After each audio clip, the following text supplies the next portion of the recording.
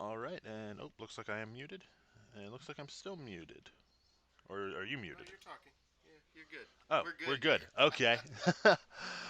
All right. Good afternoon, ladies and gentlemen. Welcome to Owl Central Games. We are here for our Star City Games Invitational Qualifier. We have 5 rounds of standard coming today. You feeling good, Luke? I'm feeling pretty good. It's been a while since you've been in the booth, hasn't it? Has been. It's Yeah. been a while since I've been here, but Dream Team is back together.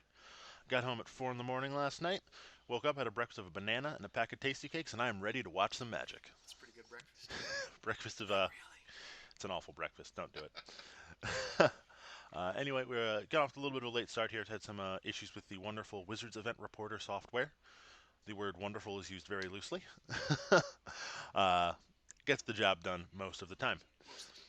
Um, we're getting ready for standard here. Um, the standard format's kind of shaken out to really have like a big three, right? No. No, No, it's really two. There's two decks. it's two. Yeah. Which two is Yeah, that? there's really the four color Sahili deck, Value Town mid range deck, and then the other deck is Mardu.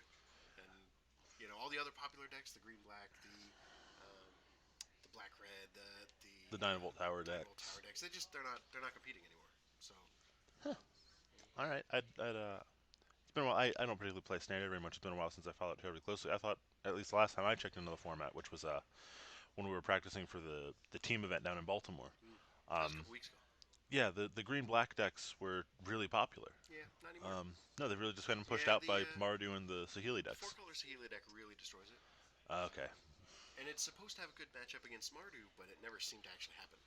So Yeah, I remember hearing some people talking about Mardu kind of changed their plans.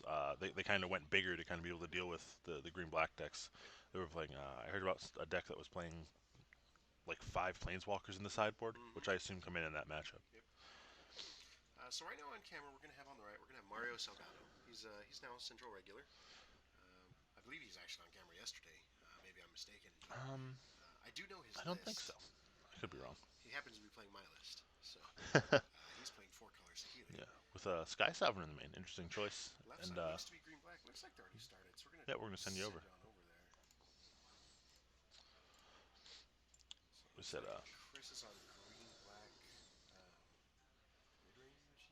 yeah, the green black mid range snake deck. Yeah. Um, saw Walking Ballista. I saw Winding Constrictor in there.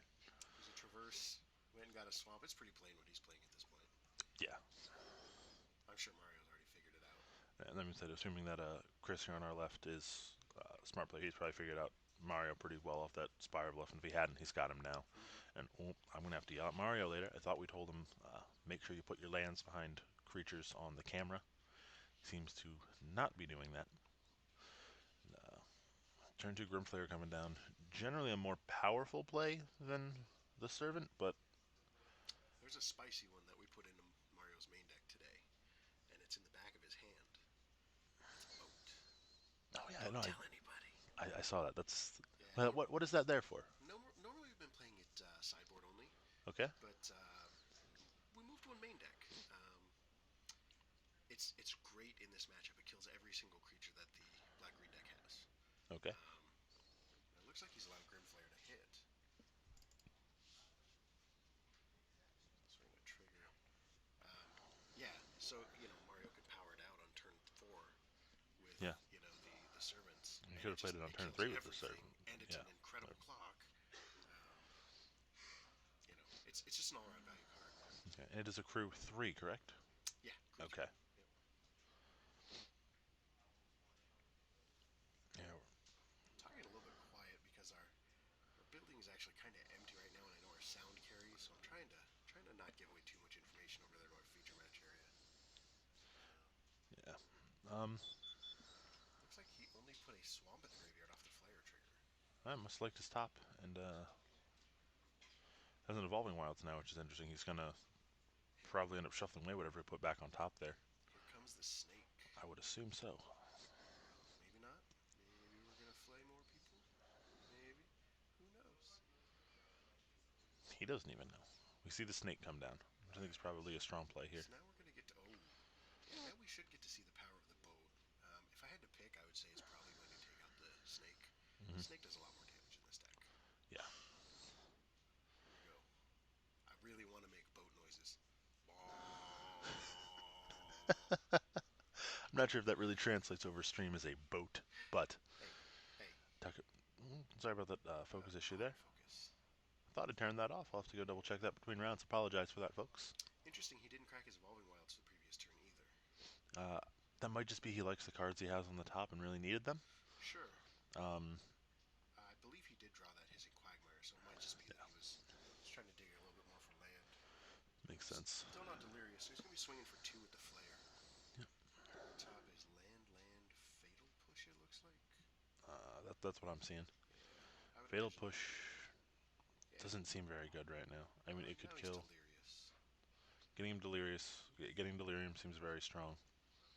I'm not exactly sure he actually wants the lands. I know he's got a Verter's Okay. Gearhulk in hand, Seems but like he wants one of them probably just to cast that Gear Hulk, yeah, which is still a turn away because he can't activate that Evolving yeah. Wilds this turn. If he wants that top card, but his flares are 4/4s now, so Yeah. that's a big deal. hmm We do know Mario has a Harness Lightning in hand that can deal with one of them. Um, And you know the boat doesn't actually kill it anymore. yeah, which is relevant. Being said, Mario does have a Felidar Guardian in hand as well, and that looks like lands.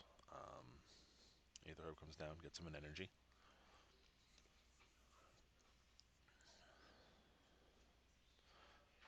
Yeah, Mario's hand now is two lands, Harness Lightning, Felidar Guardian.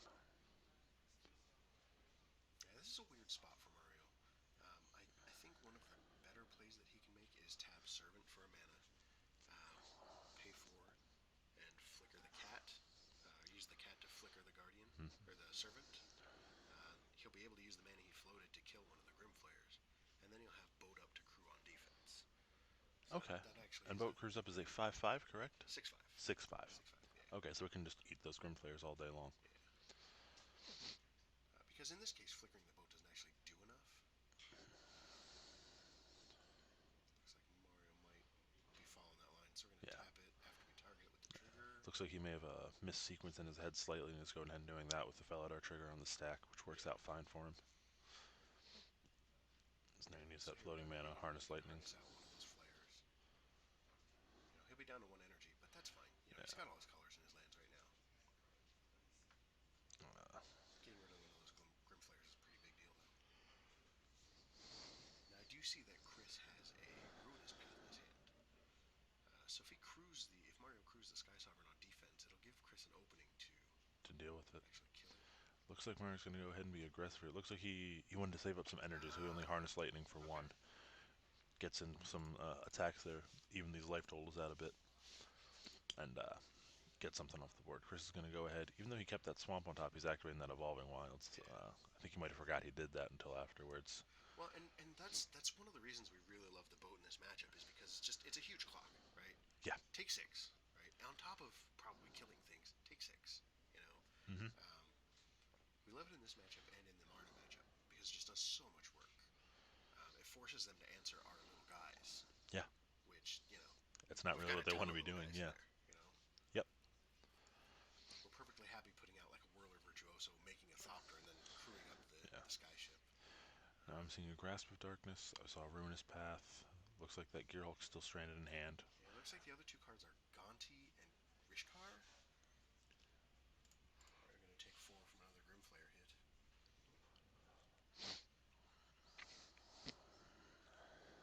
Looks like he likes what's on top. I saw a snake in there. I saw Snake and I saw a land. Interestingly, I think he put the Snake on top. So he wants to draw Snake, play Snake, then play the Gear Hulk. Mm-hmm. I think he might be playing too long term here. I think Mario's got too much pressure here and Oh too yeah, much interaction. definitely. I think He, Chris is kind of setting himself up to be a little too slow. he doesn't know that Mario's kind of sitting on air right now. But if he just holds open removal spells, Grimflare can go the distance if Mario keeps drawing air.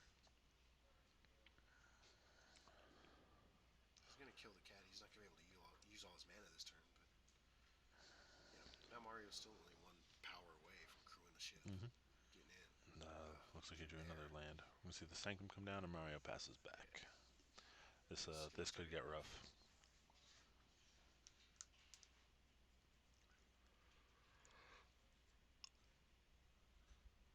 Gear Hulk comes down. Looks like a 2-2 split. So we're going to see two 6/6s, one of them attacking this turn. It's like Mario down to 6, right? Yep. Mario's going to need something pretty strong right here. What is he really looking for to get him out of this spot? Hmm. I'm not sure that does it. What can he do here? If he plays a healer, he just pluses her to scry. He's just going to Yeah. scoop him up. Yeah, I'm not sure there's a really good out there. He really needed to draw two cards at once. Yeah, just drawing a land last turn just hurt him a little too much. Yeah. Just a little too much error, as you said. Um, Yeah, I would imagine Mario's now going to bring in uh, right away. We actually just saw two more boats and a Tameo. He might bring in the expertise, which is great in this matchup, but the rest of the sideboard's not going to matter for him. and what Over on Chris's side, he's going to bring in some transgresses. It looks like he's thinking about. I didn't see the first two cards he brought in. I didn't catch him either. I was looking over on Mario's side. And one of the cards that's usually pretty good in this matchup is Lifecrafter and Bestiary, but it looks like Chris isn't bringing that in. That's very interesting. I've definitely seen that in this matchup be very, very strong, Mm-hmm. as well as in the green black mirrors, which a few weeks ago we were seeing quite a lot of. Looks like the other two cards he was going to bring in were To the Slaughter. He's bringing out Fatal Pushes. Oh, that's interesting. I did Yeah, see I him don't. bring out the Gifted Etherborn, which does not do great in this matchup. Yeah, the Etherborn seems fine, but I like Fatal Push. I mean, it so cleanly deals with Felidar Guardian if you have a way to trigger Revolt. One of the Uh, problems that the black green deck has is it doesn't have a ton of ways to trigger it, yeah. especially on demand. I mean, you need all of your mana to get Hmm. into your big threats. The only real time you actually have to like regularly do it is Walking Ballista. And Evolving Wilds, which we saw him play several Yeah, of. yeah. Um, yeah, that could be a little rough. Looks like Chris bringing in a Murder as well. So both of them kind of revisiting their sideboard a couple times, trying to decide just what they really care about in this matchup. So looking over at Cat, how does his game plan change against Well, you the black generally green deck? you generally bring out one of each piece of the cat combo. So you bring out a Saheeli and you bring out a cat, and then you're just kind of trying to bring out, a couple of random pieces. We play Oath of Chandras in the deck, and sometimes they're pretty bad against black green. You say they can get out of range of that pretty quickly. Yeah, yeah, and you don't generally hit the power level of bringing in a ton of walkers to ding them. Um, Sometimes you bring out some of the kind of more mopey guys like Rogue Refiner. Um, so you just kind of trim numbers is what you end up doing. Okay, You make the deck a little bit less. consistent, to have more potent. You definitely add more potency, but you kind of you take away a little bit of consistency and you take away a little bit of like the cycling. Like things like Attune with the Ether and Oath of Nissa are great, but they're kind of just like you're cycling to draw other cards, right? You're Yeah, spending mana to draw other cards. when you have other powerful Rogue cards Refiner. you'd rather just have those potent spells Yeah, than more ways to cycle. right. All right, I can understand that. And so, oh man, we're gonna have to fix that autofocus. Yep, I'll get Um, that as soon as this round's over. One of the big things they want to do in this matchup is on the four color side. You really just kind of want to control the board, right? Hmm. One of the cards where I brought in was Brawl's Expertise. You kind of just want to make them spend their mana every turn, right? Because eventually they're gonna realize that their clock's not fast enough, and so you're just gonna win because they have to spit out all their stuff and they have to put their shields down for a minute. Um, whether that'll work this time or not, we'll find out. But that's the plan. There's a question in chat: who judged last night's FNM? Who I'm not judged? sure. We didn't have an official judge. Effectively, the tournament organizer would for the store, which would have been me for that event. I didn't actually get any judge calls. If there was an issue that someone saw on camera, feel free to let us know. We'll at this point it's too late to do anything major, but we'll let the players know what happened. Um, yeah, if anything happened, I didn't hear a judge call about it, so we may have missed it. Yeah, I didn't see any judge calls either. I was playing last night. It's kind of a rarity for me. Usually got to play standard. Felt pretty good. I was playing the four color cat deck, and man, let me tell you, Yeah, you went this 4 week and 0, correct? I did. I Yeah, did. so did a close friend of mine, Tyler Blessing, was playing here as well. Also played 4 color cat. Also went 4-0, Yeah. playing the mirror in the final round. He didn't lose a game all night. I think I lost.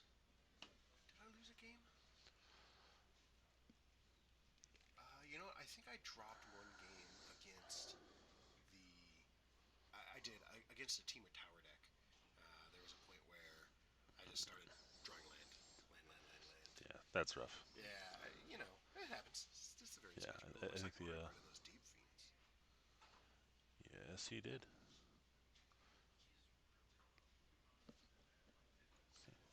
So, are you muted?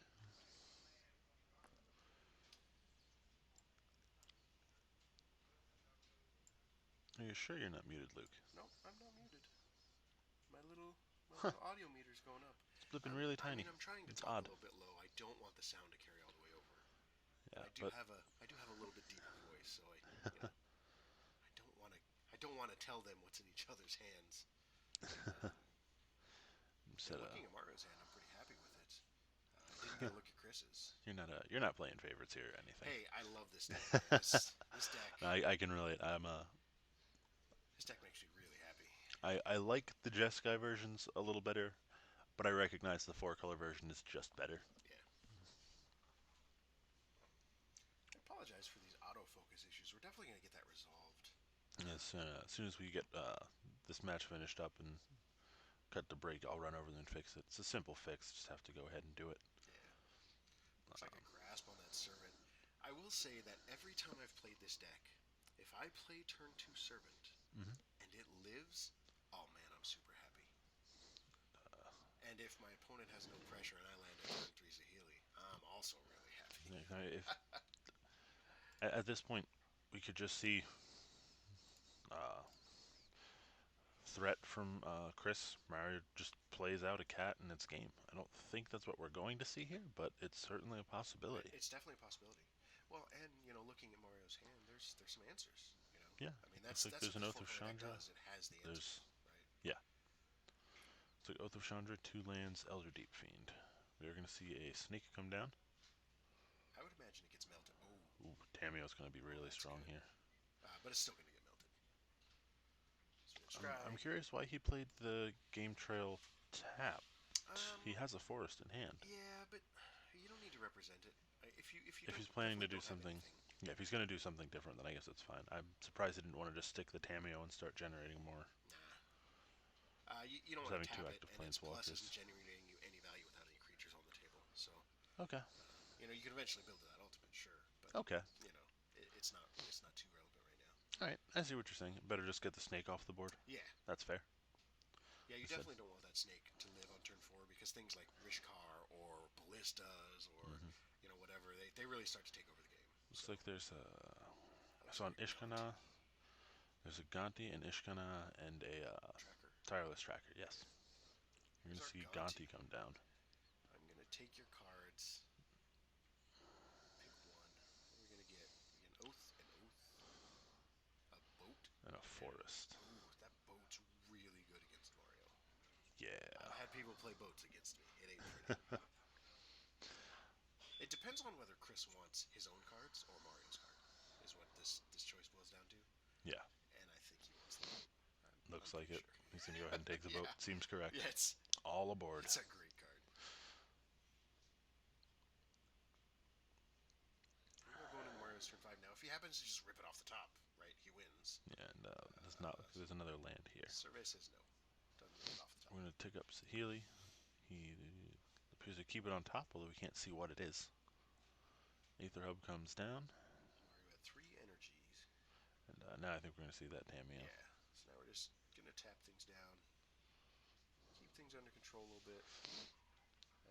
He's also going to do two from the oath, is my guess. He already wrote it down.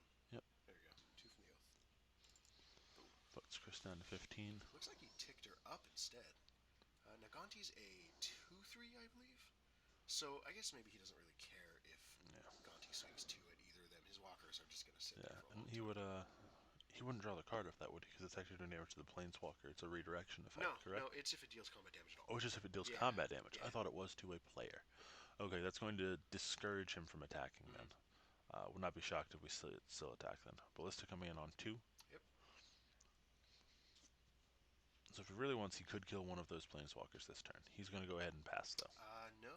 No, there's not enough damage. Gonti's a 2 and That's Ballista's right. a level Ballista 2, can't so. attack this turn. I'm sorry. I was Yeah. thinking Ballista could attack for Oh, some there reason. we go. Yeah, no. Uh, yeah, good game. Thanks for playing. Come on, Mario Mario. Don't slow roll here. Just do it. being thorough, making sure he Sure. isn't missing anything. Sure. Can never blame someone for that. There is no Slaughter Pact in this format. He's just mentally going through every single card and every single set, all 200 some of them, and making sure that Slaughter Pact wasn't reprinted. Uh, it wasn't. It wasn't. Spoiler alert. Yeah. What if he plays and all of a sudden we just see a Slaughter Pact come out? We all just forgot that it was Charge. reprinted somewhere. Plus on your guys, just in case. What are you doing, Mario? He's making sure that Ballista can't somehow kill. Oh, I guess that's true. It does kill Saheeli. Yeah. Yeah. You can't just combo off. I always forget that. Yeah. I always forget. That's alright. That's my He's going to game. blink the Oath. Oh, yeah. Okay, so yeah, what he's saying here is I'm going to get rid of your Ballista.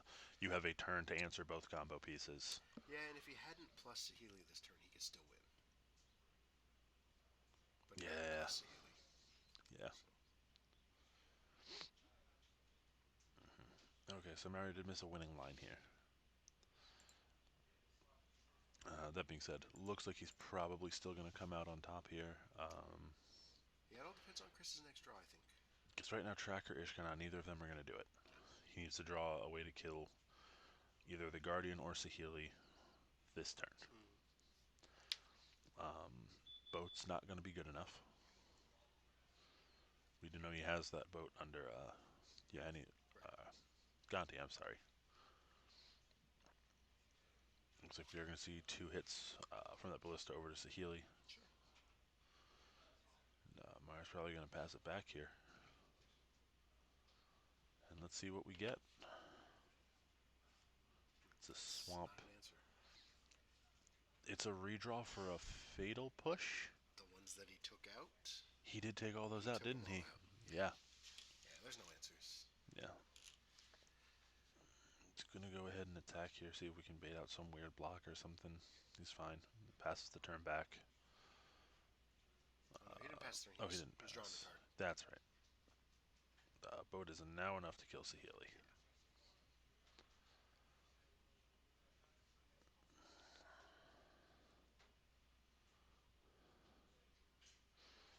Both of Nissa could potentially find another Saheeli. So we got a servant, land, a servant, and 2 lands.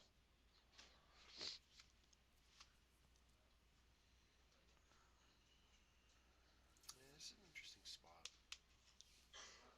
Gonna go ahead and take the land. I'm pretty sure I just used Tameo minus to lock down the 2 things on my opponent's board.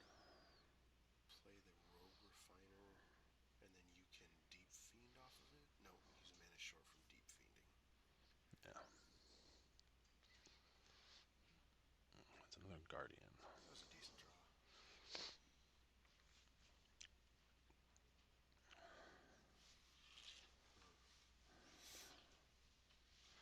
Mario missing that winning line there might come back to bite him, unfortunately. Tameo plus. Really? Here's the thing, if he can find, well no, because it would have to be post-combat phase, so that would not... I was thinking if he finds I guess he can. Saheeli, he could go He can off, actually but Deep Fiend off of the first cat. he could. So he could wait until Skyship starts to crew and then Deep Fiend him off the game. There's his own skyship. That seems like it's going to be strong.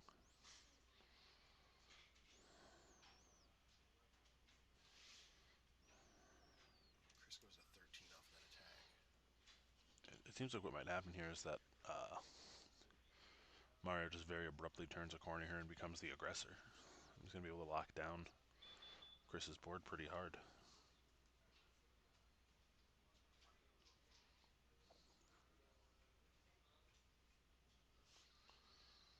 He needs to tap that Skyship, not the... Oof. I feel like that was definitely not the right way to go. Taps down 2 Booming Marshes and a Swamp with the Gonti. But that leaves puts his Tameo dead to Skyship. I don't know if he cares, but Well, it would need to be. Yeah. Well, yeah, it's a if he taps 2/3. down the Skyship with the Spawn with the Deep Fiend, he gets a much better spot. Now he just loses his Yeah. Tameo for nothing. Yeah, he just didn't know. He didn't expect Yeah. the tracker to be coming out of hand. We got an Aether Hub. We've got a Felidar Guardian, and we've got a Sky Sovereign. We're going to see Aether Hub come down. Mario goes up 6 energy. He can swing in for 8, which is a huge part of Chris's life total. Not going to swing to the Refiner, so just going to swing in for 6. Just 6. Just 6. Only representing lethal. Excuse me, 5. Just 5. Oh, man. Feels a little early in the day. Maybe I haven't had enough caffeine. Told you everything I had. Banana, bottle of water, tasty cakes. Might Growing explain why boy's I'm breakfast is what you had might there. explain why I'm a little off my Yeah, game. yeah. Oh, that autofocus is driving me crazy. We apologize again for that, folks.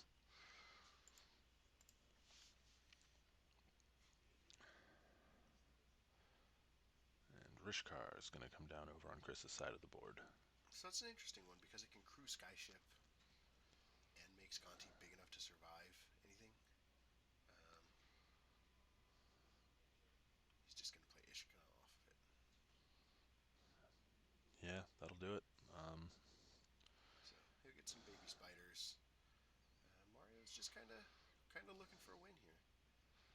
Yeah, I guess he just wants to draw. He just wants to draw Sahili, basically. Pretty much, yeah. Um, Sahili or Oath into a Sahili. I mean, he does have the Felidar Guardian that can flicker his Rogue Refiner or get him another draw. If he draws another Deep Fiend, he wins the game just immediately. Um, Yeah, he can just tap down all the reach blockers. maybe not after that trade. And I suppose not. Ah, Bodie McBoatface. He's rocked the battle again. And does he have enough mana to cast that and the Felidar Guardian this turn? If he uses Guardian to untap a land, he does, but Well, it's that not doesn't. worth it. Yeah, I was thinking if he could blink it and like Yeah. get rid of Ishkana No, or it's not worth it. Rish or well, he could still get. Is Rishkar a 2/3 or a 3/2? It's a 3/3. Yeah. It's a 3/3 now, so we could still get rid of Rishkar. Mm-hmm. And having that thing on the board is huge. You know, Yeah. literally, it's Yes. a skyship. Yes.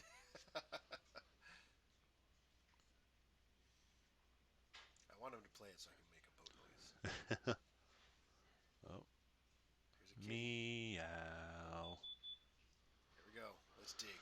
Dig, dig, dig, dig, dig, Yeah, dig, yeah, dig, he does dig. that other thing blink, and that's really what it's going to do here. All right, that seems strong. Nope. Nope. Parole. Oh, he gets a land. That's sad because those other two cards are really good. Yeah. Well, now he can play the boat. Yeah, that's certainly not the end of the world. Not the end of the world. Bodie McBoatface. Bong. It's Not going to gonna kill. kill Rishkar. That's interesting. Yeah, one of the spiders in attack here with the Oh, Deep I guess that Fiend. makes it so Deep Fiend cannot die on this swing. Yeah, I guess. All right. I'm okay with it. I'll give it to him. I'll give it to him. Swings for 5. I'm going to see a chump from one of the spiders now. Spider-Man Chump. Both players are just top decking at this point, so it's interesting. I think generally speaking, Chris's top decks are better, but Mario has some that literally just end the game. Yeah, yeah. As long as Chris just doesn't get answers, Mm-hmm. you're right. Yeah. Mario could just open hand win the game. You know, and this is a good position for Chris as well. I mean, he's plenty of defense right now, at least for a turn or two. Yeah, and for how much you've said that the black green decks have been pushed out of the format, it seems to be holding its own pretty well here in round one. It seems like it, but if the cat deck doesn't draw, you know, if it draws only lands, that is, it's the variance waiting to happen. Now Chris is holding a card in hand, so it could be anything, right? It could be Yeah, the removal spell that stops the combo. So, he could be so sandbagging now a Chris, land. you know, Ooh, and this is what happens. we're a Man of the crew boat. console. Swing with the Consoles, boat. Sky Sovereign console flagship will attack. I'd imagine it's gonna shoot the baby. Yeah, Yeah. seems good. Now, if you want to block my boat, you You have have to to block a sacrifice a mission. spider. We're gonna two you. Take that. Ha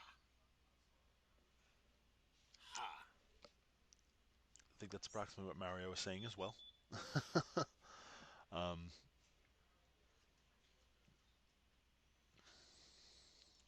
yeah, I don't know.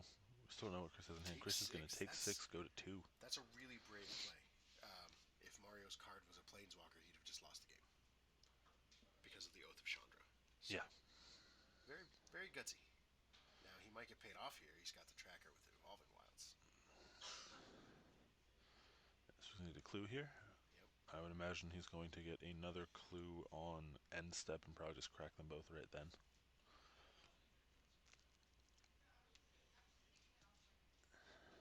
He can also crack that now to get a second clue. Crack the Evolving Wilds to get a second clue. Yeah. That way he thins his deck a bit before he starts drawing cards. That Mm-hmm. seems like the correct play here. But if he does do that, he's not really going to have the mana to play either of them. He would be able to play a grasp. I think is Yeah, would be his answer to the combo. I think that's about it. Well, at the moment, I don't think he's particularly worried about the combo. Can Sky Sovereign's 3 damage go directed to the player, or it has No, to be a creature or planeswalker, right? creature planeswalker. Yep. Okay. So he's digging to an artifact removal spell or Grasp of Darkness, as you said. yeah, grasp doesn't deal with the boat, but it no, it just doesn't do enough. I don't think. I couldn't quite make out what that card was, but he looked It at was it fairly black. quick. Chris is going to pass it back. Mario gets to untap. Draws another land. Yeah, Mario's just bricking, but as long as that boat's alive, it doesn't matter. Yeah. Corrupt Boat. Now I would Oh, imagine here he kills Rishkar. tap for some mana. Break this other clue. See if we get an answer. I think the only answer that could be there is like natural obsolescence. I think Yeah, to he does ruin find a his ruinous path and a path. grasp. Neither of those does it. Yeah. Okay, Gonna, that'll do it. yeah, so the boat will trade with Yep. Ishkana. No, it doesn't trade. No? He'll grasp it before damage. So Ishkana just Isn't kills it. it? I thought boat was a 6. It's a 6/5. It'll go down to a 2/1 Oh, before combat I damage. forget grass minuses the power as well. That's a thing. Chris is navigating this very well. Definitely. Um, I kind of feel like he does have to spend this ruinous path on the Guardian here, though. So he's going to awaken it by the amount of mana he's tapping. Checking himself here quick. Yeah, we're going to ruin his path, the cat, and we're going to awaken the swamp. Mm-hmm. Makes it a We're at 4/4. 19, 4, 7, 10, 15. So it's not quite lethal if he swung out. So he's got to be a little bit conservative. He doesn't want to just die on the backswing. Yeah, he has to keep something back here. Would been 9, the it looks case. like. 9 by my count, yeah. So we have a 9-2 match here. Mario draws another land. Yeah, and see, that's in my experience, that's how you lose this matchup. You just brick to death. He's just dead. Yeah. That's going to be the end of the match, Unfortunate. unfortunately. It's very unfortunate. Yeah, but In my opinion. it was I would say it's unfortunate no matter who you're rooting for here. I mean the last few turns here were very close and navigated very well by both players. Unfortunately, Mario just drew all lands, so there Mm-hmm. wasn't a lot he could do.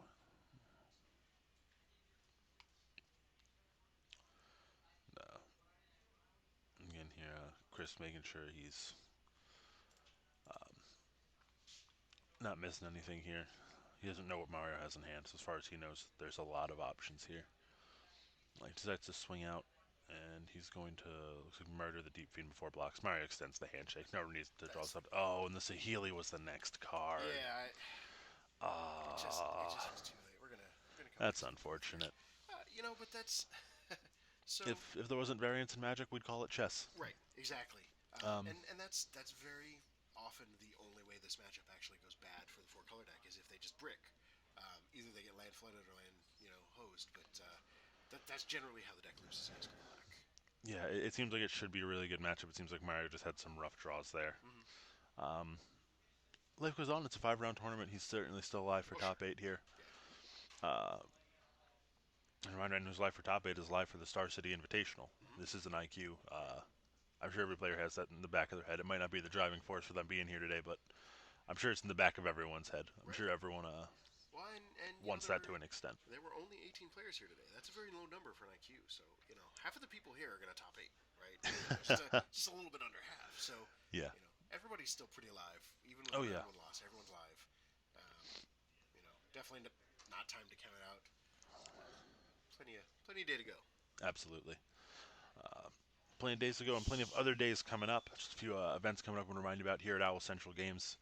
Coming up next Saturday, April 1st, we have a GPT Richmond, one of the last few GPTs they're going to be letting run in stores. We got a few of the last ones they're booking up here. Winner of that's going to get 2 buys to GP Richmond. If you're in the Pennsylvania area, we're kind of in the southeast area.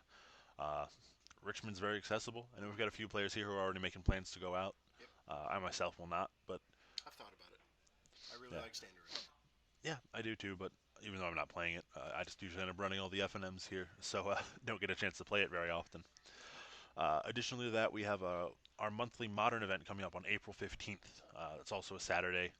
Um, we do a That's gonna be based on attendance for prizes, but it's usually pretty good. Modern usually gets us a really good turnout. I think we've actually moved all of our monthly events now are going to be modern. So once a month we have a big modern tournament here, and I'm excited for that one. Modern's Me my too. format. Yeah, I like modern. Up until this week, I had gotten rid of all my modern decks, so there just weren't many modern events happening in here. So around here, Yeah, um, now that we'll be having a regular one, I might see if I can slip out of the booth to play in those because I do love modern. It's a great format. as we in the booth, we do intend to stream both of those. Definitely Richmond, as long as there's not a conflicting Yu-Gi-Oh event on the 15th. I believe we'll stream that as well. Yeah, it shouldn't be Yu-Gi-Oh events are usually Sunday. So Usually. Speaking of Yu-Gi-Oh events, if you happen to be one of the cross-genre gamers who play both, we have another big event coming up tomorrow. Our Yu-Gi-Oh monthly event. I believe it's their standard format, if I'm not mistaken. mm-hmm. Um, and the winner of that event is actually going to receive a Nintendo Switch. Right. Giving out a We like to give out some nice bonus prizes for Yu-Gi-Oh. The way they structure everything's a little different, so like to spice it up a bit. Should be a fun day. Tune in here, you can catch that. As I said, both of those events, the GPT on April 1st and the monthly event on the 15th, will be streamed right here. More information on those can be found on our Facebook page or our website. Links to all those can be found below. Yep. And we do stream every Friday night, our Friday Night Magic events, which are fun. Standard usually, meaning always, so that we might try to sneak some modern in there. Yep. Um, I'm working on that behind the scenes. Nothing official. Mm-hmm. As well as every Sunday we stream our Yu-Gi-Oh locals, which are always a fun time. Yep. So I believe we don't have too much longer than that. We're going to take a quick break, get a drink, get that autofocus issue fixed. So I am Robert Ellis, I'm Luke Croteau. and we will be right back for round two.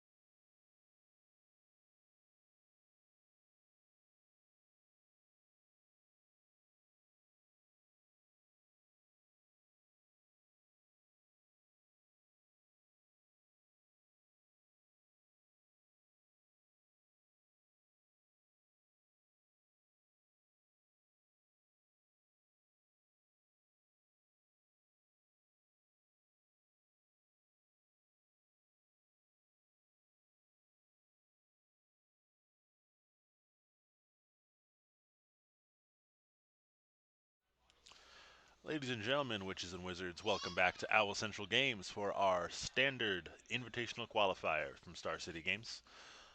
Getting ready for round two here. Round one, we saw Four Color Cat lose what you described as a favorable matchup Mm-hmm. to Black Green Snake, Yep. Delirium, mid Mid range. What are they range. calling it? Yes. The Black All Green of the deck. above. Getting ready for round two here. We're gonna see Mark Fleischhood and oh my goodness, Michael Murillo. Michael Morillo. I Yeah. completely blanked on his name. Oh, that's awful. Sorry about Yeah. that. And we don't know what. Oh, I'm sorry. We seem to have a younger customer being a little unhappy. Oh. Oh. Why did I see that on Oh, camera? oh Oh, no. stop the torture. We're Oh. Mr. Murillo is currently pile counting his deck. We hold on. The soapbox is under here somewhere. Not a Um, fan. Not a fan. no. Um, and like, I walked over and talked with Mario afterwards, and he said, yeah, just drawn land. Talked to several of the other Four Color Cat players. They all conferred that yes, drawing land is how you lose that matchup. So Yeah, it's um, very, very polarizing, right? Because it's not a matchup you should lose in the deck. That's yeah, the whole point of the deck is to beat the green black deck, and yeah, just breaking off on lands is yeah, not what it's a you want little to do. rough. Yeah, but Uh, we're getting ready here. I know we're seeing this four color cap from one of these players. I know that's what Mark's on. mm-hmm. Like I said, we're not sure what Mike is on. I was laughing for a moment there as Mr. Murillo is pile shoveling his deck over there. Mark was sitting there calmly with his hands on the table, deck presented for about like solid 20 seconds, Yeah, just waiting. yeah. They are shuffling up, they are presenting. We're getting ready to go here with round two. If you're sitting down with four color cat, what do you want to see across the table from you? Green black. Green black? Yep, Well, every day, all day. Even if variant's gonna get you, I'd still rather play against green black all day long, um, because you're generally gonna beat it. mm-hmm. All Looks right, like we're gonna. Mike is on the play. Mark's opened up his hand, and it does not look very good. No, I'd imagine he's I'd gonna imagine he's mulligan. shipping this one back.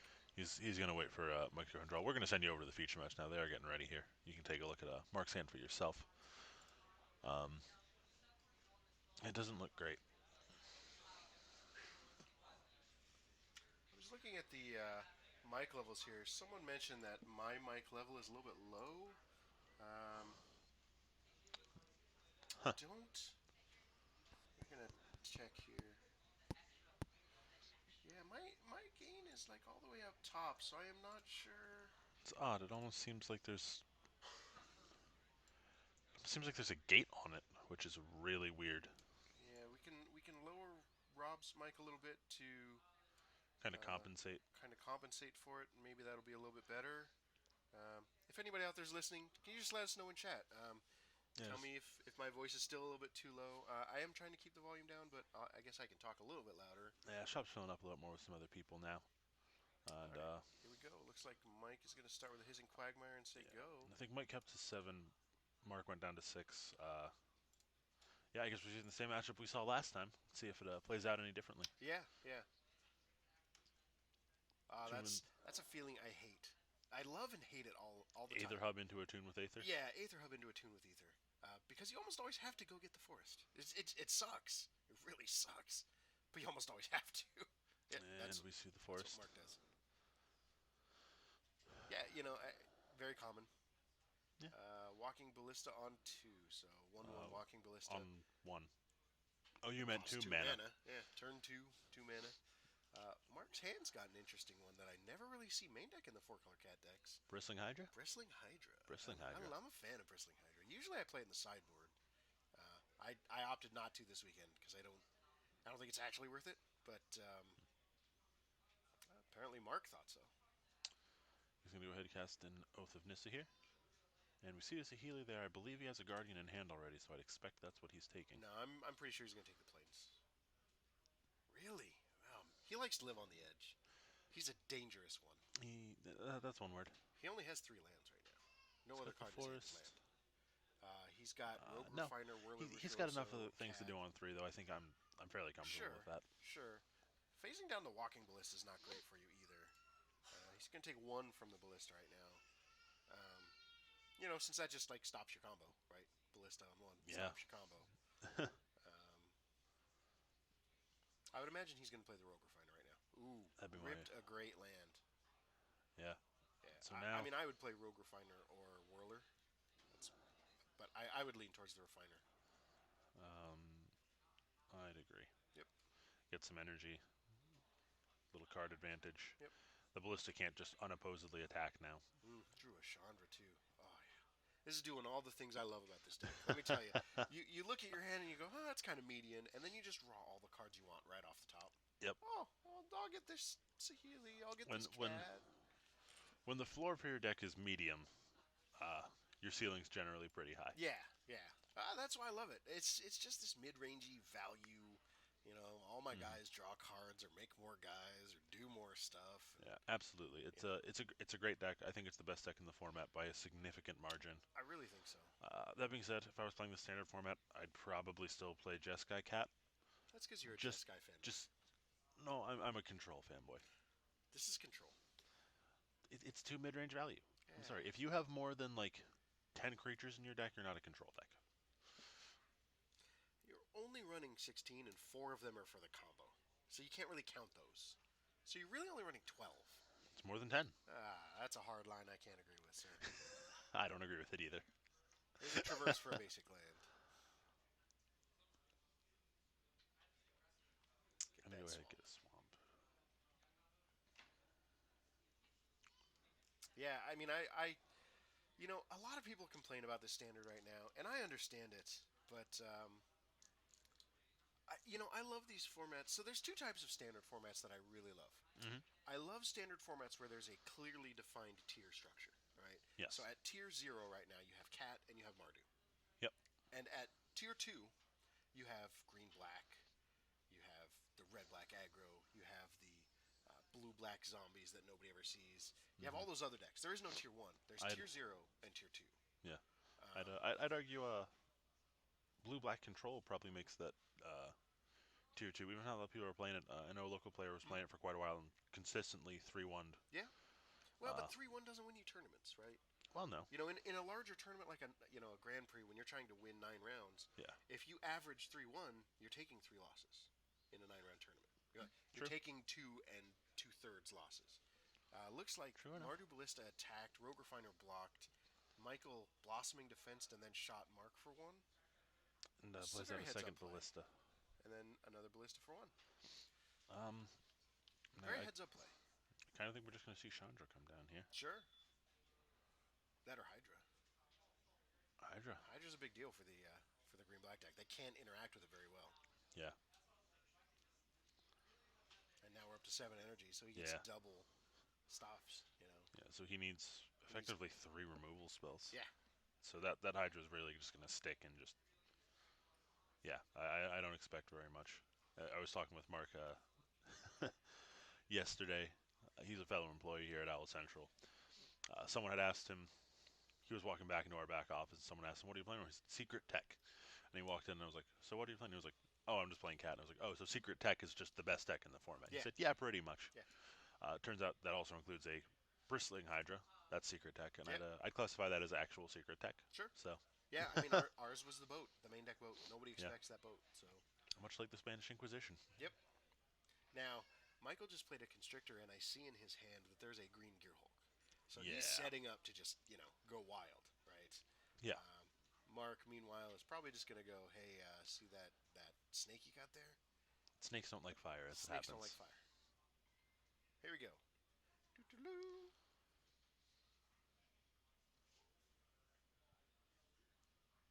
Waiting to see what Mark does with it Excuse here. me. If he takes it down, he loses to the ballista. If he takes it up, he gets to play Saheeli. Yeah. She's gonna go up. Deal one to Mike. Let's see your one Yeah, ballista answer these 2 planeswalkers. doesn't seem like. Well, I mean, Mike is gonna have a Gearhulk come down here. Sure. But it's only going to add a potential max of 5 damage, right? 5 shotgun shells Yeah. from the ballista. Which, that's 6 shells. Doesn't kill 9, so he only gets to kill 1 planeswalker if he wants to. No, he does have that snake.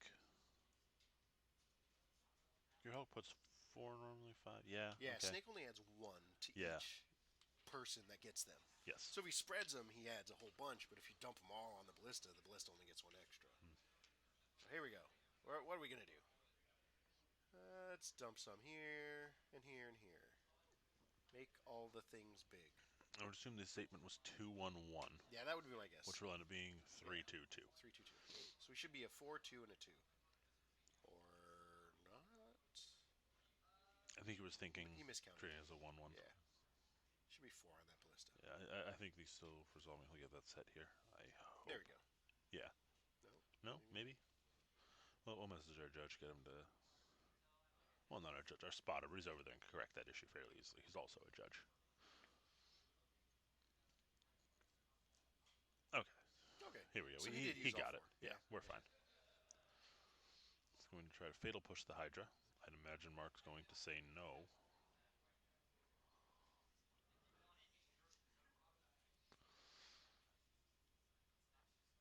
All right. So he's trying to fatal push. Mark says, He didn't say the secret password. The secret password is 3 fatal pushes, by the way. So Michael's out of cards. Mark is not. Mark is not. Now he's got a hexproof Hydra. Snake doesn't want to come play. No, it does not. Let's see. We're drawing land. So we've got a cat. Looks like we're going to go up. Take 2. Shock Mike. Oh, I guess I can update Mike's deck here. Green, black, mid-range. Spire Bluff Canal comes down for Mark. Oh, I guess there's still a little bit of glare in that last section. Just one little corner. More. It's always something, you know? Yeah. It's always something. All right. Refuel the energy bank with a whirler virtuoso. It's gotten worse. I think someone bumped our umbrella. That was not that bad last round, was it? I don't remember it being that bad. I think someone may have bumped our little our light shield. Makes sense though. I mean, it's 4-color cats on the light side, black rains on the dark side. Literally. Yes. Life imitates art, as they say. Let's see, a Whirler Virtuoso came down on Mark's side, I think. Yes. So he's back up to 7 energy. Yep. He seems to be thinking what to do here. He did draw a card. I don't know what he drew. I didn't see. No. He's going to go into Animate Hissing Quagmire. Senor Quagmire. I mean, it's a great attacker, right? Yeah, I mean, he can't. Looked like his hand was a. I mean, Mark can just generate. It's a 2-1 though. Mark can just generate a Thopter. It's 2-2. It's a 2-2. Yeah. Mark can still generate 2 Thopters if he actually needed to. I don't think that's going to be his game plan. Then it takes down the shields of the Hydra. Yeah. And you really don't want to do that. No.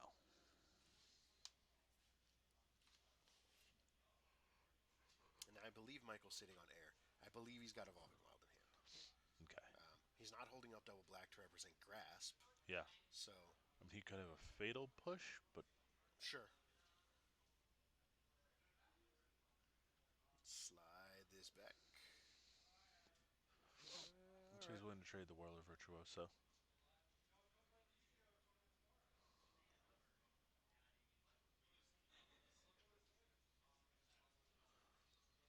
Mark evaluating just what he wants to do here.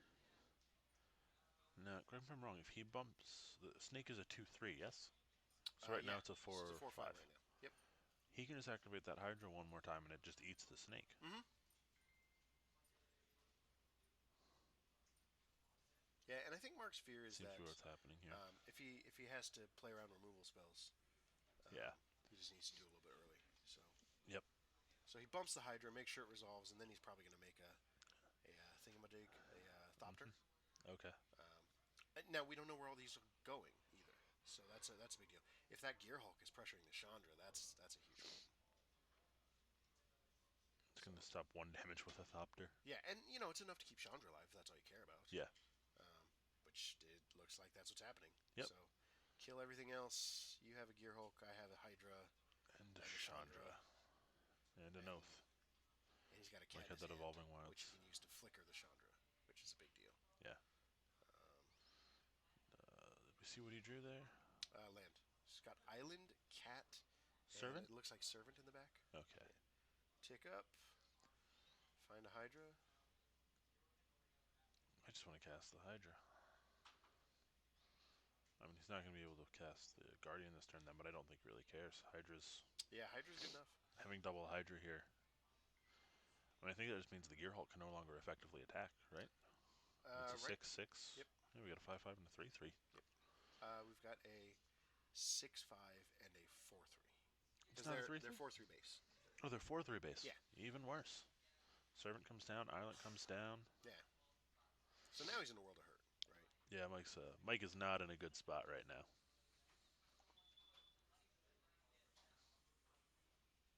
Life totals do not really, notate what the situation in this game is. Yeah, The absolutely not. situation in this game is Mark is controlling the heck out of this game.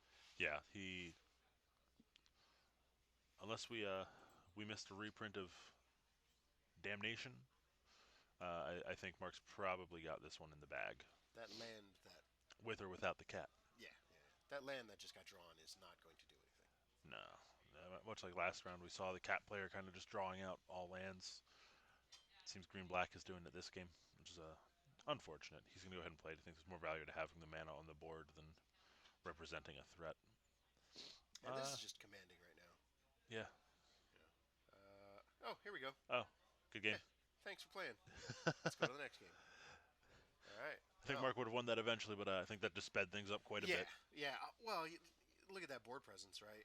All he has to do is swing with that Hydra that could trade evenly with the Gearhulk, and then Michael's board is just nothing. Yeah. You know. So, yeah, it just sped up the game. So looking at sideboards here, looks like Gonti's coming in. Pausing at the to the slaughters. Let's get some scrappy scroungers, some transgress the mind. Get those transgresses. What's Black Green's plan here? Do they just want to be kind of disrupting and being an aggressive deck? They want to be really fast. Okay.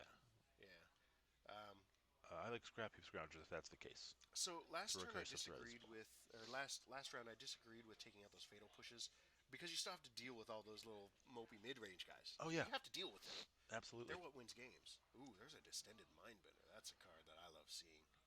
Oh, But that's generally what we want to do. You just want to like lay on some pressure really quick, and then the rest of the game you get to hold up for your removal spells. On Mark's side, he kind of just wants to punish them. He just wants to outvalue them the whole way.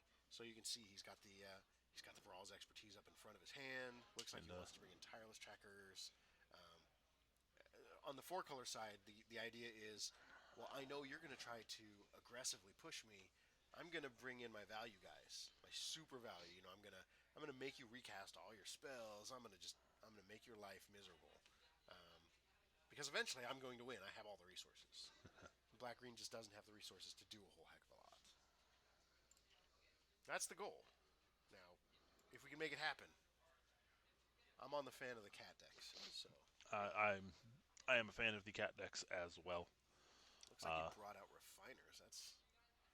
It's an interesting one. It might just be a case of everything else feels better. I don't think it's that you dislike Rogue Refiner ever. It generates a ton of value. It does. Creatures that say draw a card on them are not usually bad. Darn it! Now you've challenged me. Go ahead and think of some. Well, I'll do you one better. Better. I can think of a Planeswalker that says draw a card on it that's bad. Tybalt the Fiend-Blooded. Tybalt. Yeah. Yeah. Got there. Yeah, but here's another pile. Oh man. We should the booths to show them just depressed faces. I'm about to get the spotter to whack him over the head with a pillow or something. There are other planeswalkers that say draw a card that aren't very good, in my opinion. Yes. I don't think Jason Raveler's very good. He's mediocre. He's I decent. disagree. He's not good. He's decent. He fills a specific role, and I Yes. think in that role he's great. I don't. Like in like a dedicated blue-based control deck, All he's right. exactly what you want. Sure. You're not playing on turn 5 ever. You're playing on like turn 8 when you still get to hold up a counter spell, Right. and he'll take over the game for you. Sure. Like I'd never play him in like a 4-color cat deck or But something like that's that. a big stretch to say he's great. in his You role. can't. Yeah, if he's a great role player, okay, Yes, sure. But he's an okay that to me planeswalker. means he's a decent, a mediocre card that says draw card. Not great all around. Now, something like obviously Mind Sculptor, right? He's just great everywhere, right? He's either Meh, he's gonna filter through all of your crap. he's overrated. He's gonna end the game. I don't think he's very good. I think you're loony. You're the I'm blue mage, and I'm you're also loony. lying. I'm Yeah. saying this because I want other people to say that so he gets unbanned in modern. I don't think that'll happen either. Looking at Mark's opening hand, I like it. I think it'd be Um, safe to unban Jace, but that's a discussion for a different time. yeah. Anyways, looking at the hands here, it looks like both players are keeping. Mike starts off with a fast land. True Mark that. also starts off with a fast land, but gets to cast his Attune with the Aether. That was a miracle attune with the ether. Yeah, he ripped it right off the top of the deck and went, "Oh, look at this." Fixing. Now his hand was already great. He has two fast lands, an ether hub, and I believe a basic already. Drew the attune with ether, so now he's fine on lands until the rest of the game. He doesn't need Excuse any me. more. Um, Grim Player comes down here on turn 2 for Mike. he also has a harness lightning in hand, which should answer this grim flare I'd pretty imagine that happens fast. pretty much Yeah, immediately. you can't wait on this one because they play blossoming defense, Yeah. so you just have to do it. Yep. And you're fine. You're totally good trading one for one in the Yep. beginning. Nuts him in energy. I think he's good. Mike drawing here. 3 lands. I think I saw a Rishkar in his hand. There's Two 2 Rish Rishkar. cards, a grasp, and I can't see what that back I card thought it was is. a Ruinous Path, maybe? Either way, he's short the double black for Grasp. Mm-hmm. We're going to see Rishkar come down, get a little big. Oh, Mark's just coming up with the full Oh, boat. he's got his Healy in hand. There's a Chandra. And I don't think Yeah, he plays I'm this pretty sure Healy you here. lay it down in plus. Because what are they Yeah, gonna do? Rishkar's a What Rishkar's are a they gonna do? 3-2. They're gonna put down the Rishkar's a one? Oh no. 3-4. Yeah, I think you just place a Healy here. And then if they don't have an answer, if he has Guardian, he just wins on turn 4. I mean, Don't play that tracker. he Oh, played come the on, Mark. tracker. Does he have a Guardian in the back of his hand too? Oh, we could Yeah, have had the yeah, turn no, he's 4. all the way there. He So I had said the you just turn play the 4. thing. You play the thing. Make him have it. If Yeah, not, you're you make still in him a have it. great. You still have a Chandra in your hand. Like Yeah, you're still in a great position. you're fine. When your backup plan is Chandra Torch of Defiance. Okay, so he's going to legend rule his Rishkars. Uh, I guess that turns on Fatal Push for the Tireless Tracker if he wants to, Yeah, which is why I wouldn't have played the Tireless Tracker. I mean, he would have been able to kill the Saheeli, but yeah. you're trading one for one card wise, right? I suppose There we go. Push that's your what's gonna tracker. happen. Push. Salt and Pepper would be proud. Ah, Push push it. it. Push it real good. Here comes Chandra, I bet. Kill that Rishkar. I'd imagine. Yep. And then next turn, Mark is set for combo time. Yeah, Because he can plus Chandra for for the mana. mana. Yeah, Win the game. yeah. With the with 2020 hindsight vision, I think Mark's line probably works better than ours. The third Rishkar coming down now. All right, there you go. Um, Win the game. I think Mark just wins here, right? Yep, pretty sure. That's what I'd do. He's I would go for it. I'm the kind of guy who yeah. slaps it down on the table though. He's gonna add 2 mana. Yeah, it's only plus Oh, one, not plus two. not that it's particularly relevant here. I don't think there's any 1 mana spells without Revolt that can disrupt this combo. See Saheeli come down, Mm-hmm. and I always appreciate players when in the feature match. Even though Mark could probably just show him the cat and the Saheeli and say game, he plays it out so the viewers at home can see exactly how this combo works and how it plays out. Play You go this and I ahead, win. cast the cat. Says, do you have an answer? He does not. Game over. Mike extends the hand. That is the match. 2-0 for cat. That's how you expect that matchup to go, right? Yes. Oh yeah, yeah, yeah. Well, I'll bring you back to the booth here. Yeah, that's exactly what I expect. um, the match. Um, what they have to do, like I said in the midway between games, what Black Green has to do is they have to slap down creatures really fast, and then they hold up removal the rest of the game. And as we saw, Michael's plan was play a guy, Mm-hmm. play a guy, Yep. play a guy, Notably the lose. same guy, Yeah, but lose. And yeah, there's, that's what you want. That's what you want as that four-color player. You want to play against this all day. yeah. Just answer them one for one, and Yeah, then yeah. Just play against this all day. as big as their top end is, your top end is you win the game, Right. Uh, which tends to be strong. our spotter is telling us that we have a backup match, so it'll take a minute to get that Oh, set up. wonderful. Um, Uh, but so we've looked around the room in between rounds. yeah, a Uh, lot of cat. a lot of cat. I do like my kitties. Also saw a lot of black green and no vehicles. I didn't see any vehicles players. I'm fine with that. Vehicles is probably one of my least favorite decks in general in recent memory. Hmm. Not that it's bad; it was a good deck, but just I didn't find it enjoyable to watch. Yeah, It was very it's a very straightforward. good deck. Um, Yeah. what interests me though is that it's not all just straight black green. There are a couple of Jund players. Oh, really? Yeah, a couple of guys are playing Jund Energy, which is very similar to this black green deck, of course, but it's got the red in there Yeah. for the Harness Lightnings, and there's another card that they're playing, and I can't think of right now. Not sure either. Disintegration. They're playing Disintegrations. Okay. Um, it's a really good I'm deck. gonna Um, I'm gonna step out quick while we're into the second match. Come on, I just have to run for a moment. I'll be right back, folks. Sorry about sure. that. Or actually, I guess we'll take a break here until we get the backup match going. So just give us a couple minutes here, and we'll be right back.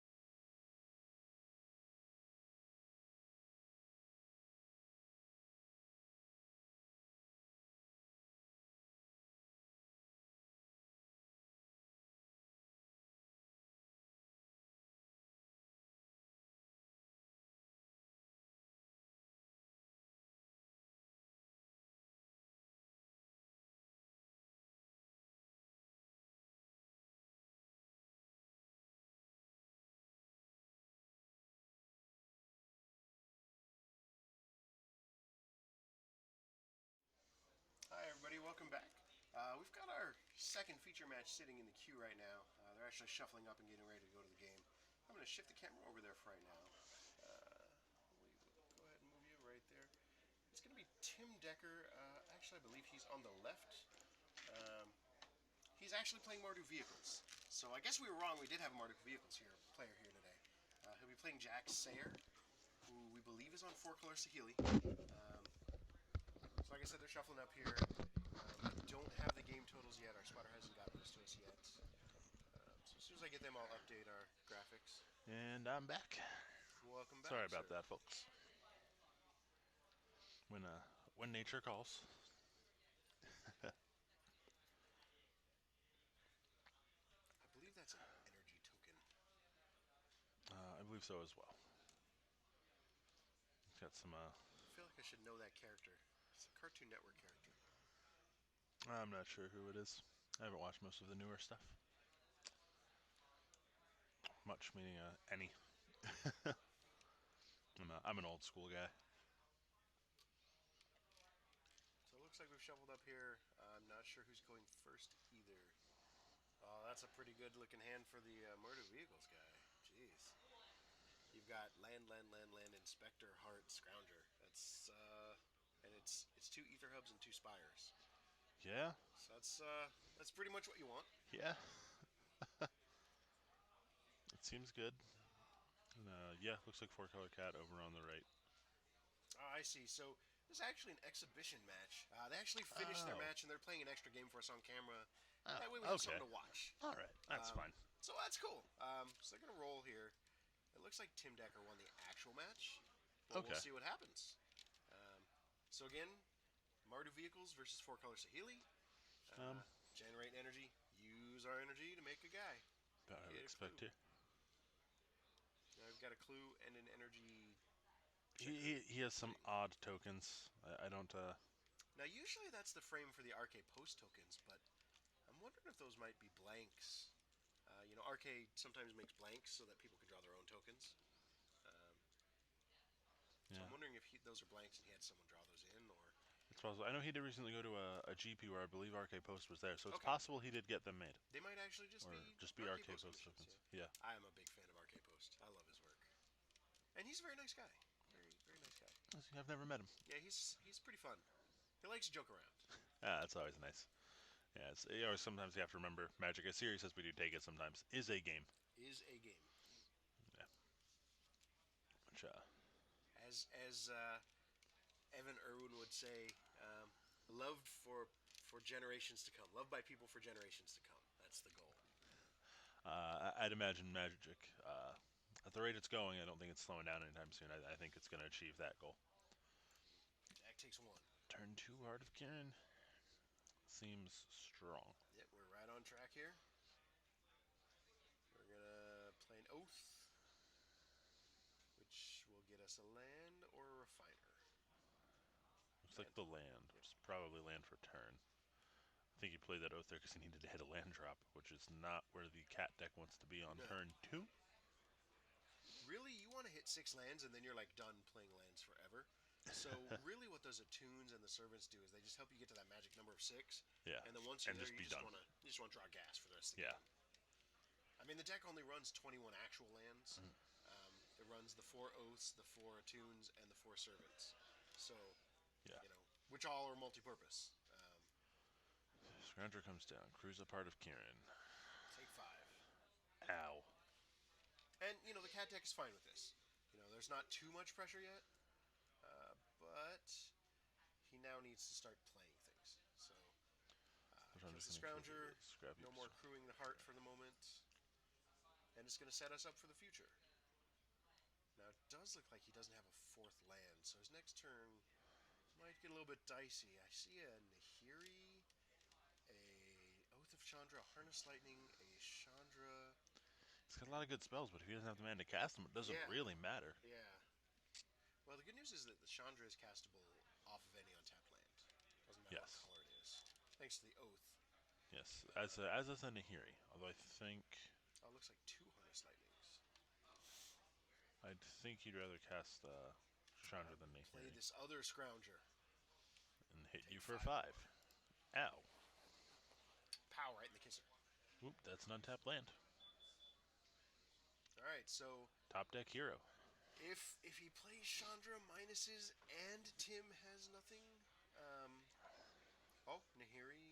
Nahiri minus Curator Scrounger is a great one too. Yeah, Now he can't even get the other Scrounger back still. yeah, that seems like the correct line there. And he could force his opponent to play 2 if he remembers his Oath of Chandra trigger. There we go. So Tim takes 2 from the Oath of Chandra. We got 18 to 9. Yeah, I don't know. It still feels like Tim's in a pretty commanding position here. Oh, he definitely is. He's going to Sacrifices a break his clue clue. here. So, interestingly enough, that's actually going to... Oh, no, I guess he's got the heart. Yeah, it's off up there in the top. Floating around above the city. Above the city of Las Vegas. Yes, if you turn your head sideways. It's floating next to the city of Las Vegas. It's all So, about perspective. Tim's hand looks like unlicensed disintegration, land, and something else that I cannot see. He's holding it a little bit close to his chest.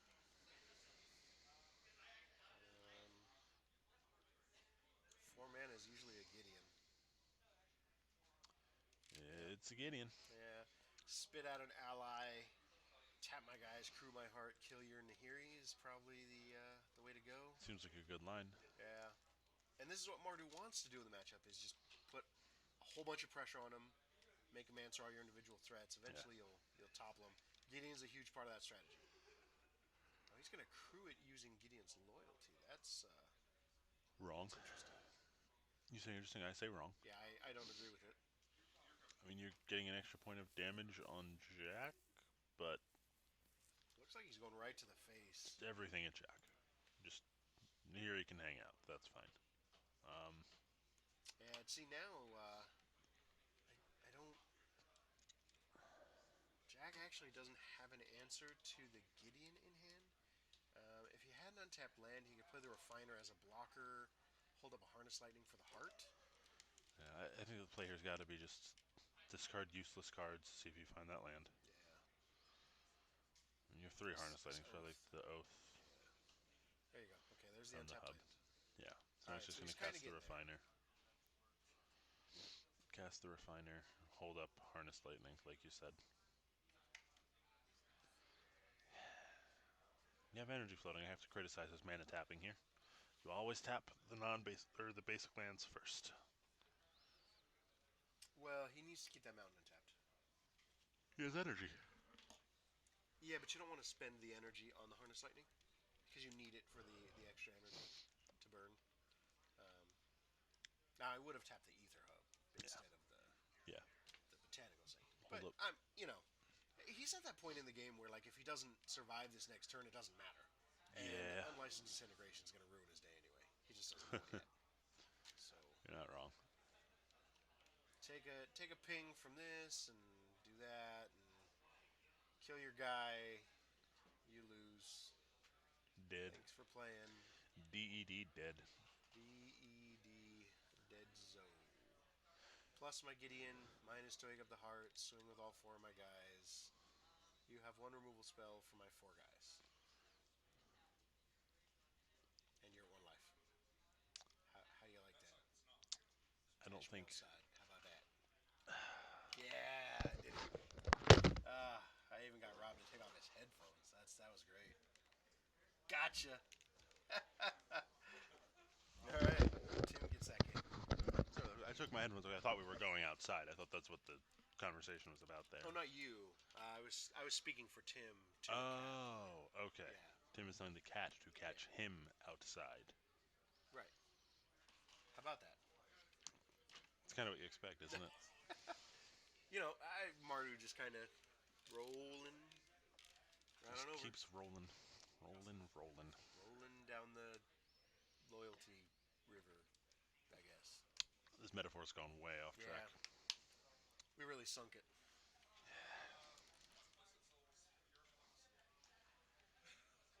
Looks like there's some animated discussion over just how much he got wrecked. I would say The on a answer was scale a of lot. 1 to 10, where 1 is okay and 10 is I got so destroyed that I might as well chuck this deck in the trash. So you got wrecked about Nola Mug. Yeah, probably. Yeah. I, I'm always a fan of seeing more magic, though, so that's, yeah. Yeah, I think we're early enough that I think they're going to get another game in for us here.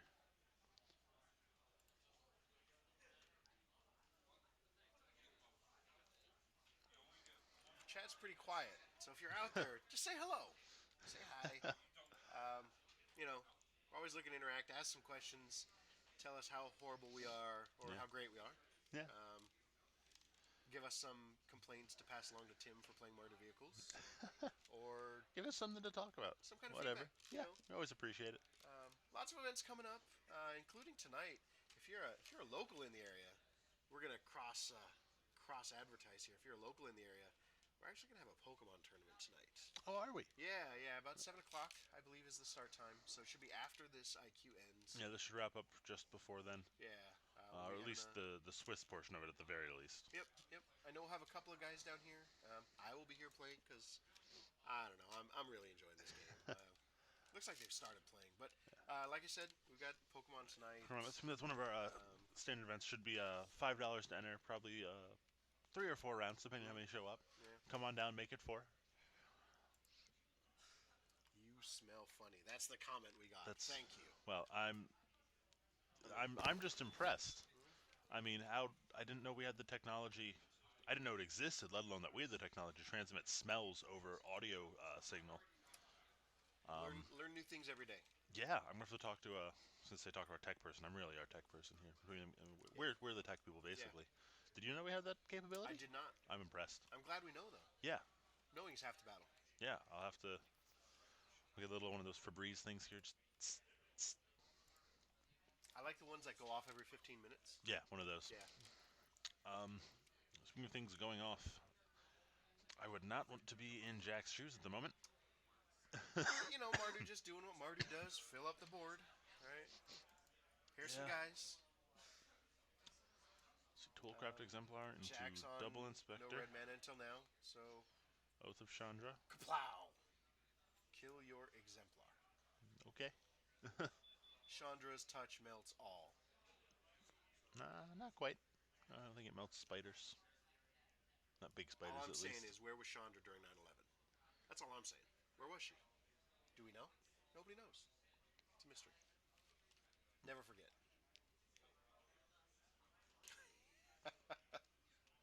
Okay, maybe that one went a little far. I think so. You don't know though. What can she do? She she can sit in someone's hand while you get attacked for 2 damage by Right. two Thraben Yeah. Inspectors. That's Yeah. what she can do. Sounds accurate. Scrap Heap Scrounger joins the fray, getting ready to get down. Look, there's another Harness Lightning. Yeah, if he's got another red source, all There's a right. So Chandra in hand. I did see that. he might be okay here. He can kind of sweep up the board just a little bit. Looks like he's going to opt for the cycling plays. Okay. He's under a lot of pressure here. I don't know how I feel about this.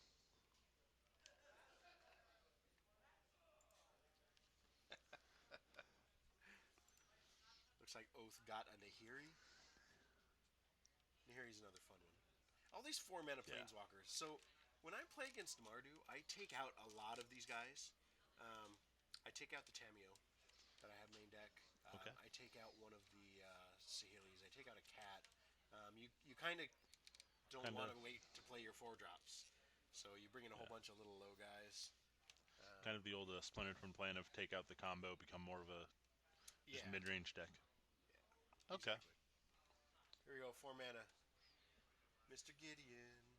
I love that Gideon. That's the zombie. Is that the Gideon. zombie? That's Oh, the yeah. Comic Con zombie promo. Yeah, I love Oh, that one. That's my fancy. favorite. So fancy, made me use a bad Scottish accent. Sarcasm filter is off a bit. Well, maybe. I don't know. I would tend to agree with our listeners there. Watchers, I suppose. Viewers. That's the word I'm looking People. for. The other humans. Maybe We don't know they're humans. humans. They could be elves, could be goblins. Maybe they're constructs. There's all sorts of types. Don't Well, discriminate, Luke. we know they're not riggers because we've been promised that there will be no more riggers. So no riggers or contraptions. Why no riggers or contraptions? That'd be great. Here's a Nahiri. She's a rigger now. Nahiri is now a rigger. I bet she exiles a Scrap Heap Scrounger. Tim She is exiles that contraption. Tim is 1 life away from just killing his opponent. He's got 9 power on the board. Ah, Tim's gonna take 2 from that oath. Boop. 4 color Sahili, gotta get in that chunk of damage there. Okay. See a inspiring vantage coming down here on Tim's side. I Plays really out wanted to see another a pump spell. Thraben Inspector. I wanted to see a pump spell come out of the Mardu deck. Yeah. Surprising. Are they playing many? I don't think any pump spells that they care to play Okay. exist in those colors. Cracking a clue here. See what we can find. Up, Gonna take up Gideon. elevator up, swing for 9. No, would 9 be lethal here? No, No, he's a 10. it's a 10. Okay. Yeah, Jack's a 10. I've got a forest untapped. Here comes the fog. Oh, that inspector No, can't no, swing. no, no. Yeah. Get Jack, that quick to remind him. inspector, my No, friend. no, no, not today. Oh. Kill this guy.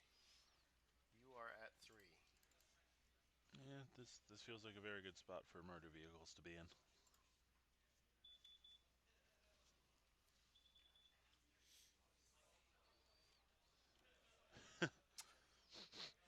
The old fatal pushes. That are useless in that particular instance. Yeah. So Tim took this pretty handily. Um, I think it just shows see the nice friendly handshake there. Always yeah. appreciated. We'll bring you back over here to the booth. I can tell you that as the four color player, Modu is the roughest of your matchups. Um, Sometimes you can win it.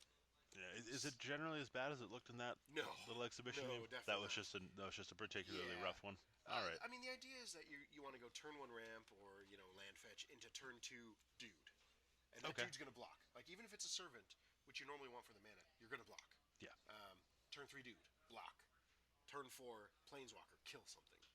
That's how you Yeah. want your turn sequence to go. Heart of Kieran kind of messes with it a bit because you can't like answer it at sorcery speed. You can't just play a creature to Yeah. block. But that's the general gameplay. Just block, kill, block, kill, block, kill. And Got it. eventually you just kind of like start out valuing them. Yeah. That makes sense to me. Yeah, yeah. So it looks like we have about 7 minutes left in this round. Okay. I And, don't think we're going to be able to get another match on. But no. hey, we got two matches in one round this round. Yeah, that was impressive. It's always nice to get a little more content, keep the viewers watching, keep them entertained. But Better than watching commercials. absolutely. Yeah, Particularly, our commercial quality is a little low at the moment. We're working on that. There's yeah, plans. we'll get there. Always something brewing, but For the moment, I believe we'll take a little bit of a break, probably about 8 to 10 minutes. get this round wrapped up. Get ready Finish for this round round. three. Yep, get the next round paired. So we'll remind you guys again. I believe next week will be GPT Richmond standard event on April Yep. 1st. April 1st. It's going to start at noon. Shop will open up at 11. Mm-hmm. Stream should start shortly thereafter. Yep. Looking forward to that. And then 2 weeks after that, on the 15th, which is a Saturday of April, we're going to have our monthly modern event. Again, we'll be streaming that. It's going to start at noon. Yep. Shop opens up at 11. Always fun events, Yep. good competition, and just fun. Everyone who comes here, for the most part, is just really they're good people. Uh, Most of them. I mean, most of them. I'm Yeah, still here. yeah, you are still here. There's, I think, some examples of people just being great people. Mark Fleischer, we saw playing earlier today. I believe we saw him last round. This Yes, round. we saw him this round. So This round. he's 2-0 now. He's a really good player. He's one of our employees here. Last night, a kid who couldn't be more than, I don't know, 10 years old comes in here to play.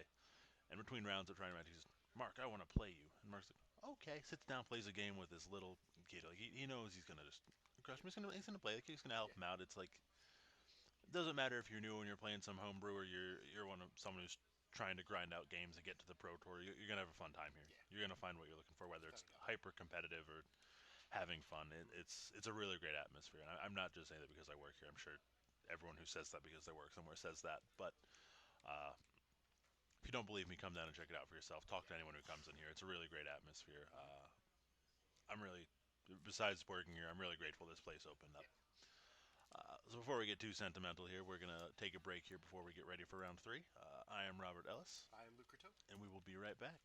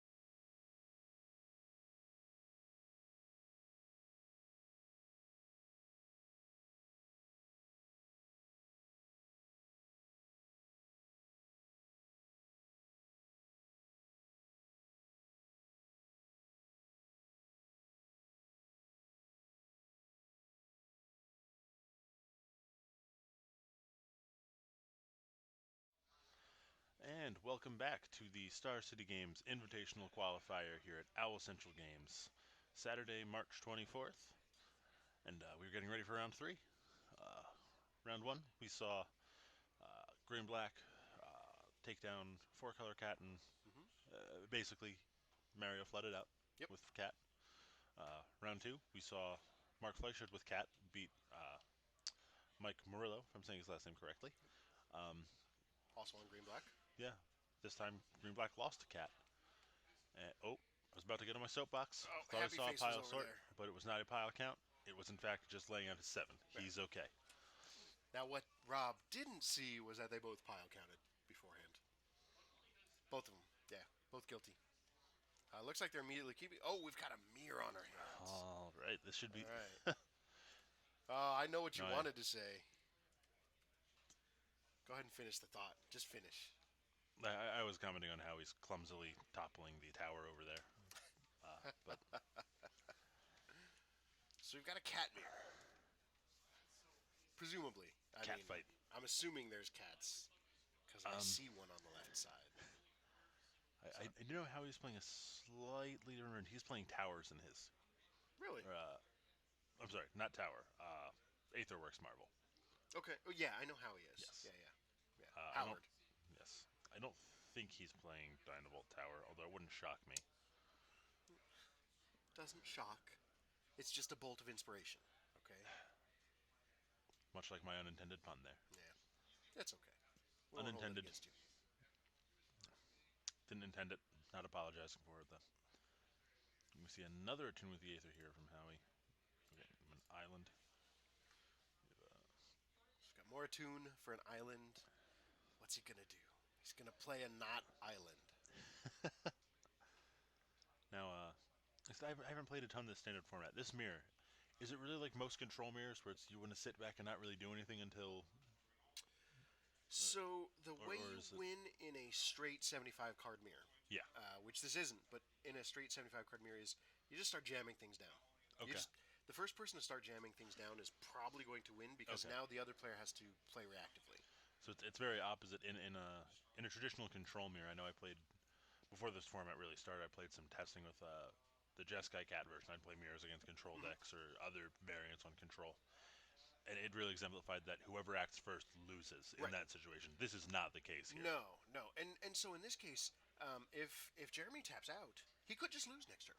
This is true. So if you start to act first, and there are no counter spells in most of the four color decks, so the first person to get out on the field isn't going to get their stuff countered. So from that point on, the other person has to play very reactively. So if Howard happens to have a white mana source and a cat in his hand, he Well, wins. well, we know he has the planes, and I think did I I just see a think I cat? just saw the cat, so the game might just be over. This might be a very short game. And this is what happened to me on Howard against Howard on camera a couple weeks ago. We played the mirror, and he went, "Here you go," and I went, "Okay, game two. Here you go. Okay, Yeah. that's how it works." Doesn't seem we saw Rogue Refiner was not a cat. Okay, I did see the white source, but Yes, he definitely has the planes. He attuned didn't for have the Aether cat. for that earlier. Okay, Speaking of attune with Aether, here comes number 3.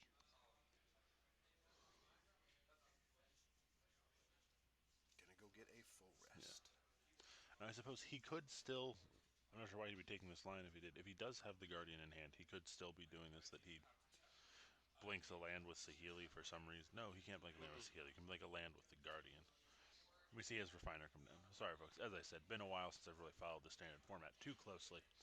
Yeah, and I will make some sometimes minor errors like that. sometimes you just minus Saheeli, get some value off of your guys. Make Yep. another Rogue Refiner, draw a card. Yeah, here we're gonna go ahead and scry though. I think Yep. he wants to find the combo and end the game, of Yeah. course.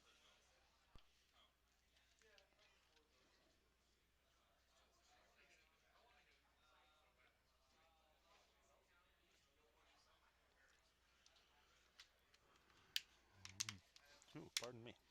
So now what we see here is like Jeremy has a couple options. He can play a removal spell for the Refiner and swing in at the Saheeli, but it'll still be tapped low again, right?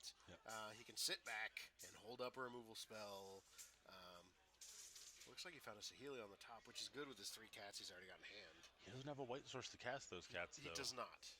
He almost might want to just. Could any of those lands produce white? No, he's gonna go ahead and just get this Saheeli. Hope he can still find a white source on subsequent turns. Right, but now he's already on the back foot because his opponent already has the Saheeli. So he doesn't get to spend all the time in the world just kind of moping around. He Yeah. has to he has to really start going for it. Mm-hmm. So his answer is was going to be to kill the refiner. Now he might just hold up harness lightning. Mm-hmm. That's my thought. That seems to be the game plan here. You want to trade? Yeah, let's trade. I Okay. was okay with that. Thanks for playing. Yeah, and see now Jeremy's just going to waste his turn. Yeah, Not going to do anything. he can't. He cycled the Oath of Nissa, and he's going to hold up Harness Lightning, which is fine. Oh, He he's has got to to discard the discard hand the hand size. size. That's Yeah. got to feel awful here.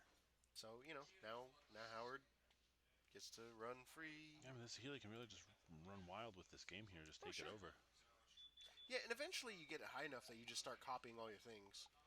Making the extra refiners, Yep. whirlers. Whirler's a great one. Yeah. Um, because now if he doesn't remove it immediately, you can just start spitting out tokens. Oh yeah. Now some of the four color He's decks up run at 11 Kozilek's Return to energy. handle it. So Yeah. that's an option. Like I But said, we're still seeing here. Jeremy's really restricted on his mana. yeah.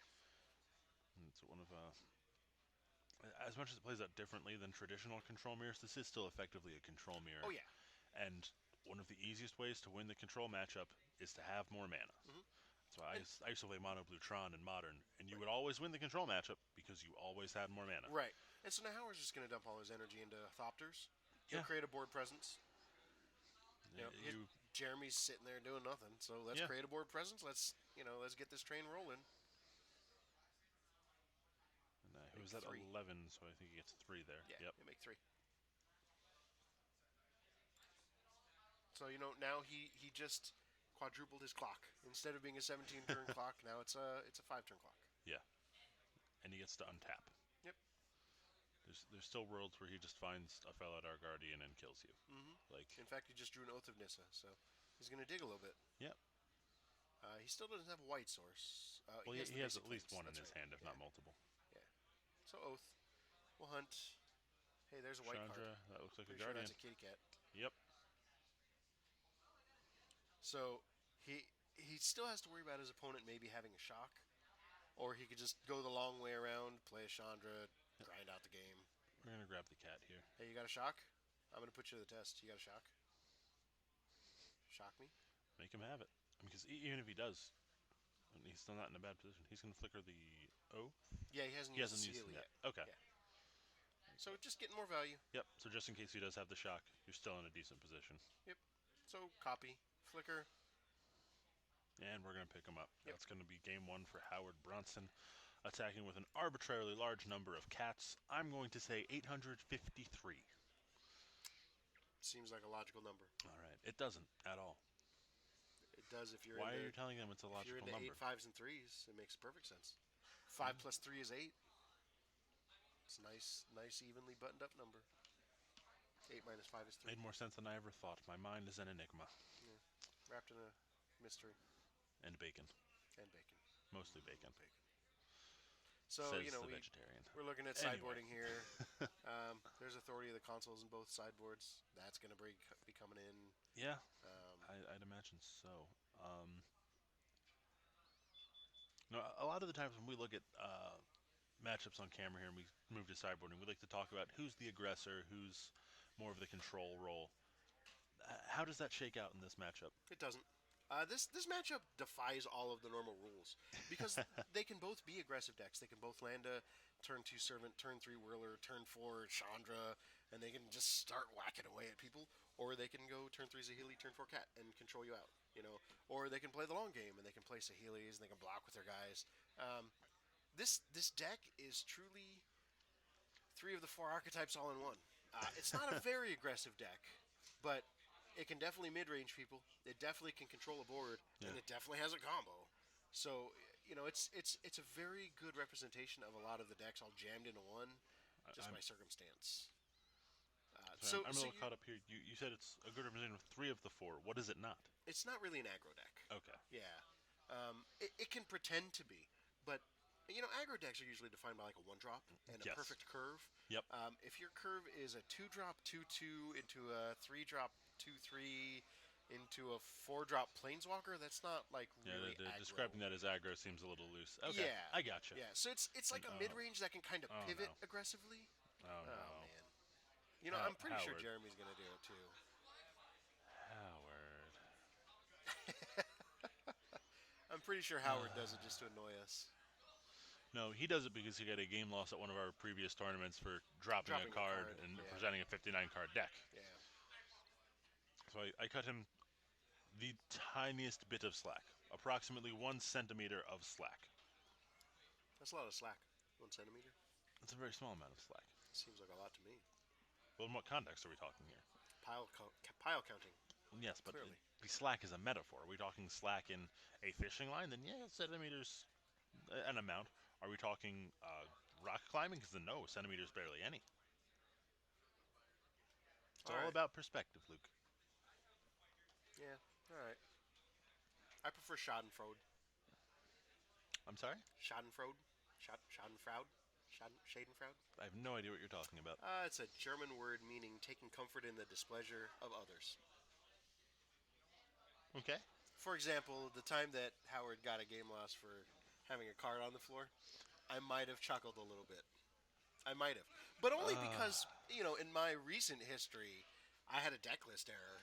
And I laughed at myself because what else are you going to do, right? Yeah. I mean, So, Yeah. Mistakes happen. yeah, it happens. I Game for like game Howard. two here. Howard's a good guy. Absolutely. He's become a regular here. Definitely one of our. We have a fairly expansive upper tier of players here at this point, and he's definitely in there. Fairly young as well. Only, I believe he's 16. Yes. Uh, 16 or 17? Yeah, Yeah, fairly yeah. young and a Very young. very good player. Yeah. It'll be nice to see him kind of. Hopefully, he's still around here in the coming years. Seeing him grow even more as a player will be nice. Yeah. There's that happy face. Kind of. Smirky face. Smirky son. All right, so looking at that hand, it's got all the usual. Ooh, there's an authority. All right, so he shut down the combo. You If see he the gets a authority light on source. over on Jeremy's side. Yes. Yep. Okay. Yeah, it looks like negate authority, a gold card, an ether hub, and a tune. A rogue refiner is the gold card, and then a game trail. And I didn't see Howard sound at all. I saw a Saheli and I think I saw a Botanical Sanctum. That's all I could make out though. The old ether hub into a tune into basic forest. That's what we're gonna see. I can count on it. That's a feel bad. Yeah, It's it necessary. happens. So, Oh, wow, didn't get the forest. Island. Oh, means that game trail's coming in Got the tapped. best card in the game. Now we're gonna Ooh. see Oath. I'm seeing a Servant, Land, Sahili. Yeah, it depends on Howard's hand. It's going to be either the servant or the land. I'm pretty sure. I feel like it should be the Servant. He's got at least one other land. It gets you some fixing on. Can apply pressure if necessary. I like Servant here. He's going to agree with me.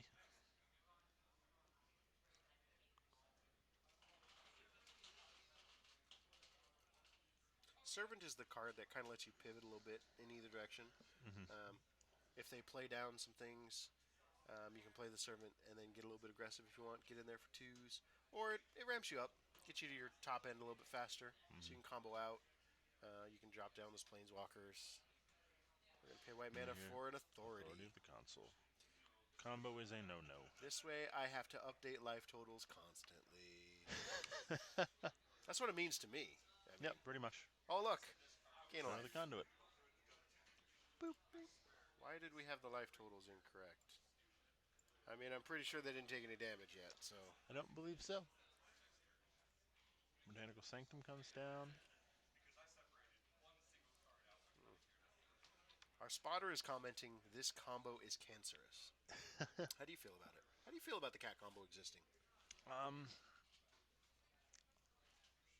I'm kind of borderline on it. I think the way I think it's okay the way the decks have evolved. They aren't dedicated to just getting the combo.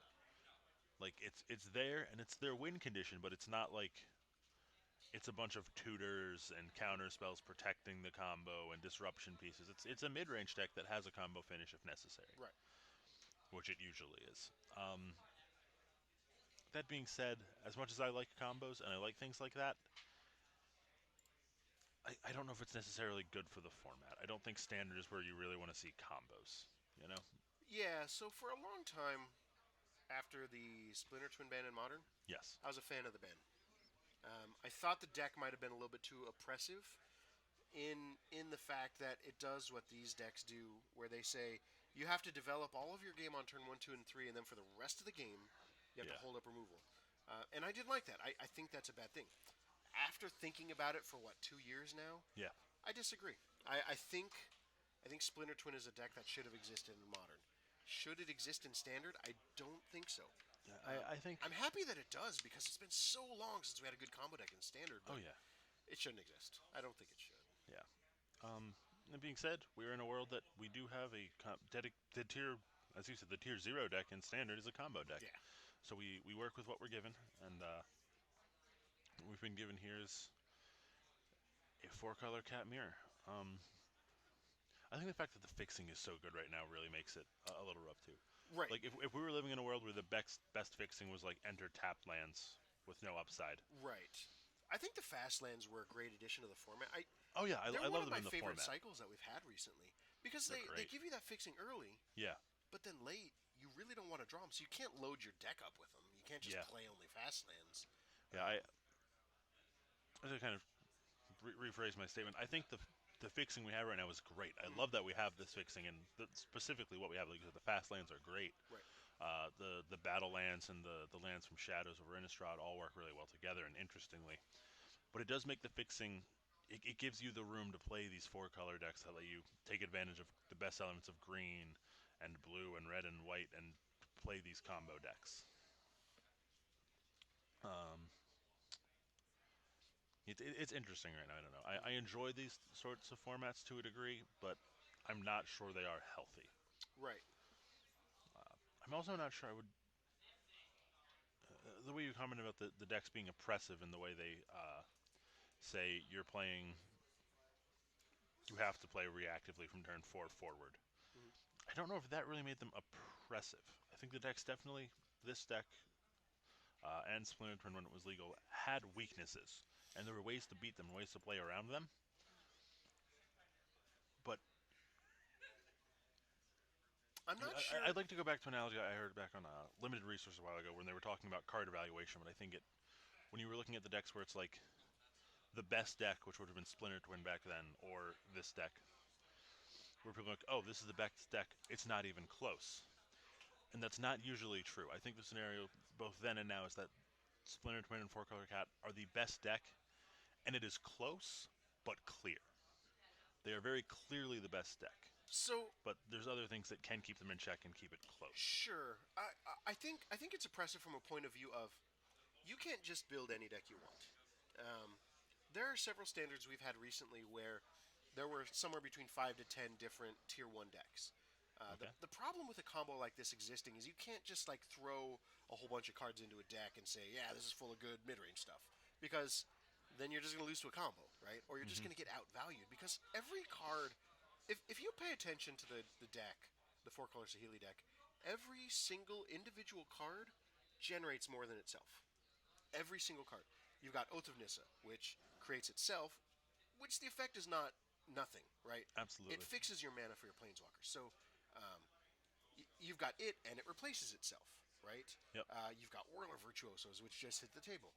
They create Thopters. They are more than themselves. You got Rogue Refiner, which draws you a card, creates more than itself. You Yep. got your Planeswalkers. Planeswalkers, you get a free Yeah, spell they every inherently turn, create more right? themselves. Yeah. Every card in this deck generates more value. Okay. So, on top of it being a you must answer me, it forces people to have to warp their deck in a way that either they have to account for the cat combo to beat it, or they have to give up and try to beat it before it can combo off. And it's Okay. very format warping. Okay. I see what you're saying. I think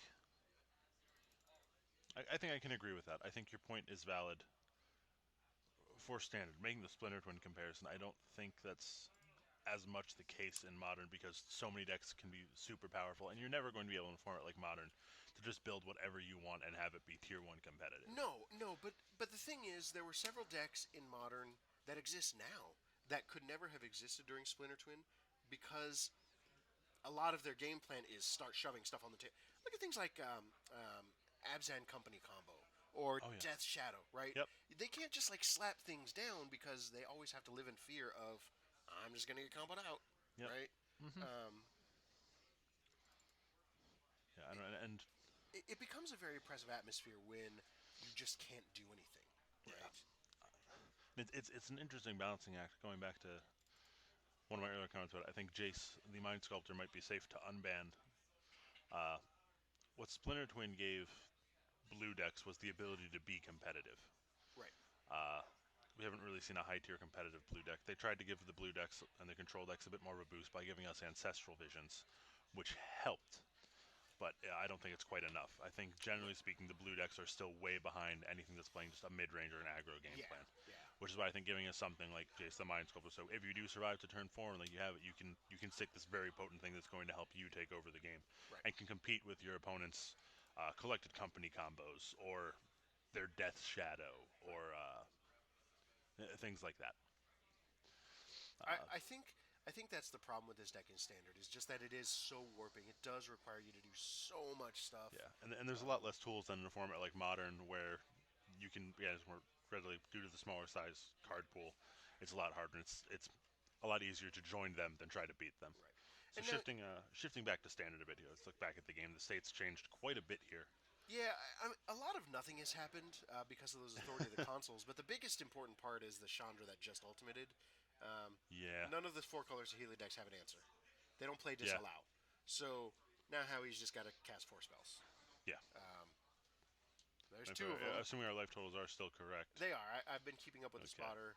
Okay. Um, Now, one of them was a creature, so Jeremy's going to game one. He's going to take three from the Thopters. Now he's at eight. Howard needs two more spells. And it doesn't matter if they're No, countered because I he mean, needs that's what Jeremy's hand is he needs counters. he needs a spell. He just, he needs, well, yeah.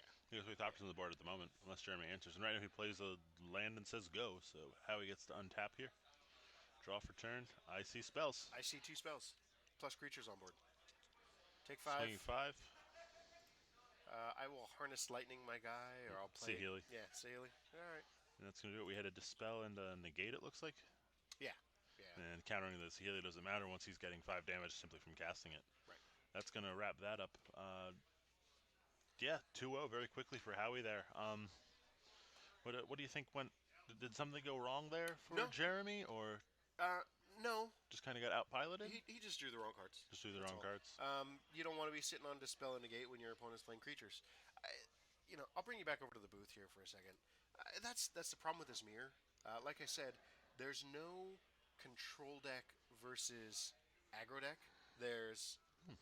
two decks that do everything, looking at each other across the table and saying, "You're going to answer my stuff, or you're not going to answer it," or "I'm going to play this. What are you going to play?" Yeah, Um, it's we saw two authority of the consoles, one on each side. yeah, So once those stick, I feel like the games become a lot less interesting, I which is do too. unfortunate. Just because Yeah. it's like you said, a lot of nothing happens, and then Hmm. the game kind of ends. Right. I, that's It feels like at that point it kind of just becomes who draws the better cards. right. Right. It becomes who drew the better half of their deck. Yeah. Yeah, Who drew the half that sits there and cycles through, and who drew the counter spells that don't do anything. yeah, Um, as soon as one planeswalker sticks on the board, it's probably going to be pretty over for the other player. and as we saw there, Howie sticks his planeswalkers first, and they Yep. went to town very quickly here. Now No, I'm getting word from our spotter that we're going to put another exhibition match on. It's oh, going to another be Mario exhibition. Salgado versus Tyler Van Blargen. Okay. Now, Tyler was on an Espery deck, as far as I know. Okay. It was an Esper controlish type deck. I vaguely recall seeing him piloting this earlier today as I was Yeah, walking around. I know I've seen Torrential Gearhulk, Shambling Vent, Ooh, Prairie Stream. man after my own heart. Yeah, yeah. I like my Gear Hulks. I like Snapcaster Mage. The only thing better than a Snapcaster Mage is the 5/6 Snapcaster Mage. That casts it for free. That way you don't have to think about it after that point. Can't hit sorceries, there's a little give and take, but Right, it's real. The dream is counterspell. Let me right. tell you, Gear Hulk Flashback Cryptic Command feels real good. Yeah, yeah, yeah. Feels real good. Well, so did Snapcaster flashback, cryptic, bouncier, snapcaster counter Oh that yeah. spell. That felt really good Oh yeah. too. Oh no, I've done that. Yeah. I don't think I've quite gone torrential Gear Hulk counter bounce Gear Hulk, but I might. Yeah, it's gotta feel good. It's gotta feel really good. Um, Yeah. You know what else feels good? Playing a turn one Delver of Secrets in Modern, blind flipping it, and having to attack for 16 damage in the air over the subsequent turns uncontested.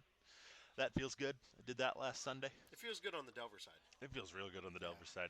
It feels really bad on the other side where you're going, I can't answer this. Yeah. Well, he had ways to answer it. I just didn't let him. I was playing the Delver deck. Yeah.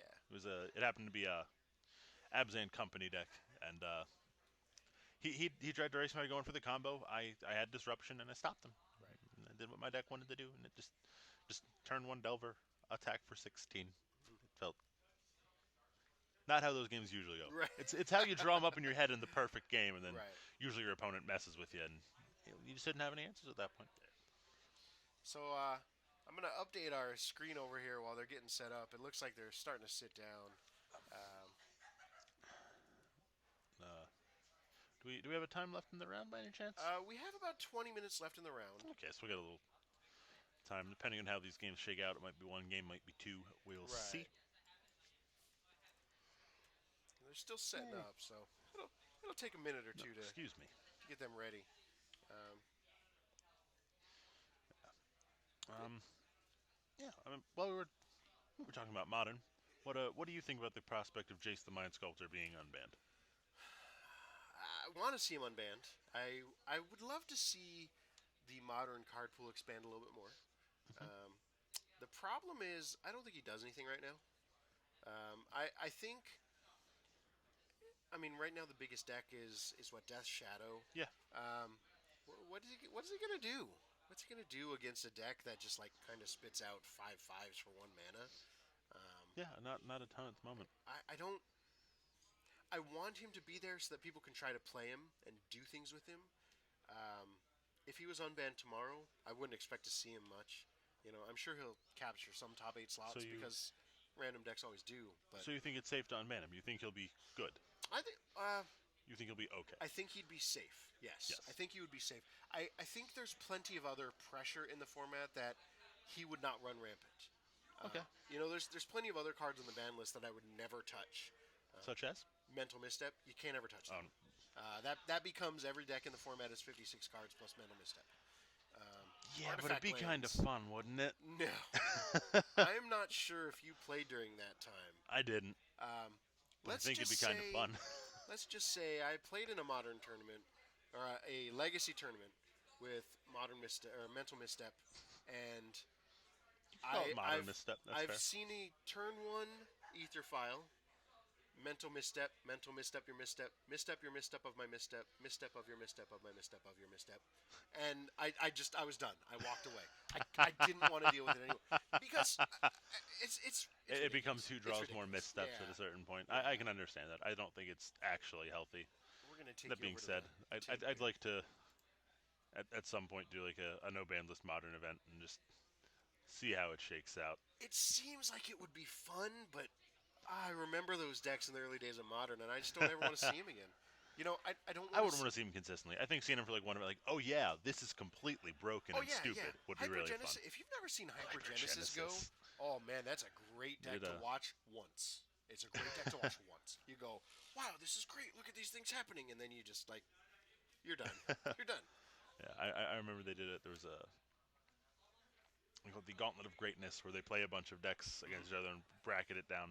And they did a no ban list modern a while ago. Guess what deck won it? Hypergenesis. Nope. No, really. Nope. I'll give you two more guesses. Was it You're not probably gonna get Burn? It's probably it. no. Nope. What else would be good? Infect? Nope. Really? Elves. Oh, they get glimpse of nature. Yeah. Sure. Yeah. Yeah. That's the way to do it. Twin put up a bit of a fight in that still. Come on, Twin, that where they've Sure. misstepped, they get everything. Sure. So the first play of the game here, back to our match. Sahili Rai tick up, do a damage, and the control deck had no response. That feels bad. Now we're gonna turn 4 attune with the ether. Turn 4. Looking at Tyler's hand, there's some removal and I'm wondering if Tyler there's knew what he was playing lands. when he kept his hand. You have to, right? You have. We all were sitting talking before this. He has to know that Mario's on Sahili. I'd imagine. It's round 3. Serve the conduit comes down. I know there's a fatal push in Tyler's hand. I wonder if it'll be used. I would think so. There is a cat in Mario's hand. Anticipate. Take this. Oh, he's going to take the ruinous path? Alright. Okay, sure. And then he's going to push the servant. Yep. Mm-hmm. Yep. There's Mr. Hulky Pants. There's 2 of them over there waiting, He has two. prowling. Ooh. We're We're gonna going see to ruin Sahili get your ruined. planeswalker.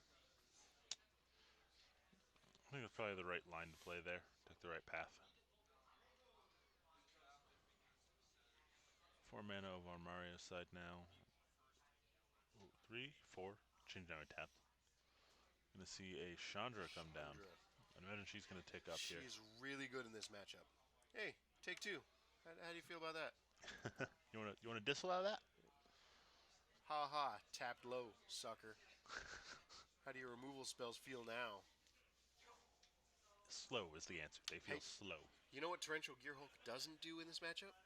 Kill Sahili? Cast Ruinous Path. Does not. Yeah, that was what yeah. You know what it does do? Ooh, ooh. I like it. Jace versus Chandra, the duel. I like Chandra Jace. usually wins it. Jace starts getting backed up by count. Yeah, no, probably. He goes +1 and she goes -2 on him.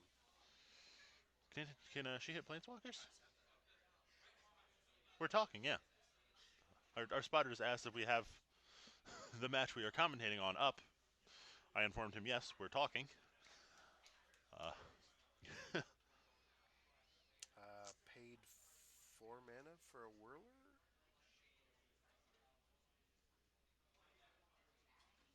I don't know what happened there, I guess. I'm confused. I Ooh, thought he revealed a land off of the Chandra. Tyler is at 14. Yep. Okay. Spotter's making sure that I saw things correctly. okay. Don't know why he paid 4 mana for it, but all right, we'll go with it. I'm seeing Gearhulk mana. Yeah, he could flash back and anticipate or a fatal push. But he gets a 5/6 that can kill Chandra. Well, Yeah, but it can hit Chandra really hard in the there's face. going to be some Thopters up in the air that are ready to give Jace the business. This is true. Looks like a nice little Thopter token there. Star City Games Thopter token. Nice. Wonder if he got that today. Possibly. I know you get tokens with your entry. That would seem like a good one. Oh, I love Yeah. Mario's hand. It's just Chandra, stacked. Whirler, 2 Gearhulks. Looks like there's a Grasp over on Tyler's side. Concealed Courtyard, Hulk, Grasp, Blue Spell, Anticipate. and Blue Spell. Well, one of them looked like Glimmer. Looks correct. Tap 5 for this boat. Anticipate in Would you response. like to do something about my boat? He would like to do something about the boat. He's going to Ooh. take a Glimmer. That doesn't answer a boat. No. Oh. It was a very obnoxious boat, Luke. Hey, that's what boats are. You're not wrong. Grasp your Whirler Virtuoso. Take Jace down. Those Thopters getting in there. Showing Jace the door. Sealed Courtyard. Oh, that was a great draw from Tyler. That was an anguished unmaking. And there's one on top. Oh, so he's got 2 of Ooh. them. Ooh. Bye, Answers boat. Chandra. Bye, Chandra. I just heard a loud no from the feature match area.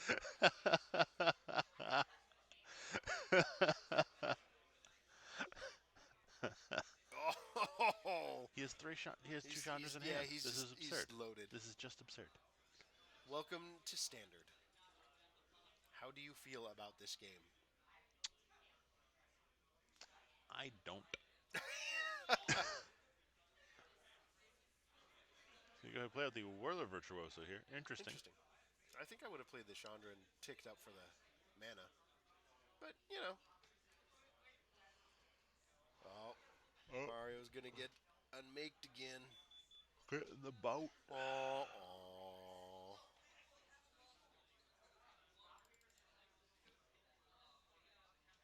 Jace lives another day. Yeah, he does.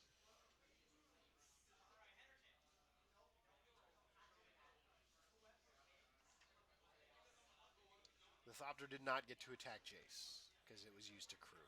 So, Yeah, it was. Ooh, Big Daddy Ob. Demon Dad, as the kids call him. well, I mean, it does. It just like none of Tyler's cards actually do anything right now. Yeah, I mean, he can flashback with Gear Hulk, one of those anguished unmakings. That's it's painful. He's already at mediocre. 8. Yeah. Thopter's already in the air, right? They're taking flight, so Yeah. Might just have to push the Thopters here. so Well, depressing to do. I think you need to kill the Whirler Maker first. He's gonna My opponent pass. has been drawing extra cards with Jace and didn't tap any of his 7 mana. What could possibly be in his hand? Probably lands. It's possible. Could be Yu-Gi-Oh cards. Could be Yu-Gi-Oh cards. I'd call a judge if I saw that though. Uh, A creature with 2,500 attack, power, and toughness seems a little unfair. I think this oh, is end step. it's a Gear Hulk. No, this is mid attack step. Oh, this is attack step. Yeah. Okay. So he's gonna flash back this fatal push. I bet that felt great. Deal with 6 his mana, kill your Thopter. Thopter. That feels awful. Yeah. He does get to kill the Thopter Maker though, which is relevant. Looks like Jace is gonna take 2 from the Thopters. Yep. Um, kill this dude, this dweeb. Yep. See block. Okay. Play my Chandra. Kill your Jace. How's that feel? It feels real bad. I wonder if my Does opponent not has feel good. anything else left in his deck.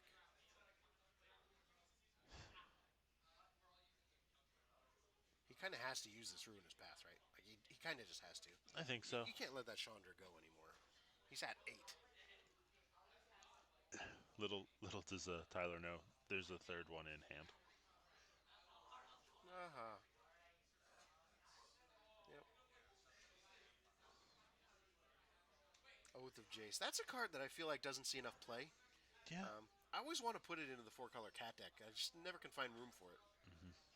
I think it might be a suffering of just the format being so potently full of really good cards right now. Yeah. Play a Chandra. 3 Chandras. Tick up. Oh, sadness. We just heard another very loud no from the feature match area. Mario lamenting his Fatal push another Thopter. yeah.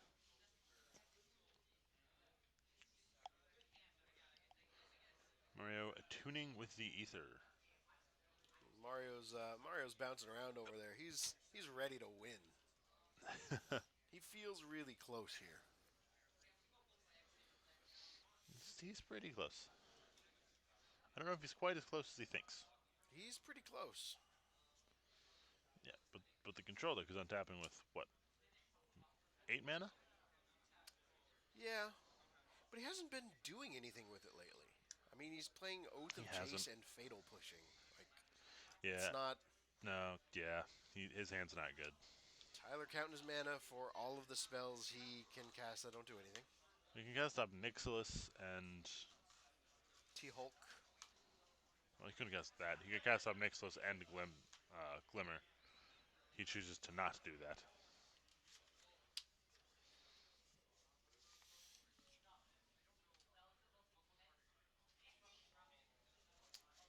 I will reveal the Saheeli Rai, which I will cast.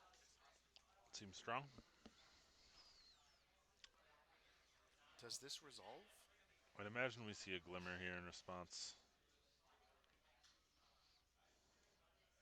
I'm gonna tick up. Take one. Bloop. Go to 4. Now, do I want to play this cat? Do I just want to I just want to go for it. Just try to.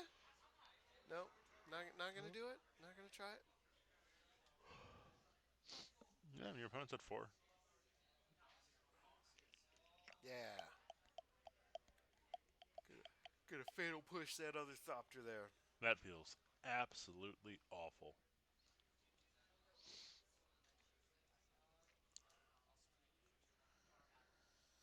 Now Tyler has to deal with the Planeswalker that could infinitely win instead of the Planeswalker that will kill you in 2 turns. Feels real bad, man. Here's an Obnixilis. I will put myself at 3. That feels really bad too. Nope, not gonna do that. Yeah, that would seem incorrect.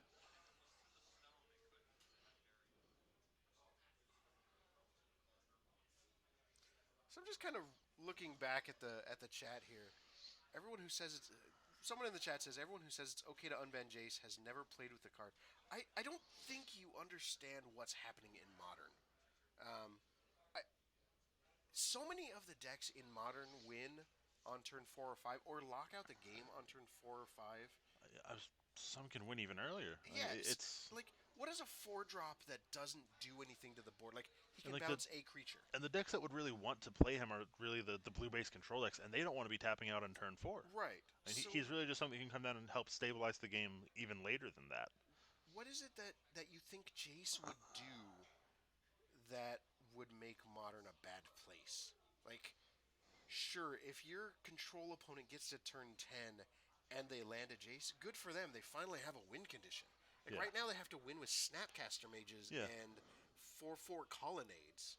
Like, good. They finally get an actual win win condition. condition. The, But, the the other option would be the other thing is if you do play him on turn 4, like so many decks can just say, okay, cool, attack you with my 9/9 Death Shadow, Teamer Battle Rage, sweet 4/4, bro.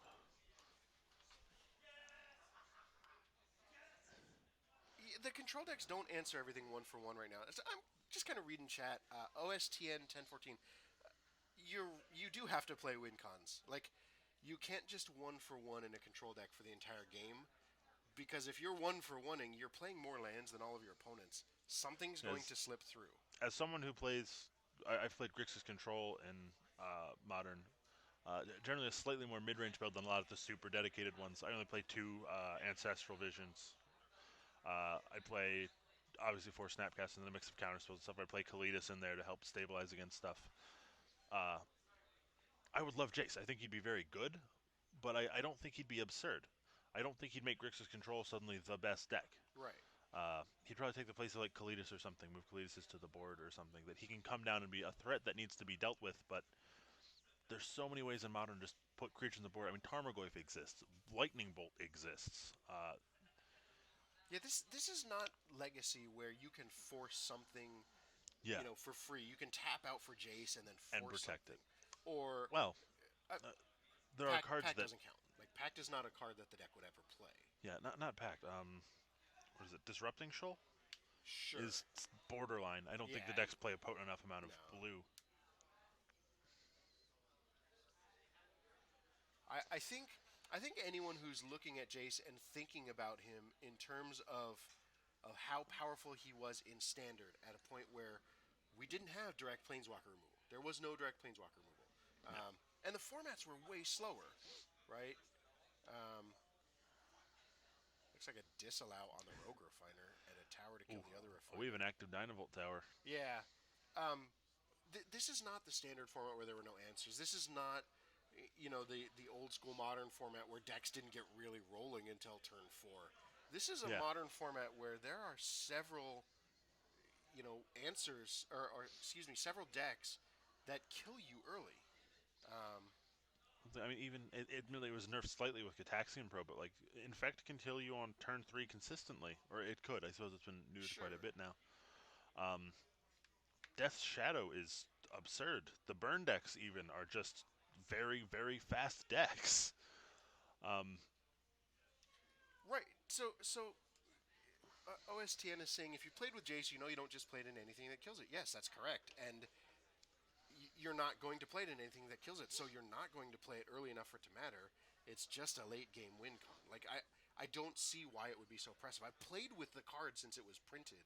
I mean, I opened it in my pre-release sealed pack. I won the pre-release with it.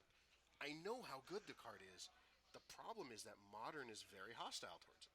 Yeah, it's Right? a very Jace doesn't fit cleanly into any of the archetypes that currently exist in modern.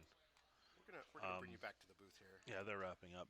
I don't think Jace cleanly fits into any of the archetypes that currently exist in modern. Well, and there's the thought of does it create a new archetype? I don't think so. We're gonna leave the chat open here on the window. Yeah, I, I I don't mean, I don't think it creates a new archetype. Like the best decks that it could fit in right now is something like Emrakul Nahiri, right? The Jeskai Nahiri deck. That's probably a decent fit for it. The Grixis control deck. That's probably an it okay would fit fit in the for it. three-color late control decks that are tier two at best right now in the format. And I, does I it think does I it think they'd be supercharge them good. enough to make them a great deck? I don't. It might charge them enough to make them competitive, but I don't think it would, by a long shot, that would make them the best deck in the format. Right. There's a whole bunch of happy faces looking up over here. I don't even know what's happening now. Yeah, we did see a lot of Chandra.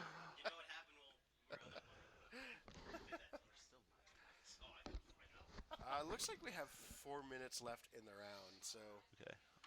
Uh, Chat, keep this conversation rolling. Maybe we'll jump back into it. I think we're gonna take a short break here, Luke. yep, Take a short break. I'm gonna eat some chips. I have no comment for that. Uh, yeah, I'm Robert Ellis. I'm Luke Coteau. Unban Jace the Mind Sculptor in Modern.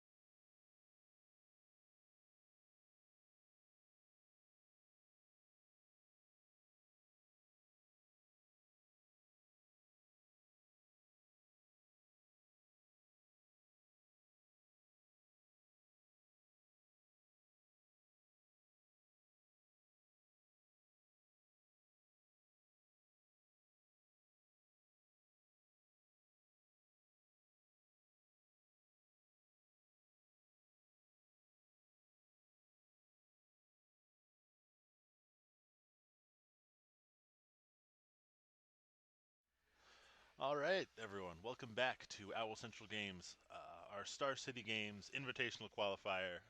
Uh, Starting round 4 out of 5, playing Mm-hmm. standard here today.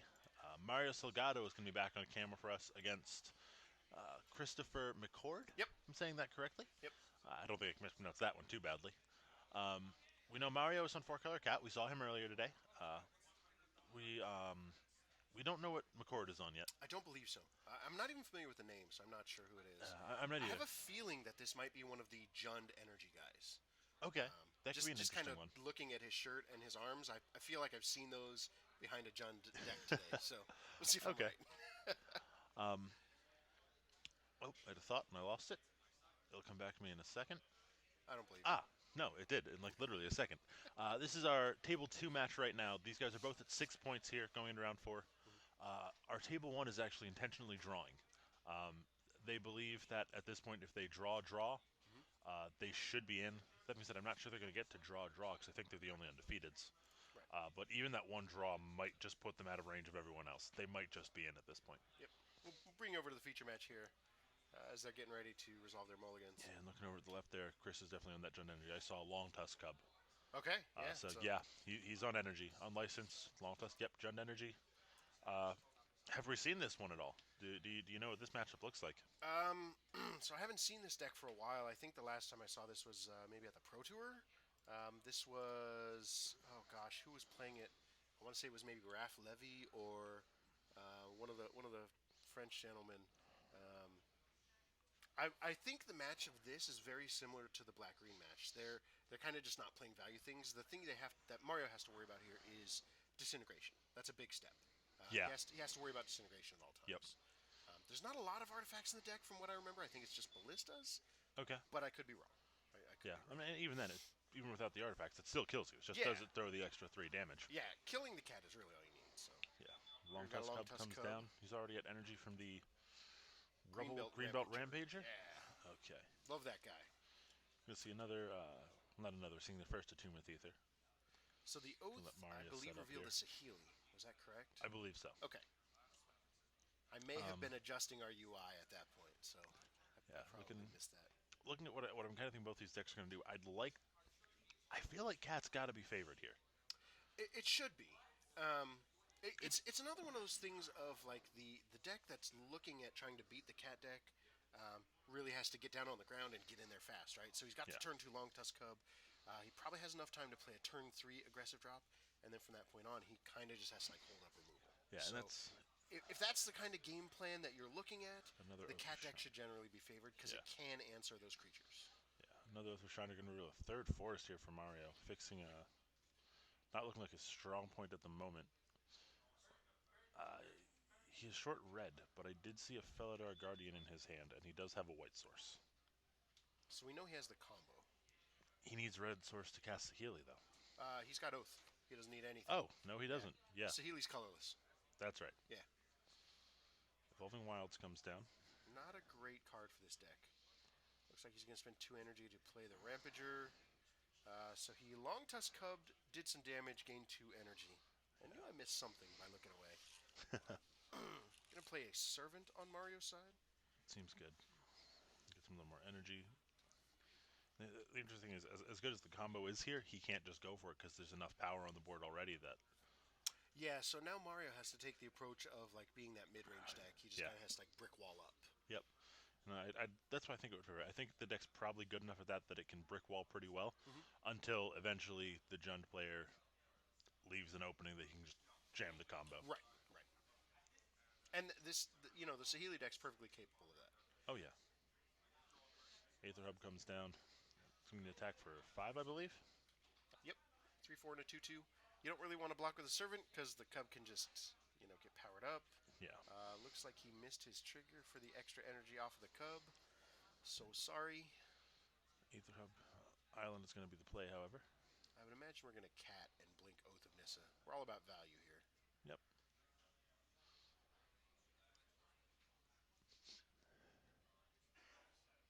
Yep. Looks like he's going to get a land there. Getting the land.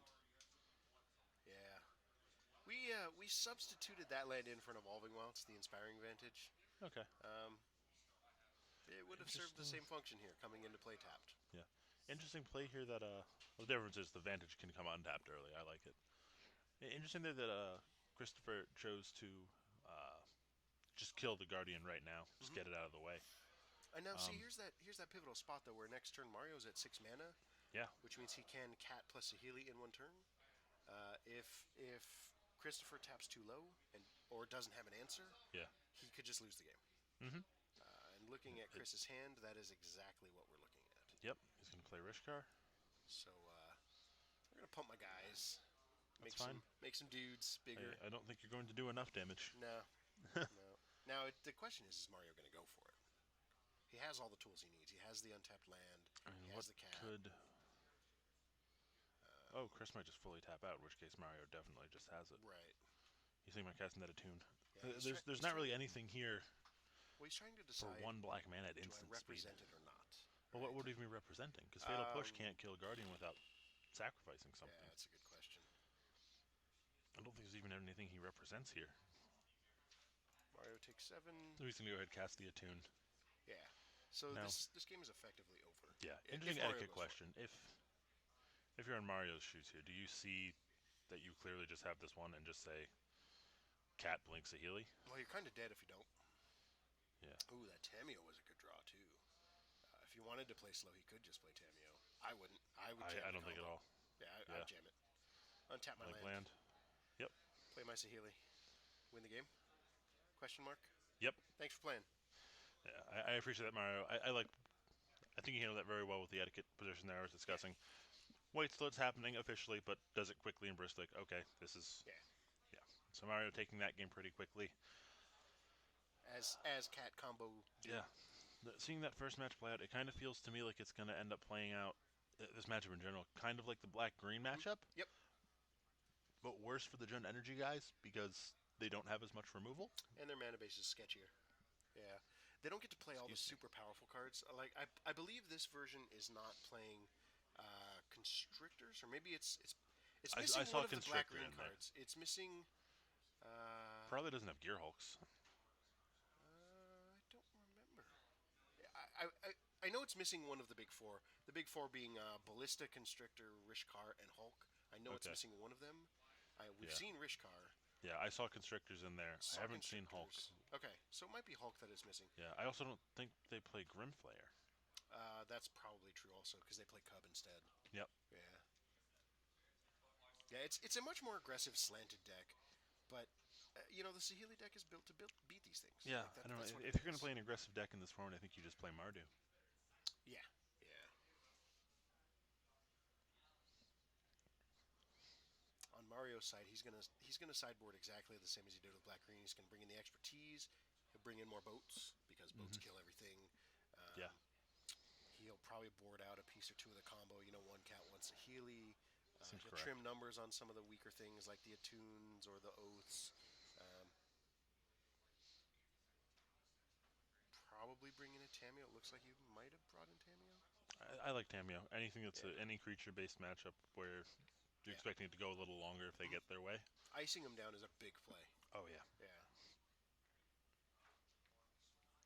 I'm disappointed the conversation didn't continue in chat, and it might be because we haven't mentioned it yet. But I'm still on the boat of Jace. Just I don't think he does anything. I think if anything he does in modern, someone said that you don't really put him into an archetype, you build around him. I would love to see a deck built around Jace. If you took the current modern format right now and said build a deck around Jace the Mind Sculptor, what do you build? What is it that you build that is so groundbreaking that it beats the turn 3 killed fiend deck, right? I know that's a fringe strategy. Let's Yeah. go better. Let's go the turn 4 storm deck. Someone in chat mentioned 8 rack. That's a great positive gameplay deck right there. Like what I is it? What do mean, you expect it to do against Death Shadow and Infect and Jund? Jund's gonna rip apart your hand. Jund is the deck that used to beat Jason in the first place. Sure you don't have Bloodbraid Elf anymore, but it's still Jund. You're yeah. playing all the Jund cards. Same thing with Abzan. Abzan's really strong right Yeah, now. and now you get Lingering Souls, right? Yeah. They didn't really used to play that I back before, so I'm with you. I think Jace would be uh, a very safe card in modern. I think he'd be good.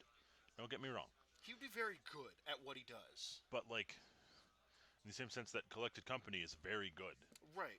It's like we mentioned a Death little bit Shadow is earlier, very good. right? We mentioned a little bit earlier how many cards have the words "draw a card" on them that are not actually good. Yeah. Right? There's Tybalt's, and I'm drawing a blank on many others. Most of them are going Yeah. to be the cantrips that do random Divination stuff. says draw 2 cards.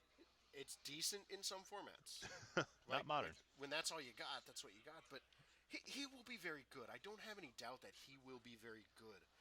I don't think he's good enough to like completely wreck the metagame. He wouldn't be format warping. I No, he wouldn't be format warping, and I don't think he pushes anything out, which was the problem back in the standard days and in the early days of modern. Well, the He issue would push things out. when he was in standard, I don't think he pushed things out. The deck he was in pushed things out. Yeah, yeah, Like the problem wasn't Jace. The problem was Stoneforge Mystic with Batterskull. right, right. Well, just to be clear, Stoneforge Mystic should not come back. Looks like we're both mulliganing. I probably agree with that.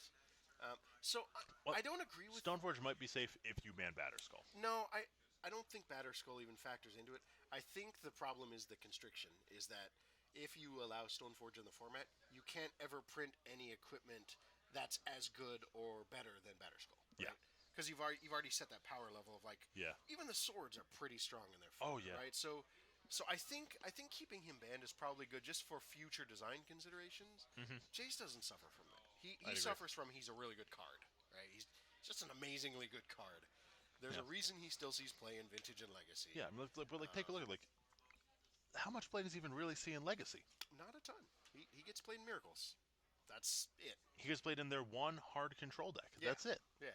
And he's like I think he's a 2 of as a finisher in the deck. If your opponent doesn't concede to the lock, then you slam down Jace and you say, okay, I'm going to force you to get out of my game, right? Yeah. Is that the role we want from in Modern? Okay, I'm fine with that deck existing. Bluetron exists. It's the exact same gameplay style of I'm going to counter your early things. I'm going to build up to like 14 mana, and Yeah. then I'm just going to Mind Slaver you, which is let's be real, another great positive play experience right there. Getting Mind Slaver to death. The benefit of that is you effectively do just instantly win, so you don't have to actually play through every Oh turn no, until they some mill their people deck. think they have an out. I've played plenty of games where they didn't want to concede, and I had to draw through their whole deck. I did that once too. I started bolting them with their own Ugin. They Exactly. conceded pretty quick. Exactly, but I mean, how much how much could he possibly warp a format if we're looking at a format where there's already turn 2 and turn 3 kills? Like, Exactly. what are you expecting him to do? And I'd love to hear that, because if there's a great reason for him to stay banned, okay, give it to me. But he's not something like Glimpse Rite of of Nature. Flame or Rite of Glimpse Flame. of Nature. Yeah. Yeah, Hypergenesis. Like he's Yeah. not that busted of a card. He's a really good above the curve card. Yeah, he's a really good above the curve role player. But he's not the card you're tapping out for on turn 4. Like Hypergenesis, you want to get it out, right? Glimpse of Nature, turn 2 Glimpse of Nature with my Heritage Druid, I win, right? Yeah. He's not that kind of card. He is I've already got the game locked down. This is my finisher, and I don't see the reason that we've got to keep him on the list. I I would love agree. to see a deck with him though. I would really genuinely love to see a modern deck with the current format just with Jace allowed. I'd love to see that, and I'd love to see it play against some of the top decks, Yeah. against the Infects and the Death Shadows and the Juns and Abzans and Yeah, I'd love to you do know. that too. I mean, now that you mentioned, I kind of want to do that just to experiment with Yeah. it sometime. We should do that sometime. I would love to. Maybe we'll throw it up on stream at some point. Yeah, I think How that'd good be is fun. Jace? So here we go. We Mario Mulligan to 5. Christopher Mulligan It's to gonna 6. be a rough one. And Christopher is on the play. So there's even cards right now, technically. Got the old Greenbelt Rampager. Give me energy. Mario's turn is going to be an Oath. Ooh, I really like that Whirler. That's Oath, for sure. Whirler, and It's great in this matchup. yep, he's gonna go ahead and bottom an Elder Deep Queen there, which is fortunate. I really like that card, but what is necessary will be done. It'll be back later. I'm sure there will be an attune to shuffle it towards the top. Yeah, and looking over at the black-green player's hand, the best he can do to get aggressive is get out a Scrappy Scrounger, which is good. Or he gonna- can, sure, play a Greenbelt Rampager. It's a 3/4, Yeah, and I think it effectively did the same thing here. 3 power. Legend Rule and Oath of Nissa. We see a Chandra and a Sahili. He's Yep. going to go for Sahili. He's got a Guardian in hand Yeah, he's already. already got the cat in hand. I'm gonna set up this win here. What are you gonna do? And it does Yeah, look like he is one land short over on Mario's side of actually getting to cast sure. the Guardian, but I Yeah, don't but think that's looking going to be over an at issue. Christopher's hand, there's not a whole lot of response to it either. Yeah, he's just going to try to race him, and I don't think he's really going to get there. And there's that land. Unfortunately, everything's coming in tapped at the moment. I would imagine he'll play the Whirler, right? Yeah. Yeah.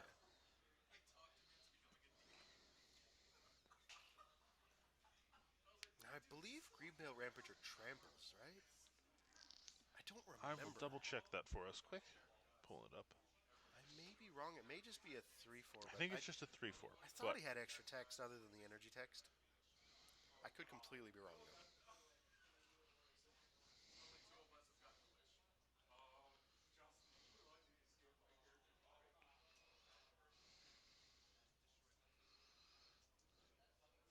he is a 3-4 for 1 green. When he enters the battlefield, you pay 2 energy. If you can't, return it to its owner's hand, and you get an energy. Okay, so he does not have trample. Okay, No. it's interesting. An elephant without trample. They exist. I don't know what planet you're from where elephants don't trample over things, but in my world here on Earth, they trample over things. I like to think of myself as from Dominaria. I know they trample there too. You ever seen the woolly mammoth card back from Alpha Beta Unlimited? 3/3 for 4 with trample? That's That right. sounds I went there. subpar. My volume could be low. Um, our mic volumes have been a little bit weird. You might just have to turn it up the Yeah. slightest bit. Looks like Mario only took 4 there. So he must have created a Thopter. His I energy think, pool did disappear. yeah. Looks like he's going to go ahead and play out. Sahili make a Copper of Virtuoso. Get you some energies. You can jump block, keep her around. Um, Go for the win. He's just going to pass. He's going to hold up some so interaction here. he's gonna hold up the Harness Lightning. Yeah. I'm okay with that. Yeah.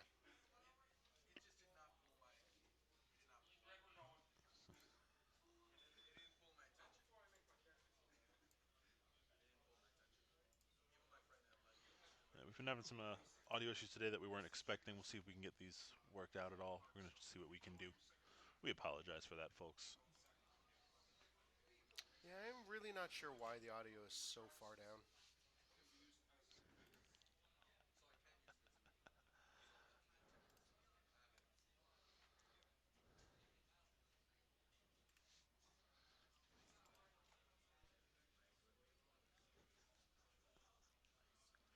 Yeah, I see what you're saying in chat about lands being in front and behind. That's technically only a Wizards level um, tournament rule.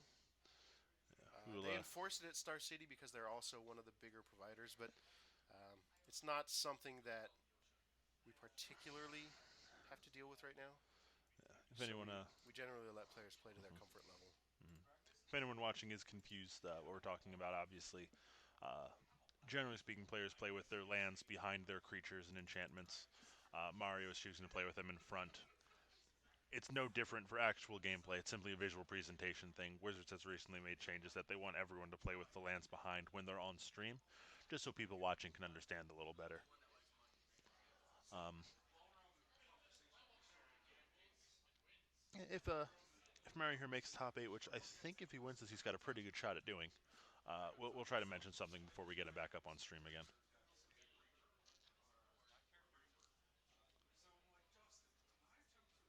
We're blinking a Whirler Virtuoso here, making some more energy. Yeah, and Mario's just in stay alive mode right Yep. now. Stay alive, and as long as my opponent can't answer my combo, I will win. Yeah, which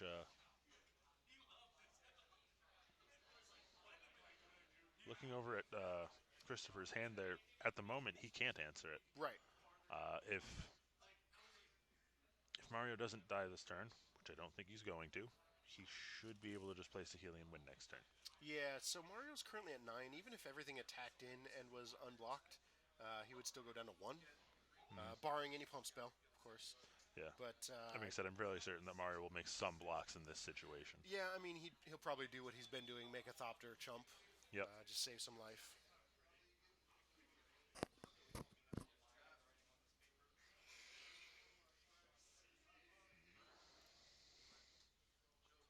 Yeah, so far this matchup is going almost exactly like we predicted. Mario's just in the hold on till the end mode.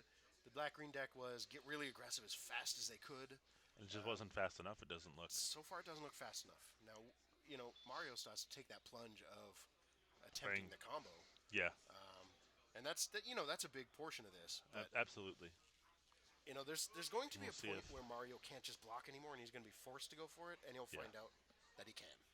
Yes. So that's kind of the moment we're waiting for. And the other thing is if Christopher, not having any actual interaction here, decides to just play something out, which seems to be the route he's taking here. He's just going to go and play out this tireless tracker. There is little to no. Well, 2 mana. There's a little more. I said, well, no. Black green. There's still not really anything at instant speed that can deal with a 1/4. Right. Yeah. Yeah, Yeah. yeah. And Chris is saying, "Show me the Sahili. You got it." Yep. Mario would get to untap, play Sahili, make an infinite amount of 1/4s, and attack for lethal. Right. So that is going to wrap that up, and we'll see if we have another match coming over. Yeah. We'll hear from our spotters shortly. We'll take you back over to the booth here. That matchup went exactly like we said. You treat it just like the black green deck. Yep. You play the exact same. Hold on, hold on, hold on. Okay, I win. Your resources are drained. One of the big things about the black green deck is they don't have that way to recoup all their resources aside from tireless tracker. It's the only way they have to recoup their resources. Try to generate clues. Yeah, and Tyler Shark is a fantastic card. Excuse me, but the Jeskai deck just generates so much value. They make up the cards so much quicker and so much Right. more efficiently. Right. Tracker's just not good enough to keep up. I mean, it puts in an effort, but I almost wonder if these green black based decks should really just not be trying to make that effort up. Right.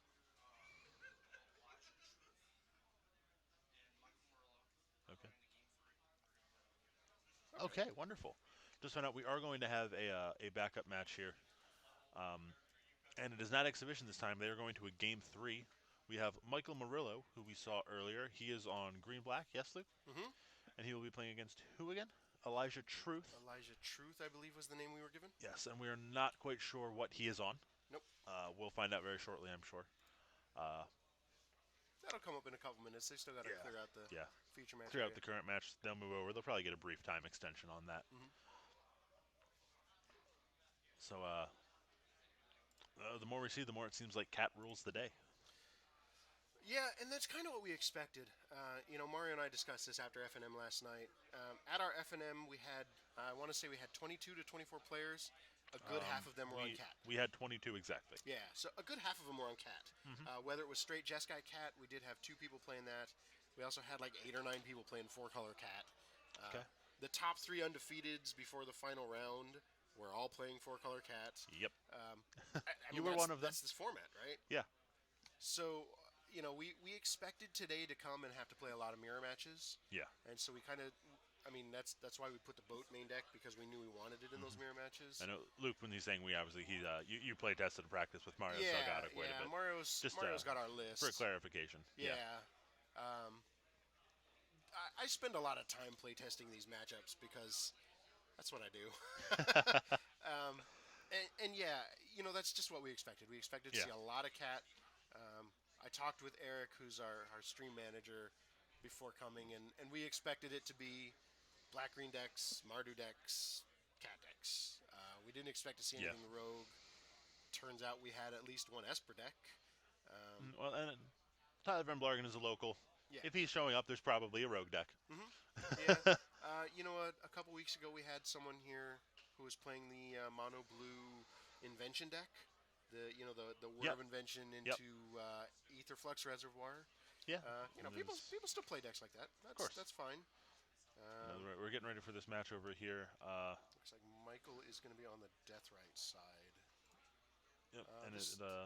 I believe I saw a Greenbelt Rampager on Elijah's deck, so I believe he's on similar Jund Energy deck. Looks like it. I thought I also saw a what's the 3/5 vehicle Ether Sphere Harvester. Ether Sphere I Harvester? believe I saw an Ether Sphere Harvester. Seems So like that fit pretty well in an energy deck. And there's a few people here who are faces I don't always see quite regularly. These Star City IQs, of course, uh, pull out some bigger numbers than maybe a normal local event might, just because it's not just a normal local event. You have that chance to qualify for the Invitational, which is a huge, really cool tournament yeah, that Star yeah. City runs. I was really hoping to play today, and ended up getting roped into being on commentary, which is fine. I enjoy commentary a For what lot. it's worth, I'm glad you're not playing Yeah, loose. that's just because I'd be another cat deck. No, it's because I enjoy doing commentary with you. I love watching the cat mirrors. Um, yeah, I really wanted to play because I really love the invitational idea. Yeah, I love that format of the tournament. I love what Star City's kind of organized and done. They've put a nice little thing on the map for people who don't really want to grind the pro tour, right? yeah. I don't. Anyone can go out and play in one of these opens and has a chance to Yeah, get to the top. I have kids at home, and I spend a lot of my time with them. I don't feel like I have the time to fly somewhere and spend a week in a house testing, and then spend 3 days at a tournament, and then Yeah, fly back. Um, so what Star City's got's really nice, and these IQs, these invitational qualifiers, they yeah. The really fact feed that into the it, and it really makes a good experience for locals. yeah, it's a really cool.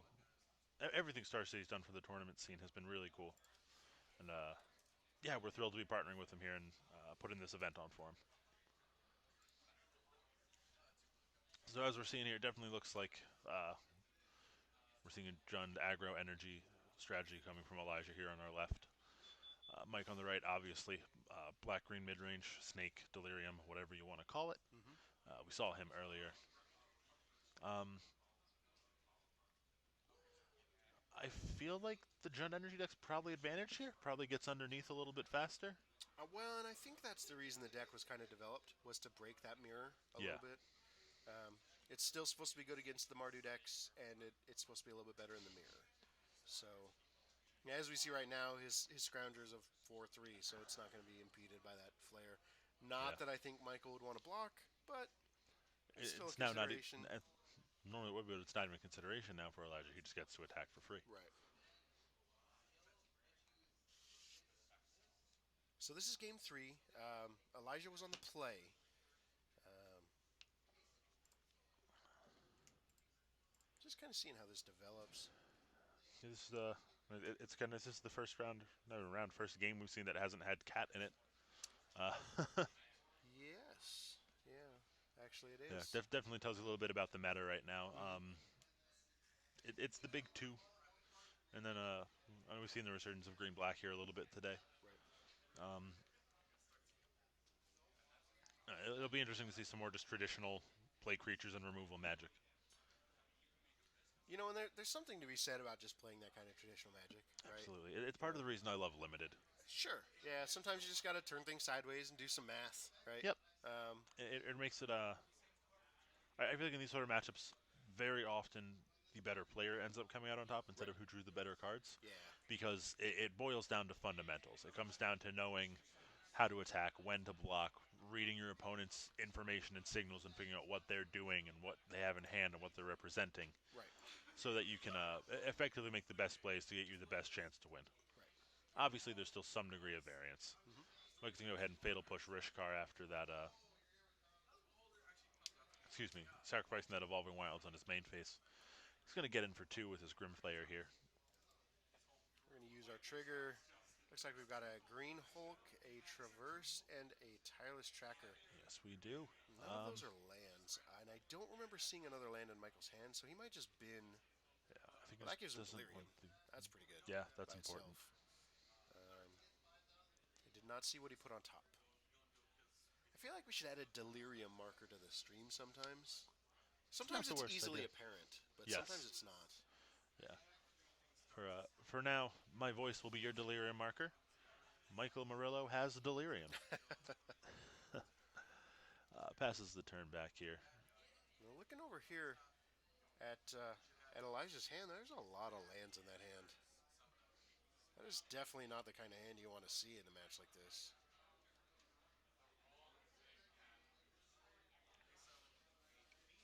Does he have an Ob Nixilis and a Nissa there?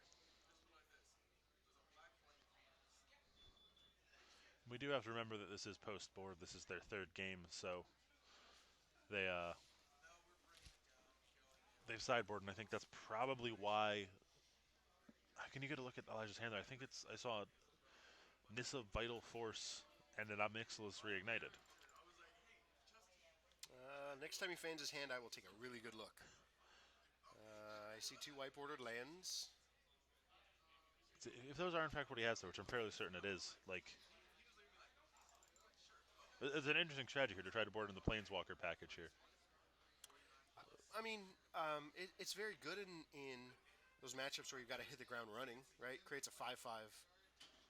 You might be right. It kind of looked like it had the Planeswalker frame. Yeah, it looks like an Yeah. Obnixilus and a Nissa. Yep.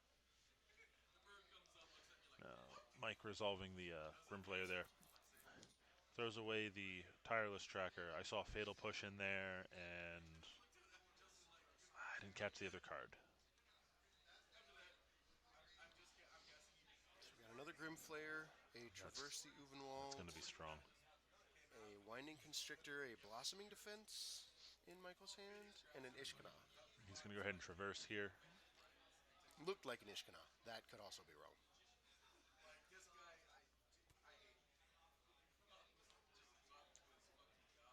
I'm not sure what Elijah's thinking about here. Or maybe Mike's thinking. He's got his hand on his deck. Maybe he's kind of thinking through what he really wants out of this turn.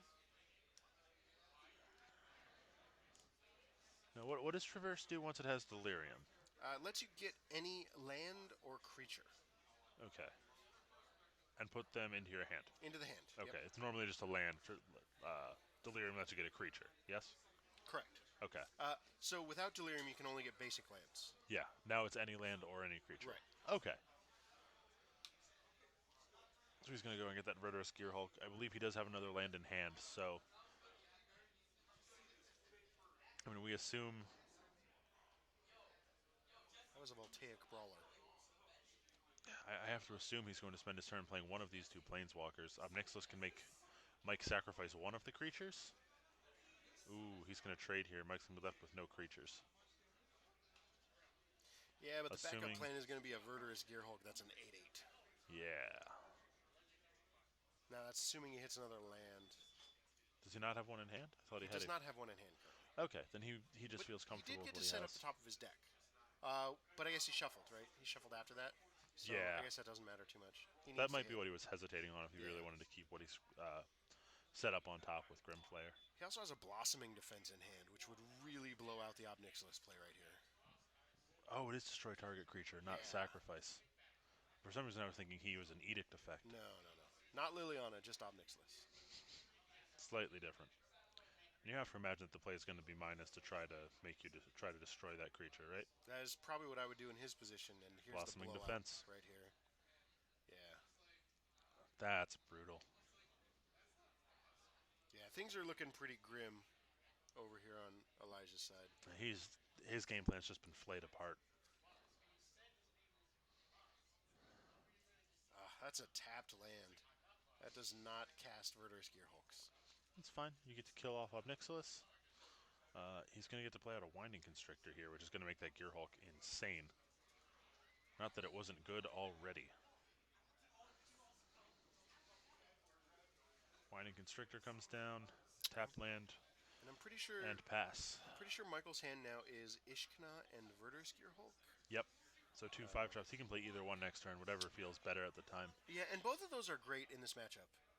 If Elijah's plan is to Nissa plus make guys, or make his land into a guy, the plan of make a whole bunch of blocking spiders is a great plan. Also is a great plan if you just drop an 8/8 Gearhulk or drop a 6/6 Gearhulk and pump up your other guys. Yeah. All of these are great plans. These all seem pretty good on Mike's end. His hand's pretty good right now.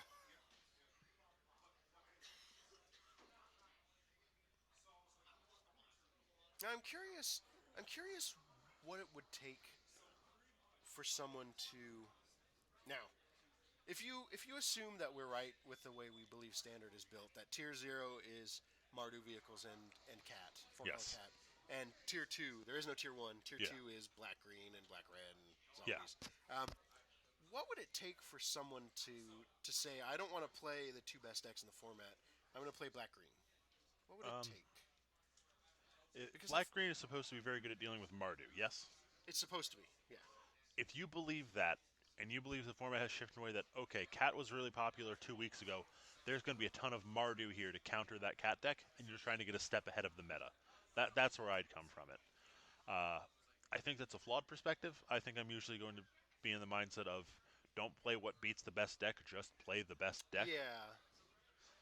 Very, and then maybe alter your sideboard plan slightly to deal with whatever beats the deck you're playing if people are expecting it. very often in my career, I have given myself the task of trying to create a deck that beats the meta, and 3/4 of the time, I fail and I slap myself in the face and think, Why why didn't I just didn't I play Cat? just play the best deck? Yep. And this is another one of those moments. Why don't people just play the best decks? I don't. One of my close friends, Tyler Blessing, he was playing a dedicated blue black control deck, like 4 win conditions the deck, Hmm. going 3-1 every week, doing really well with it, just having some bad draws every now and then, and was like, okay. Last night, finally said, you know what, I'm gonna build 4 color Cat, and did not lose a game all night. Yeah.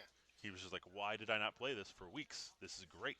I just I find the longer I've played. I mean, I've now played since the beginning. The longer I've played, the rule has stayed consistent. Either play the best deck, or you're playing for fun. You have some other reason to play. If you're playing to win, you just play the best deck. If you have an absolute surefire way to beat the best decks, okay, sure. But But you have to make sure you don't just lose to everything else. yeah, yeah, and black green is not that deck, right? Not at That all. is, it is not the deck that beats the two top decks. Yeah. It's the deck that survives sometimes. I think it's probably a matter of it was the best deck a few weeks ago, and some people just haven't moved off of it. Yeah, well, and that's true. Some people don't want The, to the, jam too much money into it. yeah, and also just the mindset of the better you know your deck, the better your chances. In standard, I feel like that gets mitigated very quickly by the power level of the Right. decks. In a format like Modern or Legacy, I think that is a significant factor. Hmm. Like if I play Grixis Control, I played Grixis Delver. If I was going to a Modern tournament tomorrow and someone was like, "Hey, here's Jund Death Shadow 5 minutes before the event," I'd probably be like, "I'm going to play my Delver deck because Right. I know it." Right. Uh, There's definitely something to be said for knowing your deck a little bit better. yeah, I think standard is where that has the least impact, though. Yeah.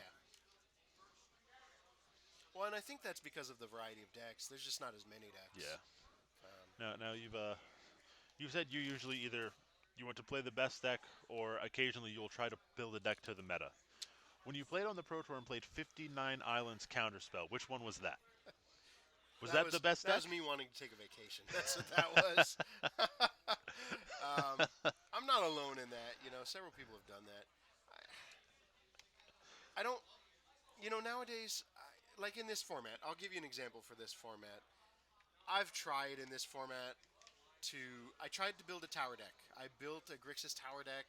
I got some help from guys on the internet that I've worked with before. Um, Grixis' land base really sucks. Yeah. So I ended up playing like 26 lands. Ooh. We tried looking at the Teamer deck, but it didn't have all the pieces until Ether Revolt. And even then, we just didn't like it. So, I tried with that deck for a month or two, and I gave up. I didn't feel like it was consistent enough to beat the top decks, and I didn't feel like it was worth investing any more time.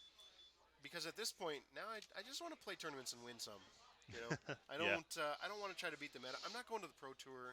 Hmm. At this point, I want to play in some of these tournaments, these IQs and the PPTQs, I guess. Events like And our monthlies, like coming up. monthlies. Yeah, I just want to, I want to have fun. I want to have a good showing. I don't want to spend a bunch of time. I kind of want to just play and have fun at this point. That's fair. And That's I'd like to win absolutely while I'm fair. doing it. Yeah. Winning tends to be fun. Yeah, I think so. I enjoy winning. I think most people would agree. Not that there can't be fun in losing, but It's a lot more fun to win, I think. not always. I can think of one example of a time where I most certainly enjoyed losing far more than winning. I was my fiance. At the time, she was still my girlfriend, but we were playing some Magic. She was visiting, and we picked up a fat pack. We were playing some weird sealed or something, and she certainly doesn't play nearly as much as me. And she's a really sore loser. And I certainly was Before I you continue, we yes, are recording. that's fine. She's not gonna watch the stream, Okay, okay. and if she does, she'll laugh and she'll hit me, and we'll laugh and it'll be fine. If she doesn't, she'll just hit me anyways. It's okay. Oh, spousal abuse It's not triggered. abusive. I enjoy it. Uh, anyway, the point is sometimes it is just fun to play the game and enjoy Yeah, yourself. yeah. Yeah, I've been teaching my kids a little bit. My daughter's not really interested in Magic. She's more interested in Pokemon. That's fine. Nothing Um, wrong with that. my son is interested in Magic, and Nice. right now we're kind of just like we open a couple packs and we shuffle some lands together and we just play like mini masters. You Nice. know, open a pack, add three of each basic, shuffle it together, play. We're having a blast. Yeah, Um, that's always fun. and you know, it's a great time. We have a great Absolutely. time with it. Yeah. We enjoy playing. Um, man, Michael is just delivering a sound beating right It, now. it's slow and steady, but it's very steady. Yeah. I mean, okay, you killed my Gear Hulk. Here's Ishkana. I mean, how what are our life totals sitting at right now? Even Michael is at 12. Elijah is at 2. I don't think if Nissa Michael or on Chandra does anything. if Michael untaps, doesn't he just win with Ishkana? Or how much does he cost to It costs activate? 7. 7 to Yeah. activate. Okay. Yeah. But he just wins because he's got 6 creatures on the board. Yeah, this is probably Yeah. just game. Someone in chat, I has muffins. I love that name. Says I got to the point that I only play FNM for fun because of the current state of standard. I don't even want to try a GPT or a more serious tournament. I feel like I understand that viewpoint, but I feel like you're handicapping yourself in the long run. You know that the only way to get better is Is to play better. yeah, you won't get better if you always win. You know, Like and I if your only goal is to have fun, that's totally cool. Like yeah, I actually totally understand that viewpoint. absolutely. There's plenty of people that come just out to our Friday Night Magics to play for fun and have a blast, and But it's a great time. if your eventual viewpoint is to play in a more serious tournament, I think this is the exact format you need to play in to ready yourself for some of those more miserable formats. This is the exact format where you want to learn, yeah, it sucks to play a 4-color mirror every round, right? Yeah, and we're gonna see Elijah here just hand over, extend the handshake, call it. Mike is gonna take that 2 to 3 or 2 to 1. I'm sorry. Yeah, I think we'll bring it back to the booth here. Yeah, but as we were saying, this is the sort of format where just seeing what these mirrors like and it being miserable. Because one thing that mirrors teach you is how to outplay your opponent, how to outwit your opponent. Absolutely. I played poker for a lot of years too, and there's a lot of value in learning how to constrain your facial tics, or not crack a grin when you finally draw that one answer that you needed the whole game, right? Yep. This is the exact kind of format you want to play in if you someday want to get really good at Magic. Yeah, You want to and play if in those it's GPs, those PTs. if it is a matter of you just want to play for fun, then by all means ignore Right, everything we're saying. right. But if your goal is to get better, and your hesitation is the fact that the format isn't necessarily quote unquote fun and that you're losing a lot from it, my advice would be like expect to lose. Be okay with losing. Yeah. There's nothing wrong with losing. Yep. It's how you get better. You play and then you go back and you look at the game and say, okay, what did I do wrong? Why did I lose? Yeah. Was it because I made bad plays? Is it because my deck has bad card choices compared to what everyone else is playing? Don't be afraid to lose. Yeah. That's you And get definitely, better by playing with better people. well, and definitely don't be afraid to play against the best decks or the best players. Absolutely. Just because the deck is a 2-deck format doesn't mean you can't try to attack it from a weird angle. Like I tried Grixis Tower for 2 months before giving up on it. Right? Don't be afraid to try that. Yeah. If you want to be more serious, if you want to go into those, PBTQs, the RPTQs, the Pro Tour, the Grand Prix, even the Star City circuit, the Invitationals or the Opens. Yeah. This is the format that trains you to go through that. A lot Yep. of other formats are far more open, and in the end, when you're a competitive player, you really hate those formats. Because you never I, know what to expect. yeah, I loved my favorite formats recently was the Ravnica Innistrad block. There were so many decks, so much thing you could do. From a competitive standpoint, it was miserable. I never knew what I was going to play against any round. So you don't My know how to build your sideboard deck. was always Sideboard. overstretched to the limit. Yep. Those are the worst formats to be competitive in because it's so hard to judge. This is the format to be competitive in. You pick up one of the better decks and you run with them. Yeah. So by all means, if you're there for fun, have a great time. And if Or skip out if you're only playing for fun. But if you want to be competitive at some point, this this is is the format for you. It definitely is. and if you're kind of like I was a few years ago, where like you're kind of borderline, like you love playing for fun, but you kind of want to be a little more competitive. I highly recommend events like the Star City IQs, and if you want to go to those bigger things, Hmm. something like a GP or one of the Star City Opens are great Right.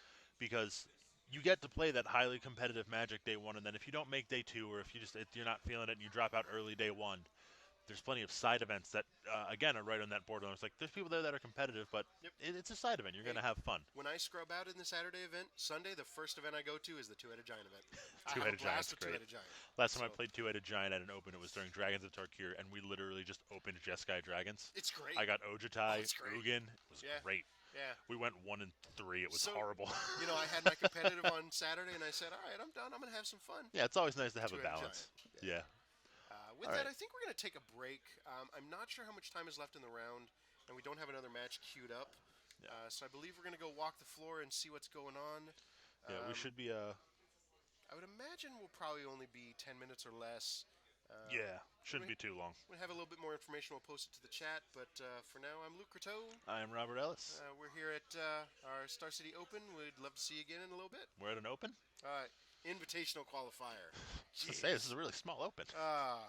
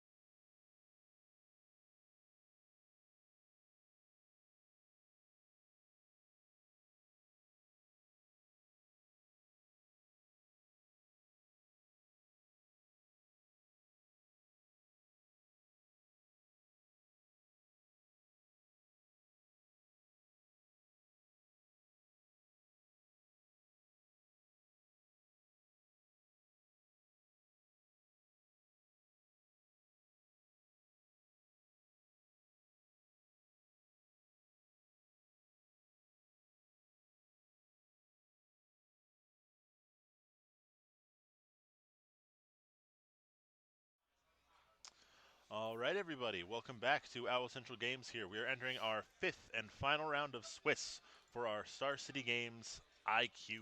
This invitational qualifier, Not an open. not an open, Not an open. just to clarify. Yeah. We got a little confused there for a second. Thought, 15, 20, the amount of people we had switching our FNMs and such. Yeah. Yeah. It's Uh, all right. anyways, getting back here, we're going to have uh, Christopher McCord against Cody Blauk, Yep. and this should be a win and in for top 8. Yep. Chris we saw earlier, he was on Jund Energy. We are not sure what Cody's on yet. He's going to be on our left when we head over there. They're still shuffling up, setting up the final thing. So we'll hang out here a minute. You can stare at our pretty faces for a little longer. I'm pretty. I'm a face. All right. So this should not have a cat combo. Cody doesn't play cat usually. Now I could be wrong. He could just have finally subscribed to the notion of play the best deck, but we'll see. He's not usually a best decker. He's. I would not expect him to be on Right. cat here. I would agree with you. Yeah. Vehicles is my guess. I know he played that in the last format. Yeah. He messed around with a few different decks coming in here, but I think he ended up settling on Mardu vehicles. So we're gonna switch you over to the camera here. They're already done shuffling. They're resolving their mulligans right now. So again, Cody on the left, Christopher on the right. That's the Mardu vehicles for sure. That is a Mardu vehicles deck. Okay. Yeah. Um, Yeah, I had a feeling. yeah, and they both kept their 7 underway. Cody goes Vantage Go. See an Aether Hub come down from Christopher there. He's going to go ahead and pop it right away for an Attune with the Aether. Yep. The turn one play of champions, in my opinion. Yep. Preferably not off the Aether Hub to go get a Forest, but Happens frequently enough that I'm just never surprised at it. yeah, Just never. I suppose. In Cody's position here, he probably sees this. If he hasn't seen what Chris is on earlier in the day, he probably thinks he's going against Cat right now. He could, yeah. So this is an interesting win and in situation. So we had two undefeated players who intentionally drew last round. They were at 10 points. We had three players at 9 points. Yes, I believe Which Chris is was one of 3-1. them. Yes. No. No, Chris is No, at 9. Chris is the Chris pair is a down. 6. Yeah. So Okay. Cody and Mark actually intentionally drew last round to go get some food. They decided that they wanted to help both of their chances. Yeah, by instead of making them both knocking a one of win. them out, they would draw and they both have a Yeah. win in next round. Yeah. So Respect that. so Mark got the pair up and Cody got the pair down. So they are definitely both on a win and in. I believe Chris was the highest of the breakers because I believe this round is paired on breakers normally. To an extent, I'm sure. So he should be. Ooh, Thalia's a great one in a match like this. That's gonna hurt Chris a lot. So Chris should also be playing a win and in, I believe. The other win and in that's being played is Mario Salgado and Mark Fleshett, Yeah. and that's a cat mirror. So there will Yes. definitely be a cat deck in top 8. Surprise. Yeah, and then this one, I suppose Chris is more of a win and hope for breakers. Yeah. So they can all change, Yeah. especially in an 18-man event I think we had. They can change pretty rapidly. Yep. We've seen another Attune with the Aether here. Seems like a bit of a slow start here for the energy deck. Now we just saw him get hobbled a little bit, but not really because that hissing Quagmire had to end up play tapped anyway. Yeah. Almost gotcha. Went to go And, get a basic swamp, I believe that Gets a was. swamp and passes the turn. Yeah. This So now he gets to play defense, but Thalia doesn't care about your defense. He does have 4 energy, so he could bump the cub up to a 4/4. Yeah, so he's probably not. His attacks are a little awkward now, I guess. Yeah, Cody might not have great attacks, but he has free reign on the board Absolutely. at this point. So And I was talking with Cody. I remember now I did discuss, or at least overheard him discussing his deck a bit. It's been built to go a little big now. okay, I believe he's playing Gideons. There's some more Planeswalkers on the board.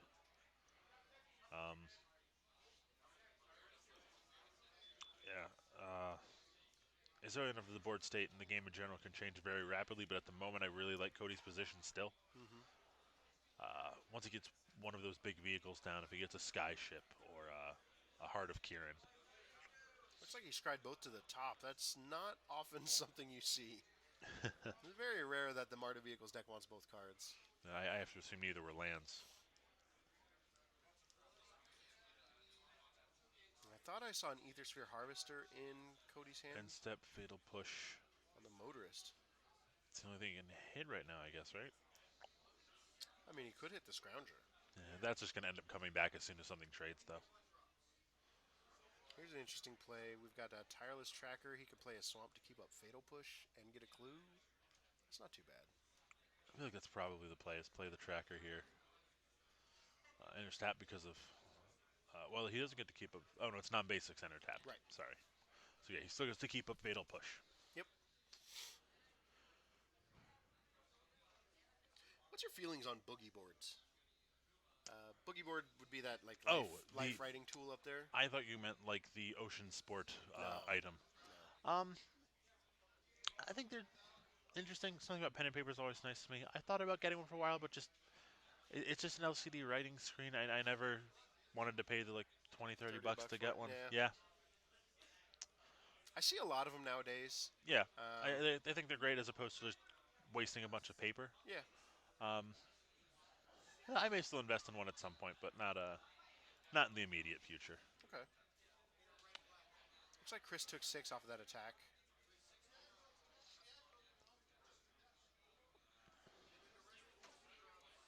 So Cody's getting pretty aggressive here, He's the aggressive deck. I would expect him to. right? He's got to have a play to follow up that attack, though.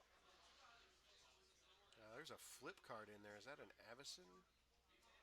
It looked like one of the short word flip cards, where there's only 5 or 6 choices on there. I believe that's the Yeah. Avison flip. There's an unlicensed disintegration and an artifact, which I believe is the Harvester. Okay.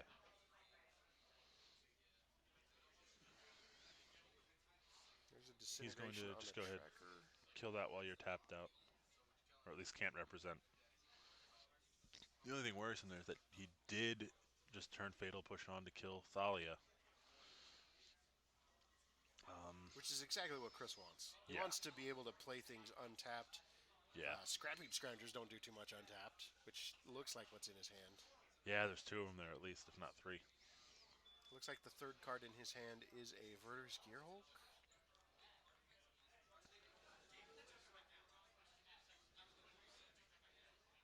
Yep. And Load the Scrap board Heap, with him. Scrap Heap, go. Yep.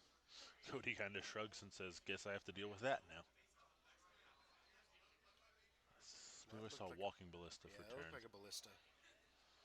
Now Christopher is at 8, which is not a whole lot of life right now. Now if that Scrounger comes in, it could just trade with the Cub, which is fine for Chris. It leaves the board in a state of him being in control. Well, he's second guessing because that Scrap Heap can just come back. Oh, I'm sure Avison's coming anyway. So That too. here is our Blessed Yep. Lady, the Archangel. Yep, so that's going to eat the cub, and Cody's probably feeling pretty confident now. Oh, there's even a third Scrounger in Chris's hand, Wow. along with an Evolving Wilds and a Verter's Gearhulk. Yeah, this is not looking good for him right now. Yeah, he really just got the scraps of his deck there. Kind of just all in one big heap. He had to scrounge through them. You really had to dig for that pun, didn't you? The series of puns, I should say. Yeah. I'm proud. You really had to construct that out of nowhere. Yeah. I'm sure I've made those before. I kind of pulled them back from the grave there.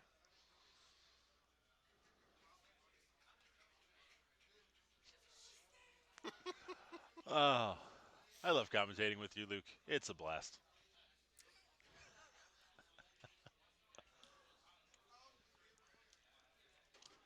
Evolving Wilds is the play here from Christopher. And looks like we're going to see him try to get in here. Cody's life is probably pretty comfortable still, right? Still at 20. Avison has nothing to fear from Scroungers, that's for sure. I'd imagine she just takes the hit here just in case he has a Harness Lightning. Yeah. Probably be pretty bad for Michael, though. So, Cody's going to swing in for 7.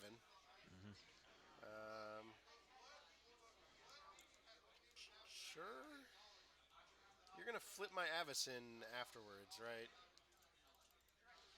That's going to do... Averson will do 3 to players as well, right? It'll do 3 to Chris, Okay. not to Cody. So it'll put Chris at 1 after this. He's just gonna, yeah. Cody just Never gets to play mind. out the ballista and Yeah. kill him. That's what I was. That's what I was trying to do. I think Cody just wins now. Ding. In fact, he does. Walking ballista lets him get that last point of damage in, and Cody takes game one here. Yeah, kind of how I expected this to go. Did you expect anything different? So like we've said all day, the black green X decks are supposed to be really good against the Mardu decks. Um, Now this was a lesson in why Scrap Heap Scrounger does not submit to your plan of black green being good. It does not block, Nope. which is important in this matchup. Blocking, Yeah, very good. yeah. I really like Scrap Heap Scrounger in the aggressive Mardu deck. I think I'd rather see it in the sideboard for the green black decks for Hmm. like when you're like, oh, this is cat. Right, Bring in the super aggressive creatures that right. need to get under you. That never die. Yeah. Yeah. But like in the mirror, it seems really bad. Against the Mardu decks, it seems Hmm. really bad. Yeah, that's my opinion as well. I think this matchup, this first game clearly showed the strength of Mardu. Of, oh well, you're not actually paying attention to my deck. I'll just kill you. Yeah. I'll swing. Yep. I would expect normally this matchup to be a little bit closer. I guess I don't know what Cody has done to the deck to make it go a little bit bigger, so I'm curious to see that. But The Thalias, from the what we've Avacins. seen out of the GPs and opens lately, Yeah. I don't know where people are getting the notion that the black green decks are good against Mardu vehicles. It's just from what I've seen.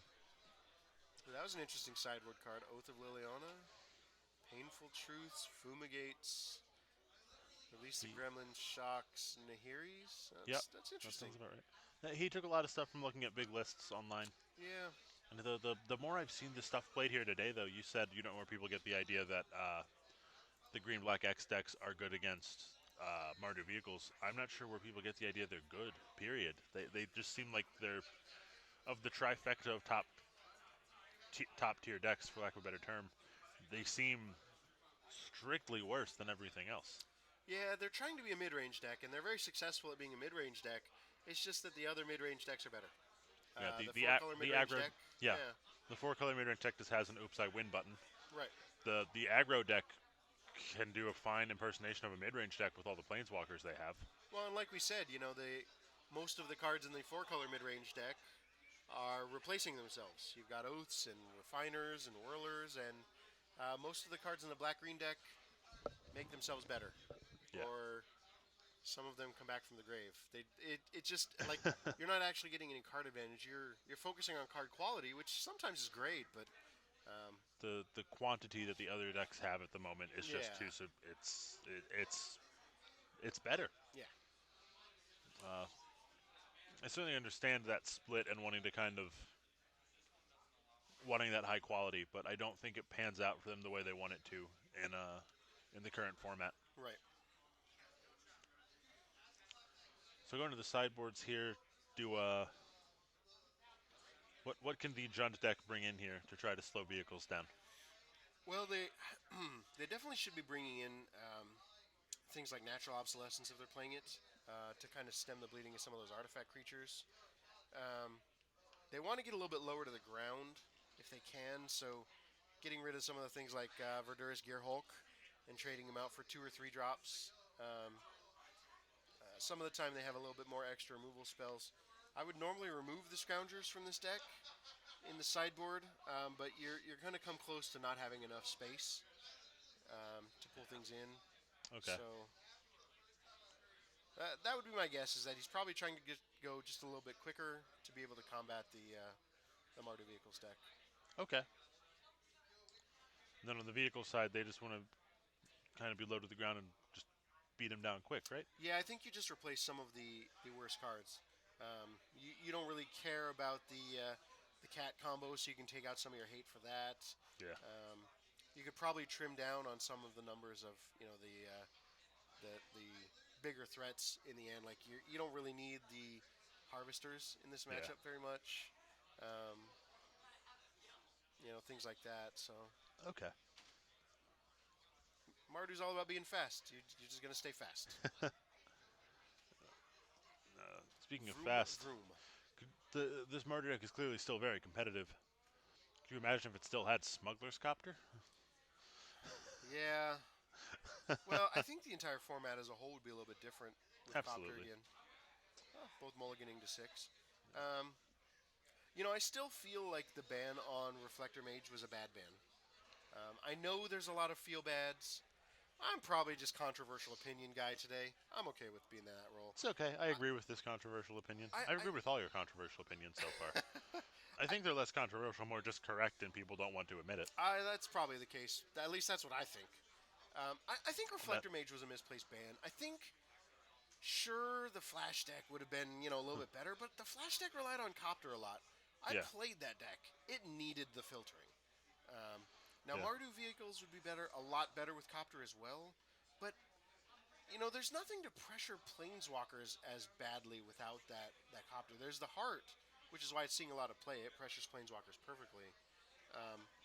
But I think Reflector Mage just it didn't do enough. I think their worry with it was already showing up for the last year and a half, and they didn't want it to be there for another year with cats, so that you'd turn through Reflector, turn 4 cat, bounce my Reflector, reflect your guy.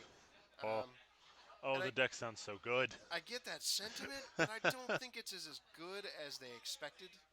I think we would have seen just fine metagame. I think actually we might have seen a little bit better metagame if it existed. Certainly Eh, possible. that's my speculation. I'm willing to Certainly admit if I'm possible. wrong. Looking at hands here, Cody has 1 land. Can't imagine he keeps his hand. There's a Toolcraft exemplar, but nothing else. Uh, Looks like Christopher's gonna keep. yep. So Cody going down to 5 here on the draw though, so there's not actually that much card advantage here for Chris, but the tempo advantage. Please excuse my yawn there. I did not expect that one to come. Don't know where it came from. I think you Because these spread it to matches me. are not unexciting, that's for sure. Mulliganing down is really bad for vehicles.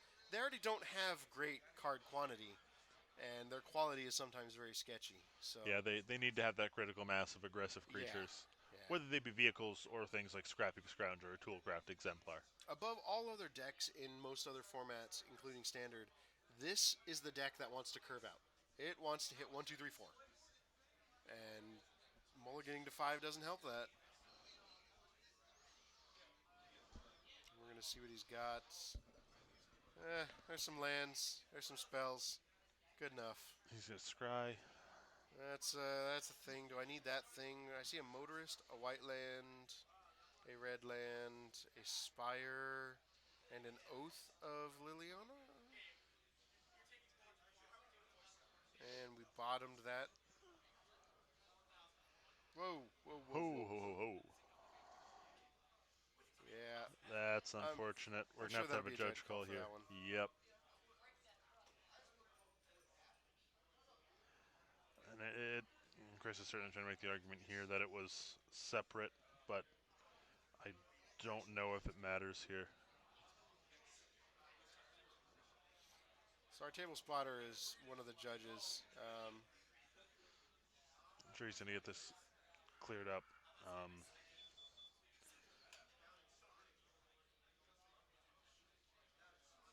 Interesting is not having him shuffle. I thought he easily could have seen that if he didn't. I am not a judge, so I don't know what the proper thing there is. If it was clearly distinguishable as not hitting his hand, then it's fine to just say you didn't draw the card.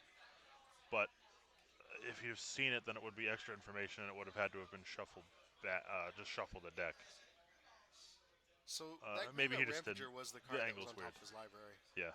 That might have influenced his play pattern a little bit. Who knows? I don't want to draw too much baseless speculation, but Which is why if he could have seen it, you're supposed to shuffle it back. From our angle, though, it's very difficult to actually tell what he could or couldn't have seen. right now, things the Mardu Vehicles deck doesn't want to do. Turn 1, land, go. Yep. Turn 2, land, go. Ugh. This seems bad for Cody. Yeah, it's not a real crowd pleaser there. No. Well, depends what the crowd's rooting for. If the crowd's rooting for Marty Eagles to be stomped out of existence, They're probably cheering pretty loud. I would think that most people watching would just want to see people play Magic, Yeah, probably. and I think Land Go is not watching people play Magic. No, it is not. We see that Greenbelt Rampager being bounced back for a second. No, he held off on that. We are going to see a. We're gonna. Now we're going to see that happen. Oh, he made 2 energy with that. Is why. Spent 1 energy, played the Rampager. It bounces back, generates an energy plus an energy off of the Constrictor. Oath of Liliana comes in and says, "Go away, Snake. I don't like you." Very Indiana Jones like. Yeah. Why does it have to be snakes?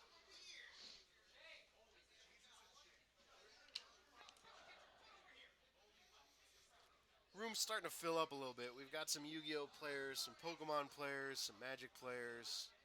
I thought I saw a Warhammer guy come in, but I believe there was. I know we're expecting a few people to come around later this night. I'll probably be getting some games in this evening myself. Cody, we see a Gideon. Might be the best thing he can do here. Which still feels really bad on that empty board. Well, that's not awful. Gideon hits. He'll get a zombie from Liliana and the soldier from Gideon. yeah, since Greenbelt Rampager doesn't have trample, Yeah, that those 2 blockers are all you want. yeah. It's only for a turn though, but at least then you have the Gideon. You can start generating value off of casting it, or getting the effective free spells from the Planeswalker. Now, it looks like Cody also has a Spire of Industry, a Walking Ballista, and a Fatal Push in hand to go along with that Gideon. So there's a couple of options open to him. Okay, Fatal Push is probably pretty strong here. Looks like he's going to play the Ballista. A Ballista on one. And no hesitation on the Fatal Push. Just get it out of here while we know the way's clear. Yeah, don't want to run into those Blossoming Defenses.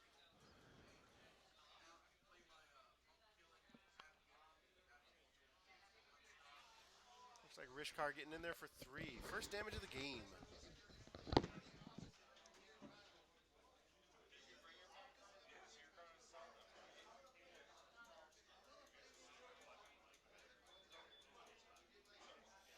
Looks like Chris has an Unlicensed Disintegration in hand and a Murder, I want to say. Looks like a Murder. Maybe not.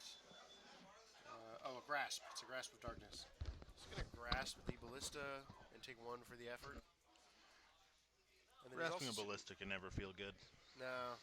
He's also sitting on that Unlicensed Disintegration in his hand, which I don't believe he can cast. It doesn't look like he has any energy right now on Chris's side. It's not marked if he does. And now is the way for Gideon. Now he's going to get 2 creatures out of it, plus the Gideon stands tall. This is the situation that Cody wanted, right? Yeah, I think this is kind of why he kept the hand he did that seemed a little loose. Look for a zombie token here.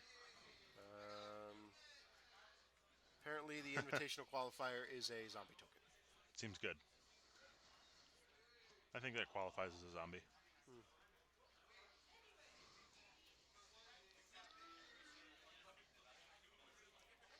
So this board's looking heavily in Cody's favor at the moment. Rishkar's going to get double chumped by the 2/2s, I would imagine. Well, Or double blocked and trade one of those 2/2s with a Rishkar. That seems like a bad attack if that's the case. Maybe he has a trick. I'd have to assume so, which is what raises the question on Cody's end. Do you just chump? Do you go for the double? I think I double block. I don't know what his last we card know is, Chris but I'd has like a- to think that's correct. Well, Chris has a Disintegration in his hand. Yeah. I don't know why he didn't. I don't know what. Oh, He wants to another play the Rishkar. second Okay, Rishkar. sure.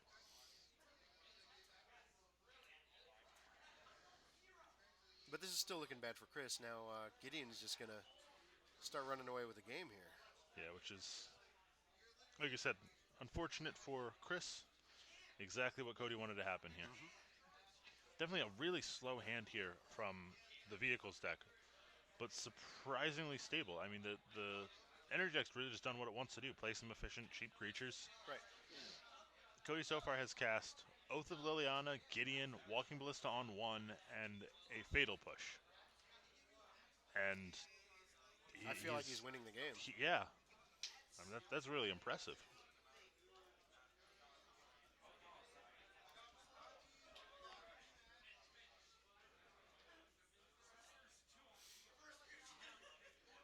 haven't seen Chris's hand yet, but looking at this board, it would be hard to say that Chris is winning it. Got 3 at Yep. Gideon again. Make Same that double block. same block. We'll double block again. You gonna do anything about it this time? Chris is really thinking about it. He wants to use that unlicensed disintegration. And I can't blame him. I mean, Yeah. Still doesn't pull the trigger. and just leaves himself with an empty board here. Is he forgetting Gideon has indestructible when it's a creature? And trying to hold it on that? Cody's not really ever gonna make it a creature though. I wouldn't think so. I mean, if I'm in his position, I make guys all day long with it. Oh, yeah. Oh, Well, when you have a backup Gideon, maybe not. there is another Gideon in his hand. That's a Thraben Inspector coming down. We're going to pay Break 2 and crack the clue. clue right away. He's going to go ahead and make Yeah. it a dude, which Now is... we've got 2 blockers. Now is the time we get busy. Yeah. And he's just going to take that hit. And draw. I mean, Grasp, disintegration, and I can't figure out why he didn't use that unlicensed disintegration. he may be doing the fatal sin of I'm not getting full value out of this. If it's not doing 3 damage, I don't want to do it. But that's just it's not the way you win this game. Yeah, not at all. He's Now going to he's try gonna to be use it forced to now. do He's it. going to kill a zombie. Yep. Take I mean, 6 for his you've- trouble. You've effectively done the same thing, just 3 turns later, and you don't have your Rishkar. And now Nahiri comes down. This game is just... Cody slowly closing the door. Yeah. Not really slowly at this point. He's kind of reaching for it and jamming the door. And Chris is kind of like knocking. Yeah, Hey, can I come in? Cody's like, no. No. No, you can't. Make a zombie for my planeswalker. That's your standard play. Okay, I was a little skeptical about Oath of Liliana, but I'm seeing the value of it here. When you're playing Planeswalker heavy, getting that Edict effect, as well as the additional bodies. Yeah. Effectively, at this point, it's effectively been 3 mana for 2/2/2s and Edict your opponent. Seems strong to me. Not to mention the 2 Rishkars he's killed by double blocking with the Yeah. first zombie. Yeah. I think Chris is resigned to his fate of making energy with Rampagers so that I can cast this Grasp and live a turn. Yeah. He's forced to do it. Yep. Just gonna go ahead and kill the Gideon. No, not kill. Just make it a 1/1. I will only Oh, take it's a 4. 5/5. That's right. Yeah. I'll go down to 2 life. Feels but real bad. What do you do? You're dead in this situation. Yeah. Oh, by the way, Heart of Kieran. Good game. Here you're arbitrarily taking up. Yeah, Chris extends the hand there. Cody is going to win, and he will be locked for our top 8. Yeah, should be locked for top 8.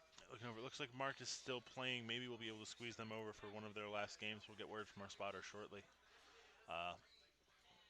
Yeah, the more I see these green-black X decks playing, the less I like them. I mean, I really like them in concept, but they just don't seem to perform well. They were really good when the format started. Yeah. Before people figured out that you should just play cats, Yeah, throw cats at people. yeah, You know, they seem like they should be good. They have all these cards that are just really strong,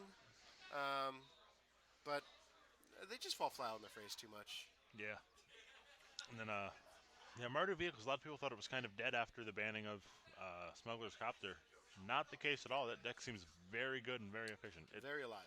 It's changed its strategy a bit. It's a little less low to the ground, a little bit more mid-range and resilience. Right. But I think it plays out well. I really like it. Yeah, I'm getting word from our spotter that we're not going to have another match on camera. We do have 20 minutes left in the round. I don't expect it'll take that long.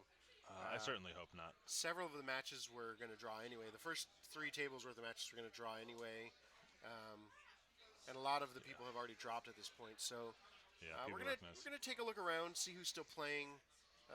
We'll update in chat if there's many matches left. But I would expect the top 8 to start probably within the next 10 or 15 minutes. That Yeah, would at be the my most. Hopefully sooner. That game went fairly quick, so it's possible some of the ones that have to play out are going to be a while.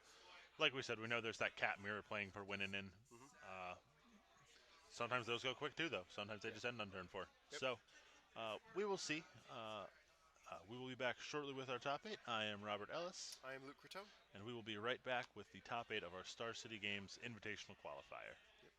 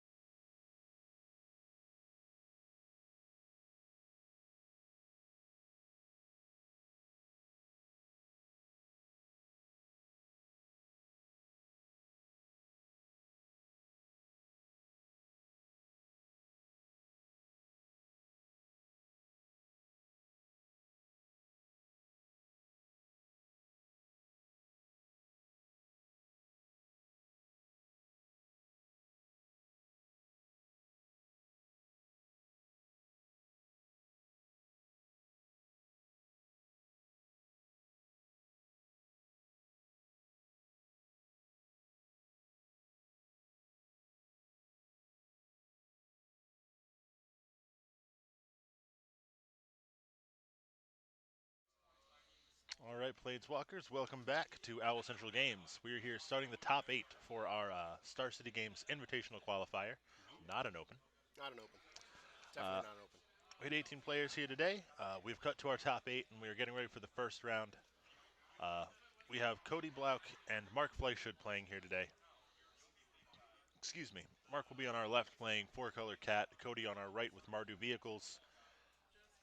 This should be the first game today where Cat might not be favored. Not supposed to be favored, at least. Yeah. Yeah. Of course, we've heard that a lot before. So Yeah, true. we're actually going to take you over their mid-mulligan right now. They both mulliganed. So they should be going down to 6. Yeah. Now, in a situation like this where both decks mulligan, which deck do you think is favored? Like, Um, which benefits from the mulligan? From the mulligan, Yeah. I think the 4-color deck does. Yeah, it's already got plenty of cards to pull it ahead. So And Mark is going to keep this one. being a little bit behind at the start doesn't matter as much. Cody's also going to keep Scribe. Believe they both kept on top. Mark says Forest go. Cody says Courtyard go. Yeah, see, that's not good for the Mardu deck. Missing Well, I that didn't- one drop. Not good. I'm not sure why Mark didn't cast the Attune with the Aether on the first turn. I guess he wants to draw lands, so he doesn't want to thin the deck.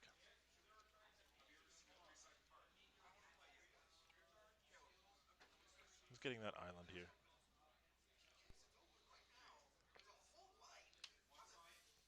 I don't know, looking like at his hand, I wouldn't ever want to draw any more land. Looked like there Didn't he were a only good have- 5 or 6 land in I it. thought he only had 3. I could be wrong. Mountain, Ether Hub, Ooh, okay, yeah, Whirler. he's a little land heavy. and Rogue Refiner? Refiner, or he may not be playing Tammy on his, so yeah, probably Refiner. Ballista comes down for the vehicles side. We're going to find out right now. I think this is going to be It's going to be a Rogue Refiner. Yep. It's a 5 energy, and he draws So a we got- card, So we passes got it back. Ballista versus Refiner, the ultimate showdown. My money's on Refiner in that ultimately. It generates more value long term.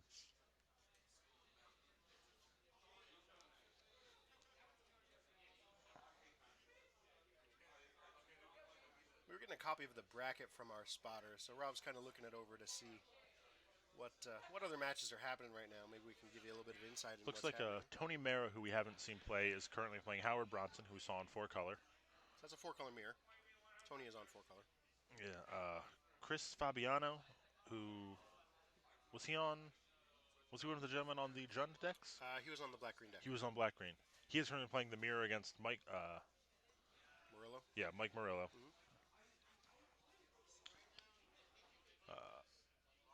Oh no, I'm sorry.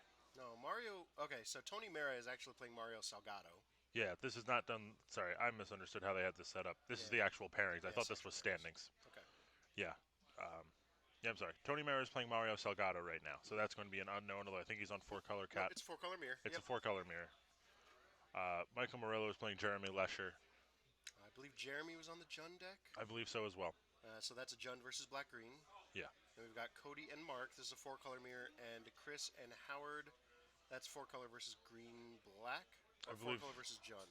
I believe it's 4-color versus green black Green is what we black, decided. Yeah. Okay. So our current match here, we've got an Ethersphere Harvester against a Rogue Refiner and an Oath of Chandra that took out the Walking Ballista. So I think we missed some life updates. then the Refiner probably got somewhere. in for 3 there, I believe. Oh, we had the names backwards. Look at that. Whoops. Sorry about that, folks. Trying to get the bracket together and.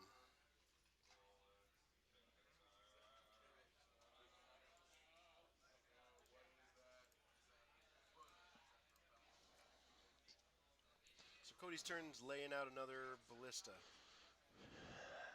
Is that really what he wants to be doing right now? Is that as impactful as he wants to be? No, but Heart of Kieran might be. It's a little bit more on the right track, at least. Well, it gives him a little bit of that chain. He can use the Ballista to crew the Harvester, and use the Harvester to crew the Heart, and, you know, assemble the Lego pieces, and now he has a 4/4 blocker. The joke of it is, I don't think... Yeah. Flicker this.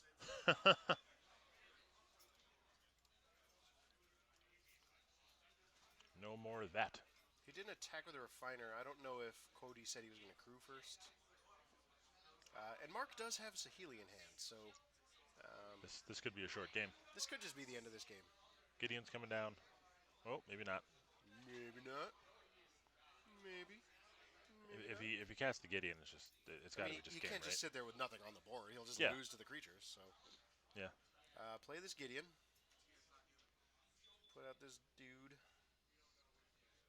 Um, I am fully expecting this game to end in approximately 1 minute. I'd say it's gonna be less. I don't think Cody's gonna take that long. He's gonna crew up the Heart of Kieran.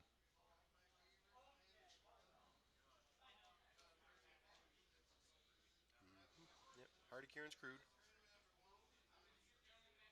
Get in for 4.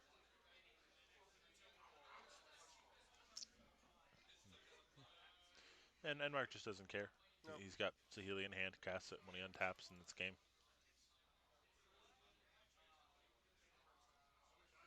Okay, now I'm going to show you this Sahili. Do you concede?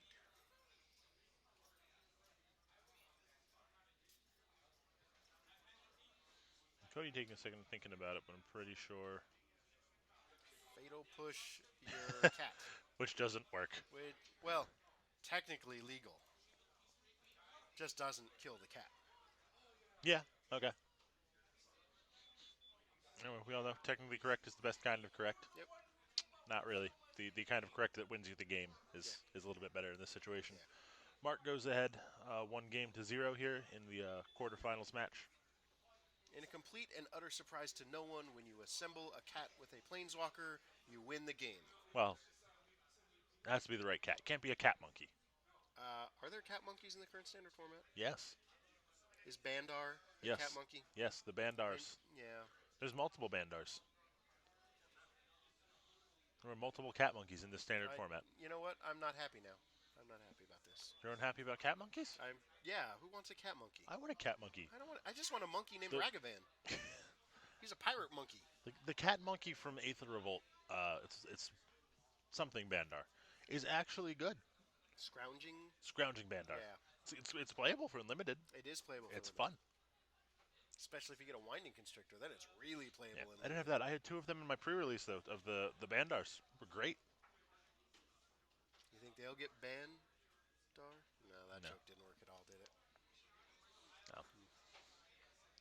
Mark looks like he's about to pull out those Chandras. I don't agree with that. That is in fact what he's doing. I didn't see what he's bringing in, so I don't feel comfortable really commentating on. Well, it looks like he's bringing in 3 negates that. to re-release the Gremlins. Okay. I think he knows that Cody's on the build that's going a little bigger, so he's less. He thinks he's got enough to deal with the small creatures. Wants to make sure he has ways to deal with his bigger things.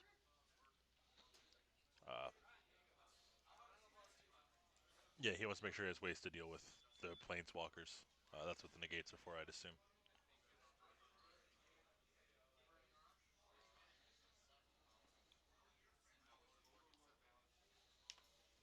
Yeah, just kind of looking at what these guys are doing.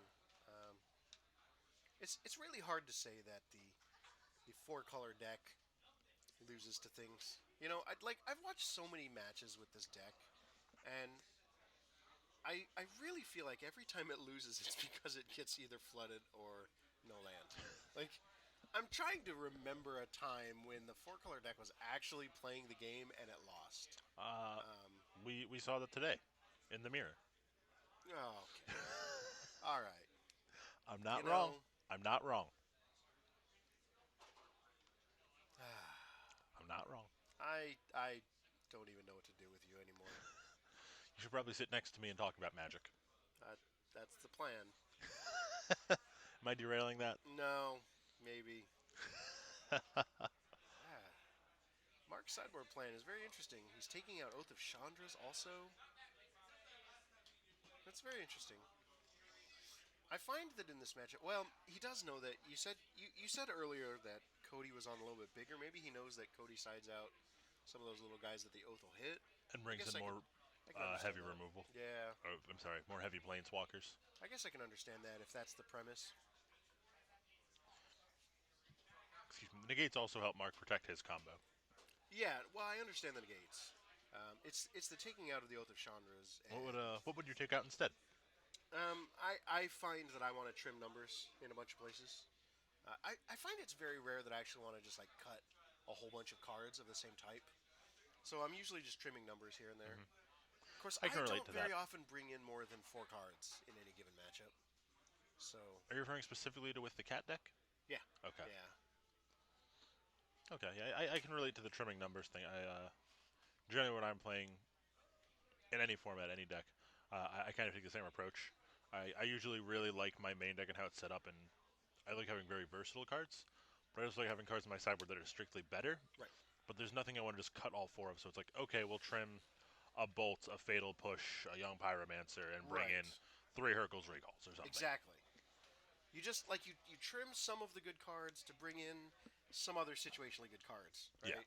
Yep. You know, you don't want to get rid of all of your good things. You just trim just a little bit off the top. Yep. That was the trimming noise. It's okay. You don't have to understand me. You just have to work with me.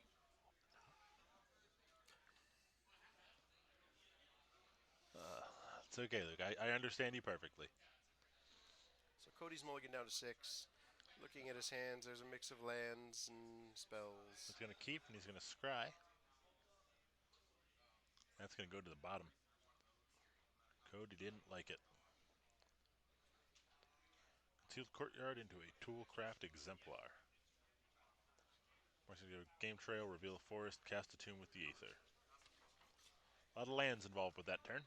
A turn 1 play shocked by nobody who's ever seen a 4-color Saheeli match. Nope. See Needle Spires, and then we're going to see attack for 1, I believe. Attack for 1. That's got to feel a little light for Cody. He's got to be hoping he's doing more than that on turn 2.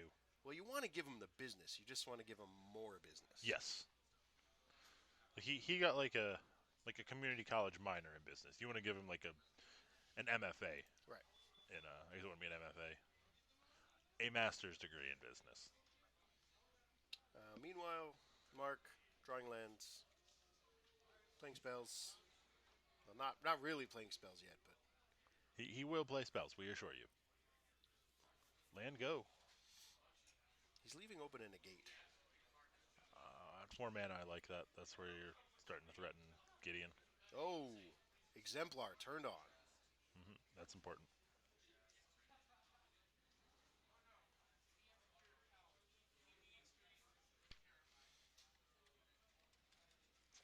You see that clue token come down. Exemplar's going to get in for 3.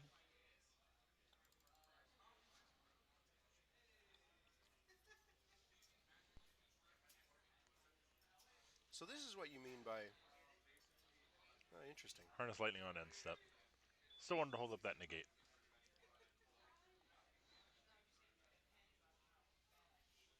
And this is what you mean by the Mardu deck going a little bit bigger. Instead of playing all those little 1-drops and 2-drops, Cody's saving up for something a little bit bigger. Or Yep. he just has nothing. He did mulligan. Both are options. I think he's looking for the bigger route here.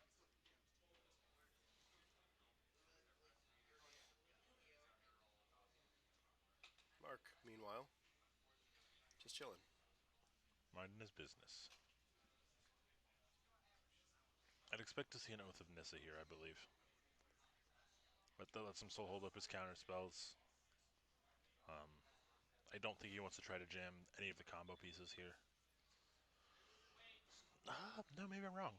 Cody doesn't really have a board presence here. Is there anything he could really do that's gonna threaten killing? Well, still, if Mark decides to play down something like a Gideon, once it hits the table, it's a much worse to deal with. Yeah. Um, The more thing I think Oath of Nissa hold up interaction is probably the route we're gonna see here. And at least the first half of that is correct. He's gonna get a Bristling Hydra.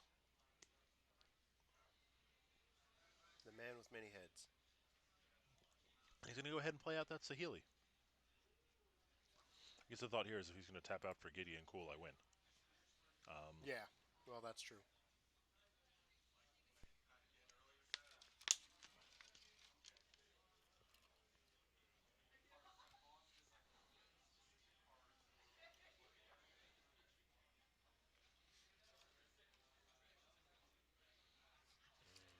Cody's got shock in hand, though. That's an important one.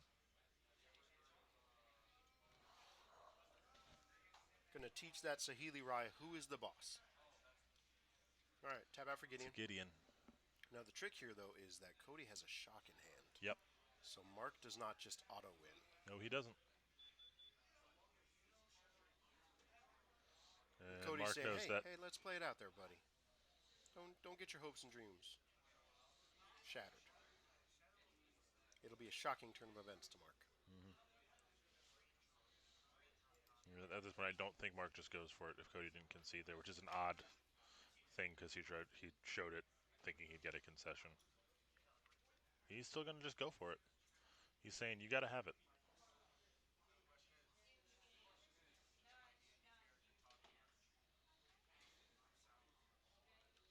He will still get the copy here, so we'll be able to blink the Oath of Nissa. He's not in the worst spot here. No.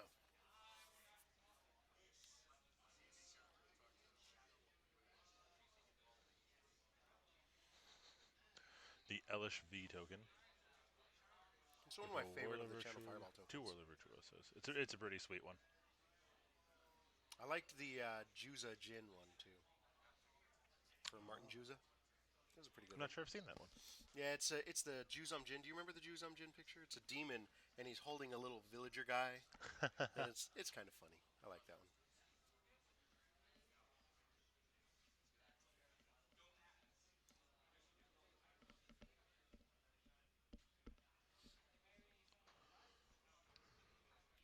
Now this is a pretty good position Pardon me. for Cody.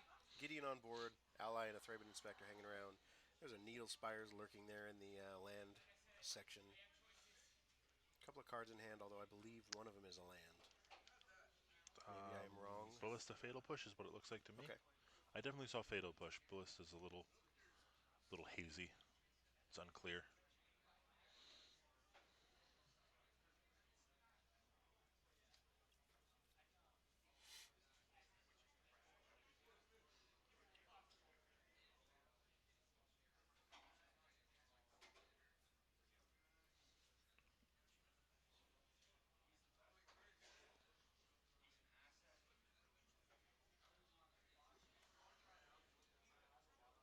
Some mental math happening in here. Cody deciding what it's safe to do. How much do I represent? Yeah.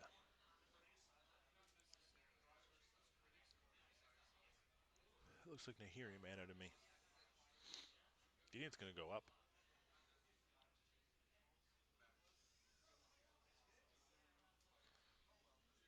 Our Guardian's gonna block one of the tokens. Mark is gonna take 6 here. This is going to put Mark at 9. It's starting to get him a little bit low.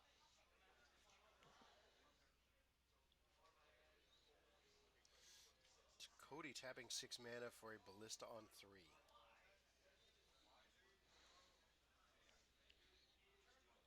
Immediately use one of that to, or 2 of them to kill off the Guardian. Mm-hmm.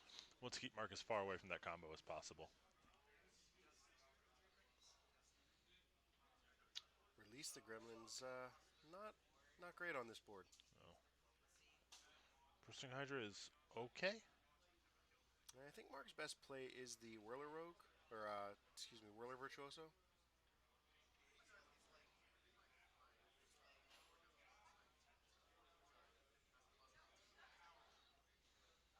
4 mana for a He's gonna Bristling play out Hydra. the Hydra. Okay. The problem here is that he really has to chump block the Gideon. If he doesn't chump block the Gideon, he loses. Well, the Hydra's a 4/3, right? Oh, Gideon's indestructible. Yeah. So if he doesn't chump block the Gideon, at least 2 of the other attackers are going to get through as well. So, he's looking at lethal just between the Ballista and the Gideon if he lets the Gideon through. So he's going to have to chump Gideon, which you don't want to be in that state of chumping. No, not at all.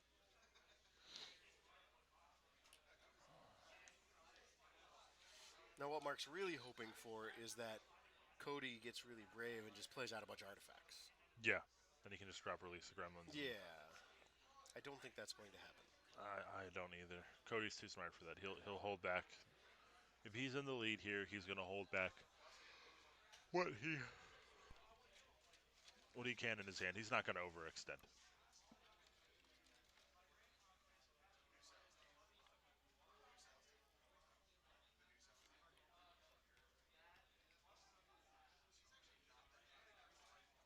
He's going to animate a Needle Spires, though. Gideon ticks himself up. This might be lethal. Even if he chumps the Gideon, that's 4, 6, 7, 8, plus the one from Ballista is 9. Mark would have to have a removal spell to not lose the game here. Yeah. We'll see how this shakes out here. 2, 4, 6, 7, 8, 9. Yeah. Mark has to have a removal spell or he loses. Yep, Mark's Scoops going him to up. scoop him up. Yep. We are headed to a game 3.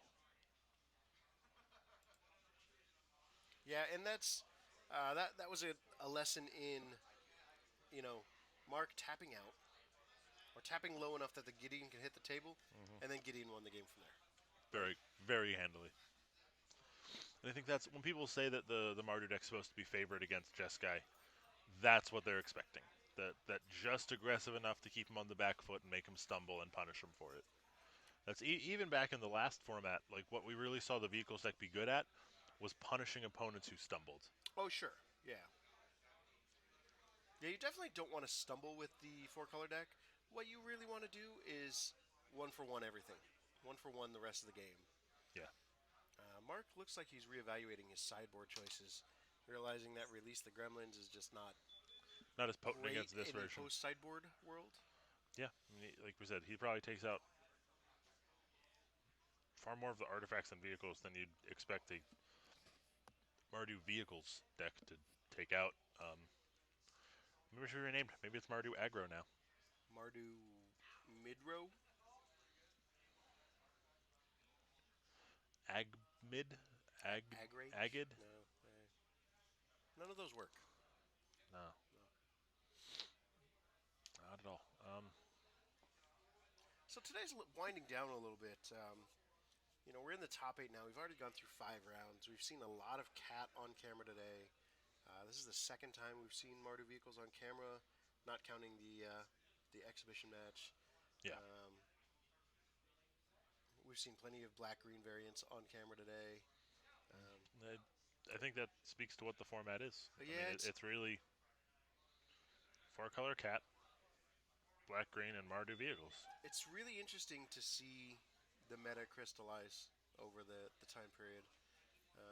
A lot of people were surprised that there weren't additional bans. Um, I wasn't. I don't think Wizards wants to set the precedent of standard being suffering bans frequently. I mean, this was the first ban since the Jace the Mind Sculptor and Stoneforge ban, which was what 2008. mhm. I mean, it's the first ban in 8 years. Like, I mean, viewers here at the store felt bad. Some of the Yu-Gi-Oh players we have here were like, "Ah, we're learning Magic." We're like, "Okay." Uh, Yu-Gi-Oh is fairly well known for having bans hit it fairly rampantly and hard, and we're like, "Well, here, play Standard. It's cheap. It never gets hit with any bans. Build Mardu vehicles." Whoops. Yeah, I didn't expect them to ban anything, mostly because it would have been negative PR for them at this point. They've already Yeah. banned cards that just came out. And Hallmark cards. I mean, Emrakul was the Right. face of Eldritch Moon. Well, Smuggler's Copter was literally released in the set, Yeah. previous, right? So, Yeah, and I mean, and admittedly, they released Smuggler's Copters where you're like, here, vehicles are playable. We're going to push them so right. they get on camera because it's a really cool new mechanic, and people are going to be hesitant because it's weird. Mhm. But they decided to push it to make sure it got some airtime, and they succeeded Yeah, a little too well. a little too well. Yeah, just like Emrakul promised the end, and well, the end was a little too extreme. I really did not expect them to ban anything, mostly because of consumer confidence. Yeah, They want people to be able to buy cards and not worry about, exactly. this is going to cost me $80 down the road if this card is too good and gets banned. Yeah, I mean, exactly. I mean, that's like a few of those players who we said came over from Yu-Gi-Oh and built Mardu vehicles haven't really played since the bannings Right. because they put not a ton of money, but a good chunk of change into building these decks and learning them and playing them. And then they got banned, Right. and it doesn't feel good. No. So it looks like we've both mulliganed down to 6 so far. I'm imagining Mark is keeping his hand. He hasn't motioned to mulligan. Cody looking at it, scrying. I didn't catch if Mark scryed, so maybe that question could have been answered pretty quickly. Cody putting it on the bottom. He's definitely keeping. Sanctum go. Now, why don't you just Oath of Nissa there? He scryed, so he might have scryed it to Ah, the top. yep. Didn't want And to now waste he's the look. holding up Negate. It was a negate that was on top of the deck. No, it was the second Sanctum. The Negate was in hand. All right, here we're gonna dig for a land. Probably just keep up negate. That would seem good, because I mean, last game he just lost to. Well, the Gideon can come down next turn, but anything along those lines he wants to deal with.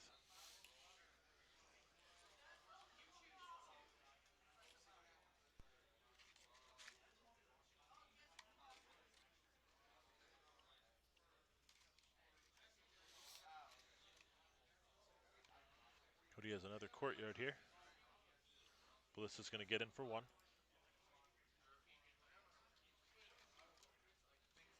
Ooh. Thalia, Heretic, Athar. Mark's going to have to answer that if he wants to win via combo. Thalia is a big deal. Yeah. Even if he doesn't want to try to win by combo, a lot of the lands are just going to enter tapped. The deck does play a good Yeah. number of fast lands, but it also plays things like Ether Hub, and Ether Hub is the color filter of choice. Yeah. So you definitely don't want your lands coming in tapped against Yeah. the Thalia. Lucky for him, doesn't have to worry about it. There's a plains and says go.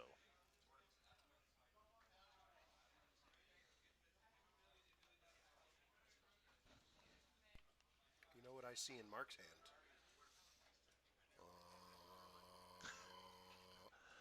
Try not to be too loud on that For, one. for for those of you who may have just joined us recently, that was Luke's boat noise. He's seeing Sky Sovereign console flagship. So it's queued up near the front there too. Oh yeah, yeah. Mark's either going to negate what Cody plays, or he's going to harness lightning out the Thalia. Incoming negate. He's going to negate Yeah. very quickly. Now, Proceed if to he hits an untap. untapped land here, which means not an Ether Hub, must be a basic. Yeah. No boat in our future. Gonna play a tapped cat. That seems like low value there. Seems loose. Might be his best play though. Dig with the oath. Yep. He just wants to find Sahili. Get a Whirler Virtuoso. Yeah. The only legal option.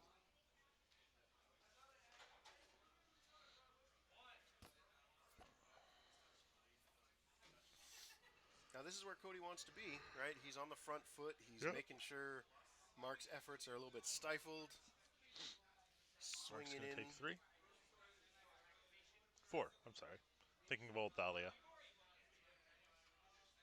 Toolcraft Exemplar. There's a black card in Cody's hand. I don't know what it is. There's a tapped land, so... and there's no way to make it come in untapped in this case. So he can't even harness the Thalia and then play Whirler. He just actually has to play a tapped land.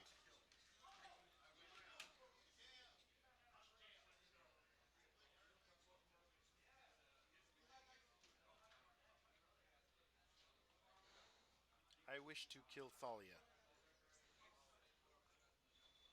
Thalia has been killed. Alright, the combo is live.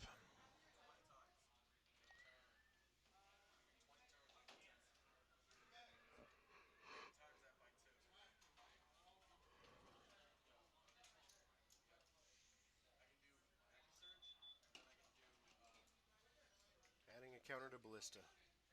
Nothing better to do. Add a counter. Why not? Oh. I know what that card is. Been anguished unmaking. That was an anguished unmaking.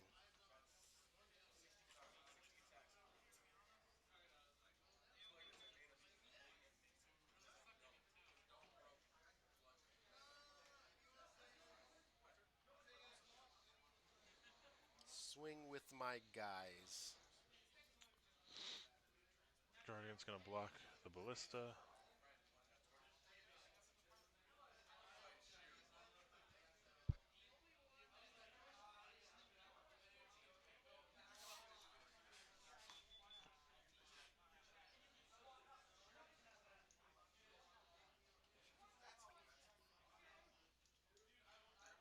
think Cody's evaluating whether he wants to add a counter to Ballista or not. If he does, it lets him kill the cat without too much trouble. He can hit the cat for 3 and then remove a counter to do the Yeah. extra fourth one. Um, I think Uh, Cody's just kind of running through the options right now. it costs how much to put a counter on 4. Ballista? 4? Yeah, I don't think he wants to tap that low. Especially not with other answers in hand. Yeah. Ballista's an answer by itself, so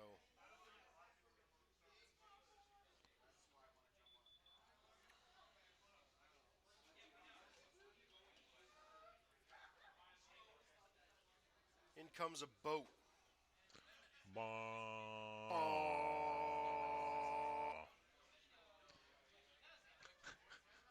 Sorry about that. We think we're funny. You're not sorry. I'm a little sorry. I'm not sorry. You're not. No regrets. None. Not even a single joke you've ever Nope. told. I'm Some all of your about that boat. some of your jokes are pretty bad.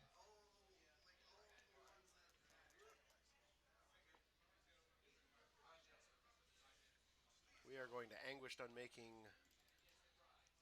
The Guardian Oh, we're going to Disintegrate. gets 3. Thank you. I appreciate you, chat. The comment from Big Mistakey was that was great. See? That was wonderful. That's high quality entertainment. And Looks like Mark just scooped. Cody wins 2-1. Yep, our spotter just confirmed Cody won 2-1. So, we look away to notice the chat commenting on us, and all of a sudden the game's over. Sorry about that. I guess he just felt he couldn't come back from. let's see. Ballista would have done 2. Oh, he was at 5. He was just dead. Disintegration did 3. No, because the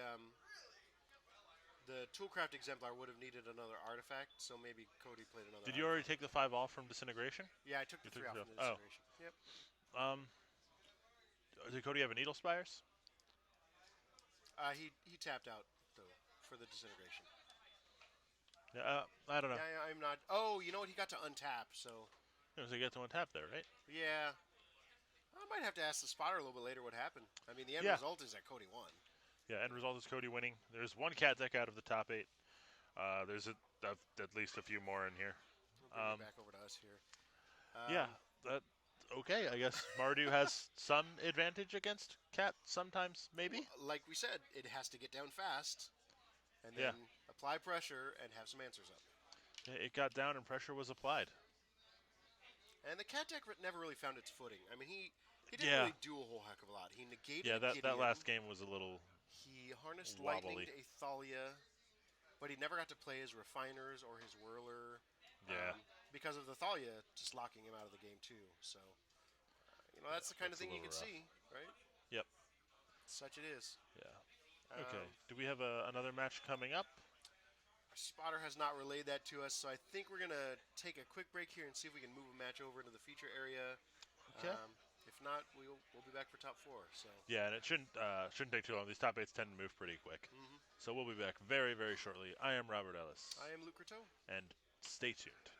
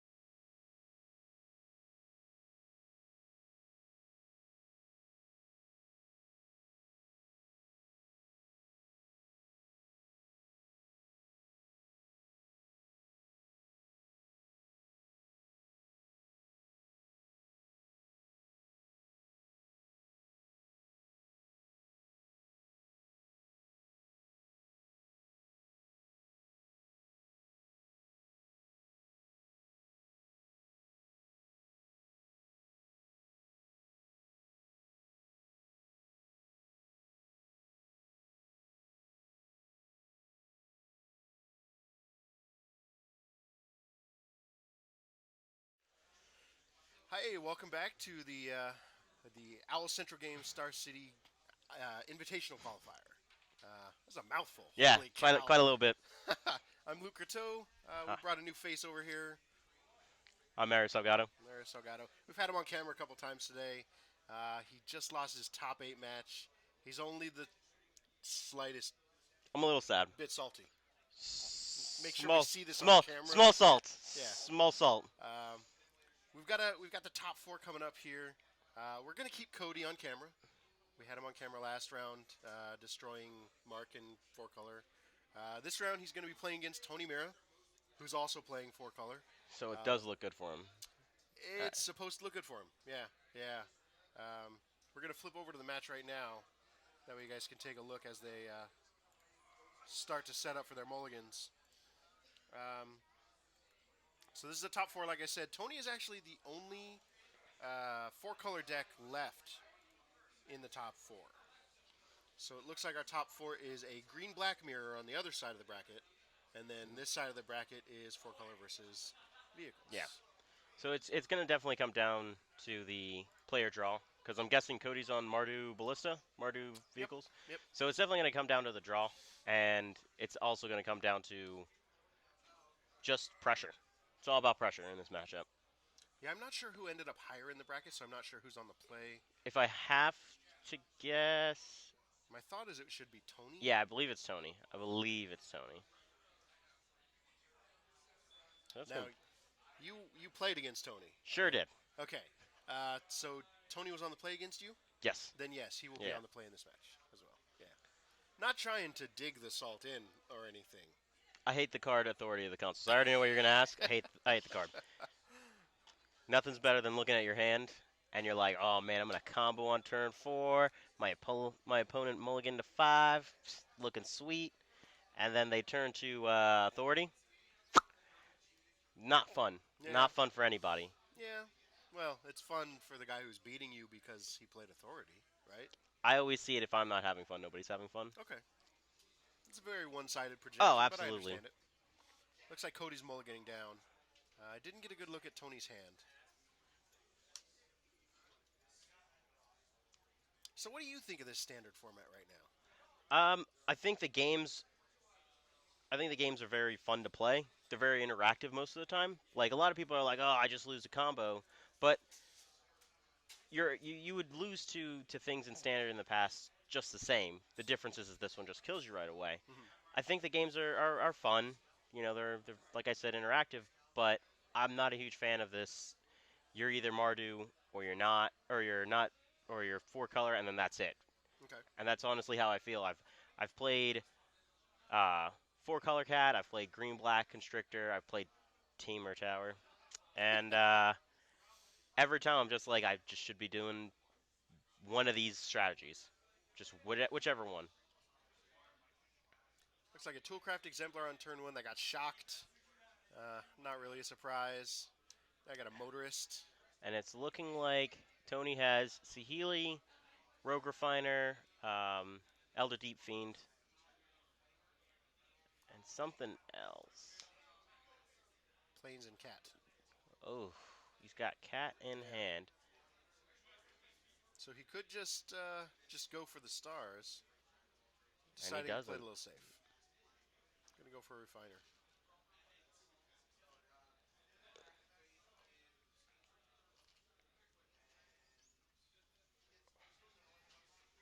Triggered to draw his card and get his energy. Gotta remember that. Gotta remember Gotta those remember triggers. those triggers. Yeah. Triggers are important. They're the foundation of this game. I would argue that the mana is, but, you know. It's all about the triggers.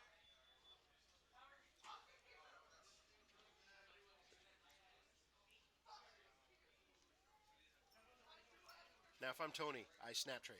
Yeah. Oh, yeah, absolutely. Yeah. Ah, all right. So Cody's got protection for the combo with an unlicensed disintegration in hand. Right, but now he's got no board to do anything. Yeah, I feel like that trade was a little preemptive there. I feel like you can just sit back a little bit because if you hit a harder Kieran, it's just better to have a motorist than no motorist at all. Now, if I'm Tony, I'm probably just jamming out more refiners or whirlers or something. Yeah, I see a Whirler Virtuoso. I probably would have went for the Whirler because one unlicensed doesn't do much to you. You're replacing itself. Yeah, But he doesn't have a lot of energy built up yet, yeah, so whirler's kind of a weak one right now.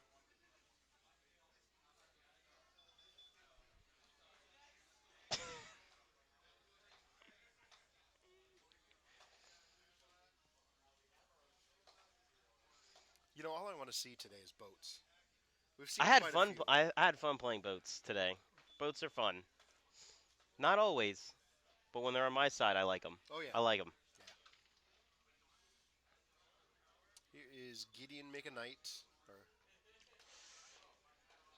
doesn't Oh, look we're like Tony getting. has a shock for this one, so it's sticking around for a bit. This should be. Looks like Tony's To, got an Attune, a Servant of the Conduit, Sahili, Whirler Virtuoso, Cat. Couldn't see what the sixth card was. I think it's a Detoon. That's what I said. I said Attune, So it's Healy. Servant, Sahili, Cat.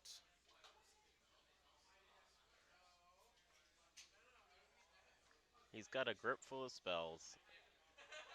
Now, the one thing Refiner is very good at is replacing itself. Yeah. You're always positive when you're Refiner.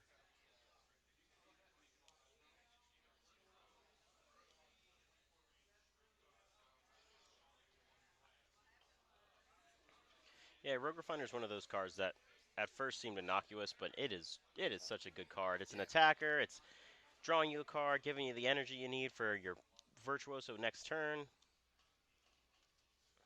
All right, so it's very possible that Tony can just win next turn.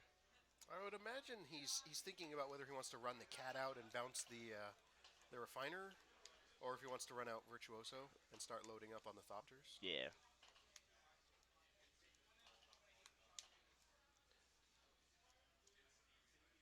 So Healy's even not a terrible play.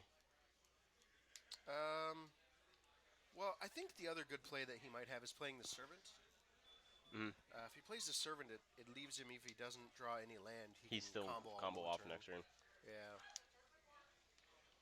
A lot of options, and I think that's what a lot of people polarize towards this deck. There's just so many option Mm-hmm. trees that you never feel too wrong, even if you make the wrong, well, the at the time wrong one. Right.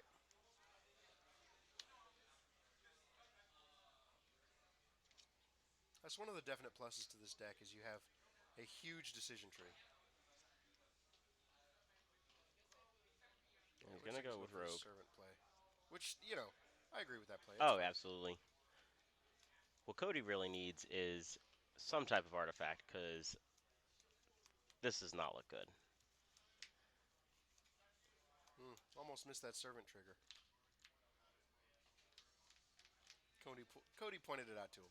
What a nice guy. He's a real nice guy.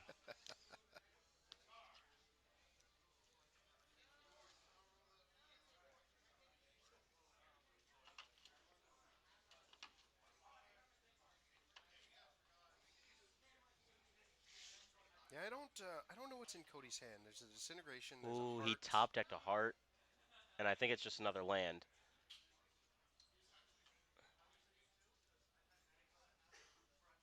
I'm not sure how good of a pull Heart is.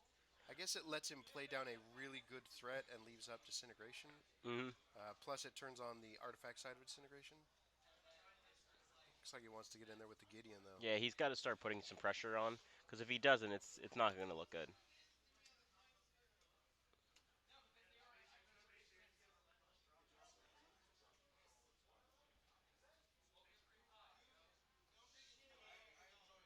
There's that Heart, leaving up the Disintegration mana. Yeah, it's just another land, another concealed courtyard.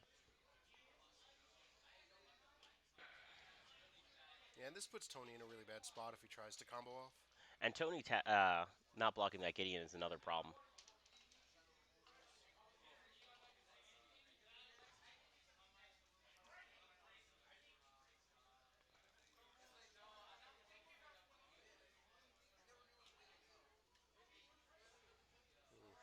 I didn't realize that Tony main decked the Elder Deep Fiend.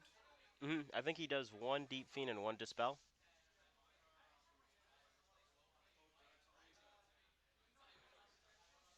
Looks like he's going to do that on upkeep.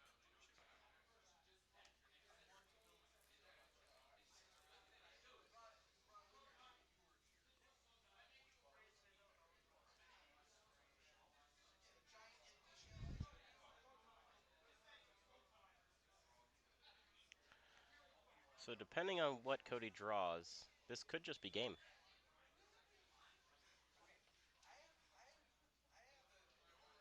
In fact, I think it's just game. Because Cody already has ooh. So Cody could just kill the servant, Hmm. and that'll take him off a combo next turn. And then Tony then has to win off of top deck land. Well, Tony also can't lose because the Gideon can't attack through that Elder Deep Fiend right now. Hmm.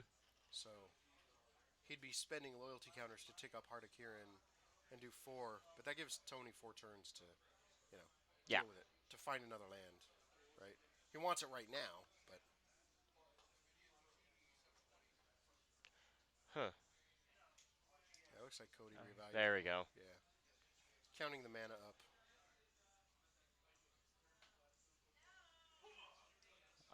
He chose the Yeah, first one. he targeted initially. So that puts Tony down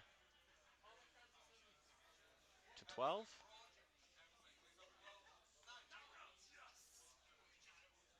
Oh, I think So he ticked Cody's up gonna be the one damage short, 5, 9, 10, 11. Yep. And if there were a pump spell right now, that didn't exist really, but or just shock. That's game. Yep, well, it's not looking good. Now it didn't matter. he had it even if the Yeah. servant wasn't killed. Yeah. All right. All Well, right. Tony up a game. It's a close one though. Very Very close. close. Yeah. I mean that's that's kind of how or 4 color draws it up. Survive, survive, survive, survive. Oops. Yep.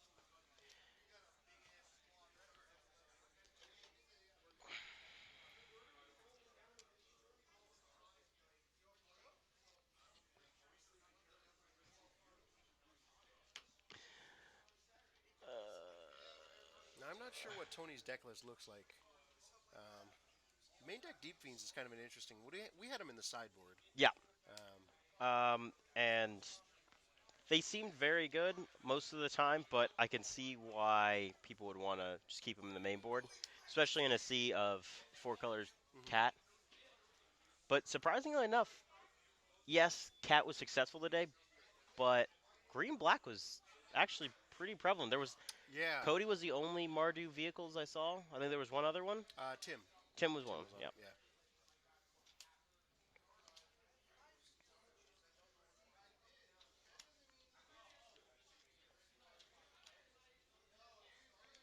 Yeah. We were noting a little bit earlier that it seemed like our entire field. Whoa. A little bit of camera wobble.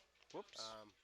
It looked like our field was very heavy in 4 color and black green decks, Hmm. and there were only the 2 Marta Vehicles decks, and there was only one deck that wasn't any of those 3. It was Tyler on the Esper deck. Yeah, that deck was actually really interesting. Um, he did have a little bit of a blunder when he faced me earlier, but honestly, I think that deck it's close. I think that deck is very close to where people want to be if you want to play um, control in this format.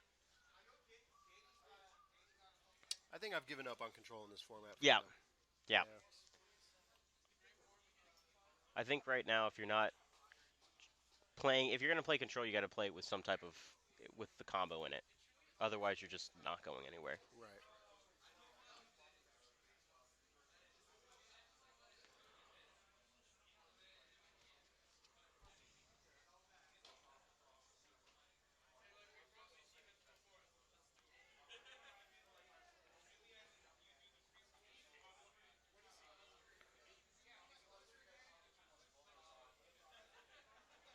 Looks like Tony going back again, deciding what to do about his sideboarding. Cody was pretty content. He sideboarded pretty fast. I'm pretty sure he knows He's exactly what he yeah. I wants feel this like he's matchup. faced it once or twice today. Yeah, He knows what he wants. maybe once or twice. Yeah, probably. So that's the weird part about my day. I faced Cat twice, Hmm. and that was in top 8 in what I thought was going to be a win and in, and I lost both. And the rest was just green black, and Tyler on Esper. Okay. So it was a very weird tournament today.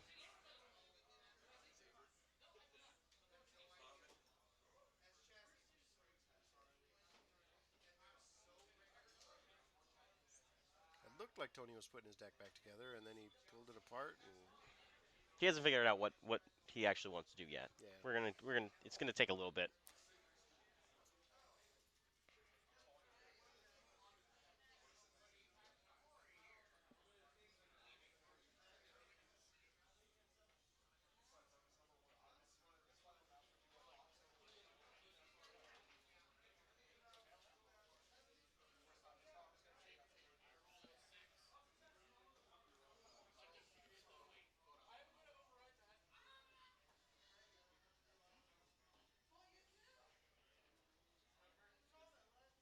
So sorry for the dead air here. We're just waiting for them to Yeah, sideboard. it's You know, taking a Cody's little been done bit. for a while. Tony going back for a fourth time. Yeah, one of the interesting things about this format, like I've said it a couple times tonight already, I really feel like there's the clear tier 0 or tier 1 of, four color cat and Mardu, and then there's just everything else. Yeah, The and tower that decks, the control decks, the other aggro decks. and they'll win a tournament once in a while, but I think the consistency Mhm. just isn't there yet. Well, and I think that's one of the things where the four color deck does the best. All of its cards, I was talking with Roblo earlier. All of the cards replace themselves, or they get you another card in some way, or they give you some other tangible side benefit. They give you energy, they give you whatever. Um, they all do something extra aside from just whatever's printed on them. Yeah, You know, Refiner is a 3/2 creature that draws you a card. Whirler is a 2/3 creature that spits out Thopters. yeah, it's nonstop value, and that's where the deck just gets so much of its legs. Where something like the Mardu Vehicles deck has to generate its value by trying to play Planeswalkers and doing some of the other weird stuff. It's harder to just come back from like a bad draw or a bad hand, while a simple top deck from the four color just can just bring itself back to a very quickly winning position.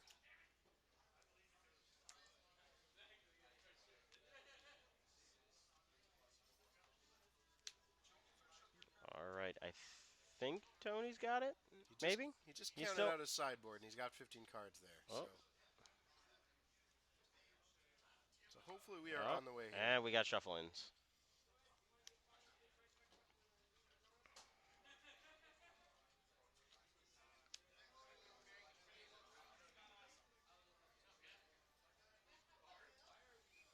There is nothing that tilts me more than being done with sideboarding and feeling like I have to shuffle longer because my opponent is still sideboarding. Yep,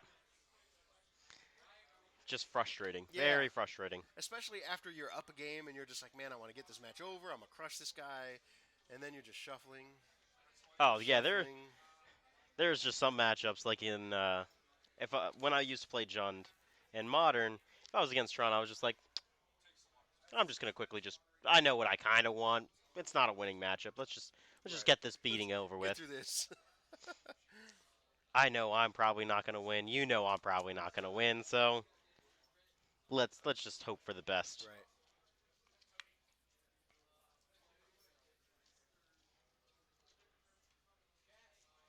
It looks like Cody is discussing with the spotter.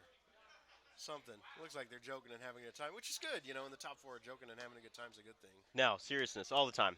I refuse to have any happiness when I'm in top 8. I'm just kidding. It's a good Can't. thing you're not in top eight very often. That's a burn. That's a Yeah. burn, good sir. I don't like that. I didn't enjoy what just happened there. I come in here, I'm a nice guy, and just treat me the way you do. Unbelievable. This might be. You keep insulting me like this. Might be like the 34 more times. I might not show up anymore. All right, looks like we're drawing our opening hands. I'm excited. We get to see some magic again. Well, the anticipation. I think that's why Tony was doing it. He was like, let's get these guys thinking that I'm going to start. Not yet. No, not yet. Turn 1 Toolcraft Exemplar, which is probably, I think, the second best good play. I think the first best out of the Mardu vehicles is the Thraben Inspector. And the shock again.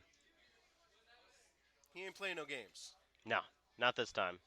Not today. There's a Heart of Kieran. It's a good turn 2 play. Oh, yeah. But looking at Cody's follow-up, I don't see a way to crew it immediately. I thought I saw a veteran motorist. I'm pretty sure there was a veteran motorist in it. Doesn't matter. Whoa. Get to the bottom of the deck. That is aggression. There's an Avison, a veteran motorist. Tony's just been ahead of the game one step at a time. Fatal Push and a Thraben Inspector to go along with a Concealed Courtyard and an Avison.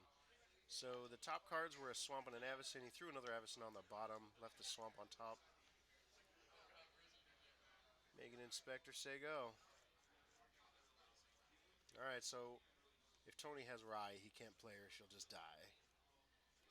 So now he gets to play the... So his hand is shock. Looks like Guardian. Gold card, Forest. Looks like a servant. There it is.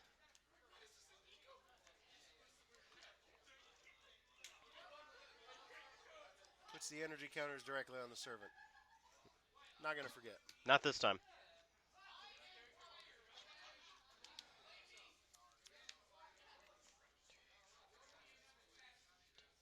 Block the motorist as fast as he can.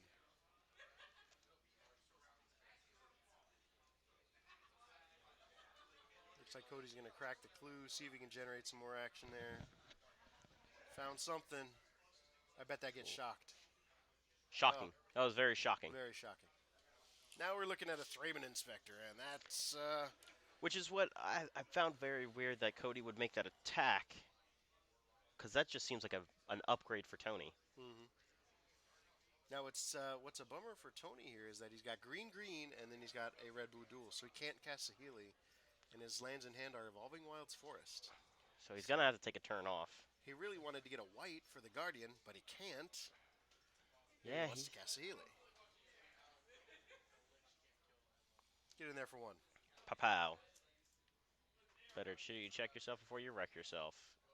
And that is a scrap heap. There's Scrounger Man. See, now it's just making it worse and worse for him. Cody really wants to hit that fifth land, though. Looks like he forgot to crack that Evolving Wilds on the end step. That's a big deal. Now he's even another turn slower. Oof.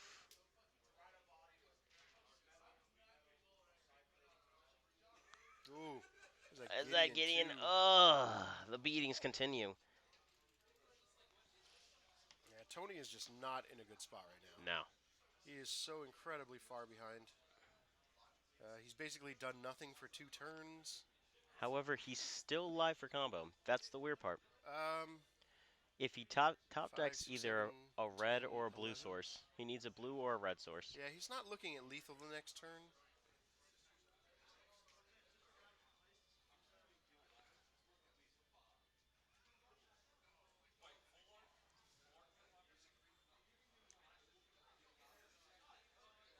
Yeah, there's that. Yeah, I pointed out to the spotter that it looks like someone is whacking the camera with their foot. So I apologize for that wobble that we're seeing every once in a while. So it was very interesting for Tony to get that mountain, because the Healy deck only runs maybe 2 white sources, not including Aether hubs. So he's cutting his chances down immensely.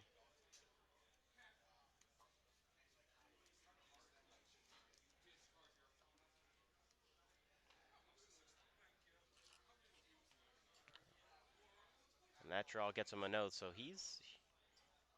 this grabbing of the mountain definitely he's getting punished for it.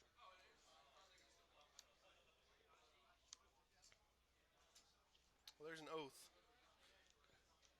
See, and this is what I meant. Yeah. The white source, did he just top deck it?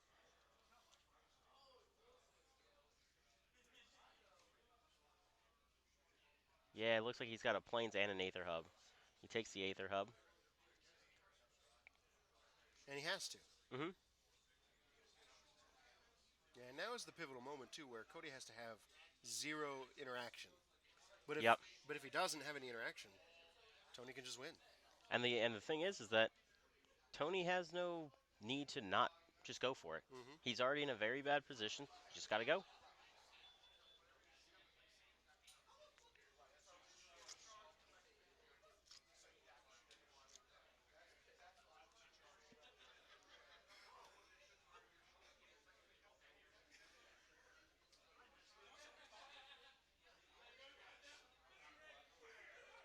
All right, get in with the team. Trades. I'll block All right. this guy. Take 8. Oh So no. Cody's hand is Fatal Push, Scrap Heap, Scrounger, Land. Is that correct? Yeah, Or Avison? No, it was the it's Avison. Avison. Yeah. Yeah. So Scrounger, Avison, Fatal Push. So if Tony just goes for it, he just wins the game. Yep. Yeah. Let's see if he goes for it. So he has to tap everything except Spire Bluff, I guess, right? Tap the Yep. hub for white. I think this is and, game. Yep. Yeah, do the thing. And I Do I think win? that's a GG's. Do I win? The old Fatal Push your cat. Ugh. Look at this beautiful Fatal Push that does not a thing. Yep. All right, so Tony wins that one, 2-1. Or 2-0, excuse me, 2-0. We'll bring you back over here. Cat doing what Cat do. does. Oh man, that was a beating. Yeah. So before I didn't want to say it before the match started, but the guys in top 4 agreed to prize split the cash, and they were playing for the invite. So top 2 in this tournament got an invite to the invitational. Mhm. So that means Tony is the first of the invites. I don't believe we'll actually get the second game on, and I'm not sure what the state is, but I think that's going to do it for the day. Yeah, I think that's it. Yeah. Appreciate having you guys all watch for the day. We had some pretty good rounds. We had 5 regular rounds and 2 playoff rounds of some pretty good standard Magic. Saw the standard variety of decks: 4 color Sahili, the green black, the Jund, and Mardu. Yeah, it's gonna be pretty stale. Amonkhet hopefully bringing something that's gonna shake something up. Maybe we will Dredge. see. Let's bring it back, Dredge. Well, Dredge. Yeah, I'm feeling the Dredge. you hope for that over I can there. dream. I like to dream. Yeah. Well, I think that's going to do it for the day. I'm Luke Coteau. I'm Mario Salgado. Thanks for having us, and we'll see you next time. Have a good one, guys.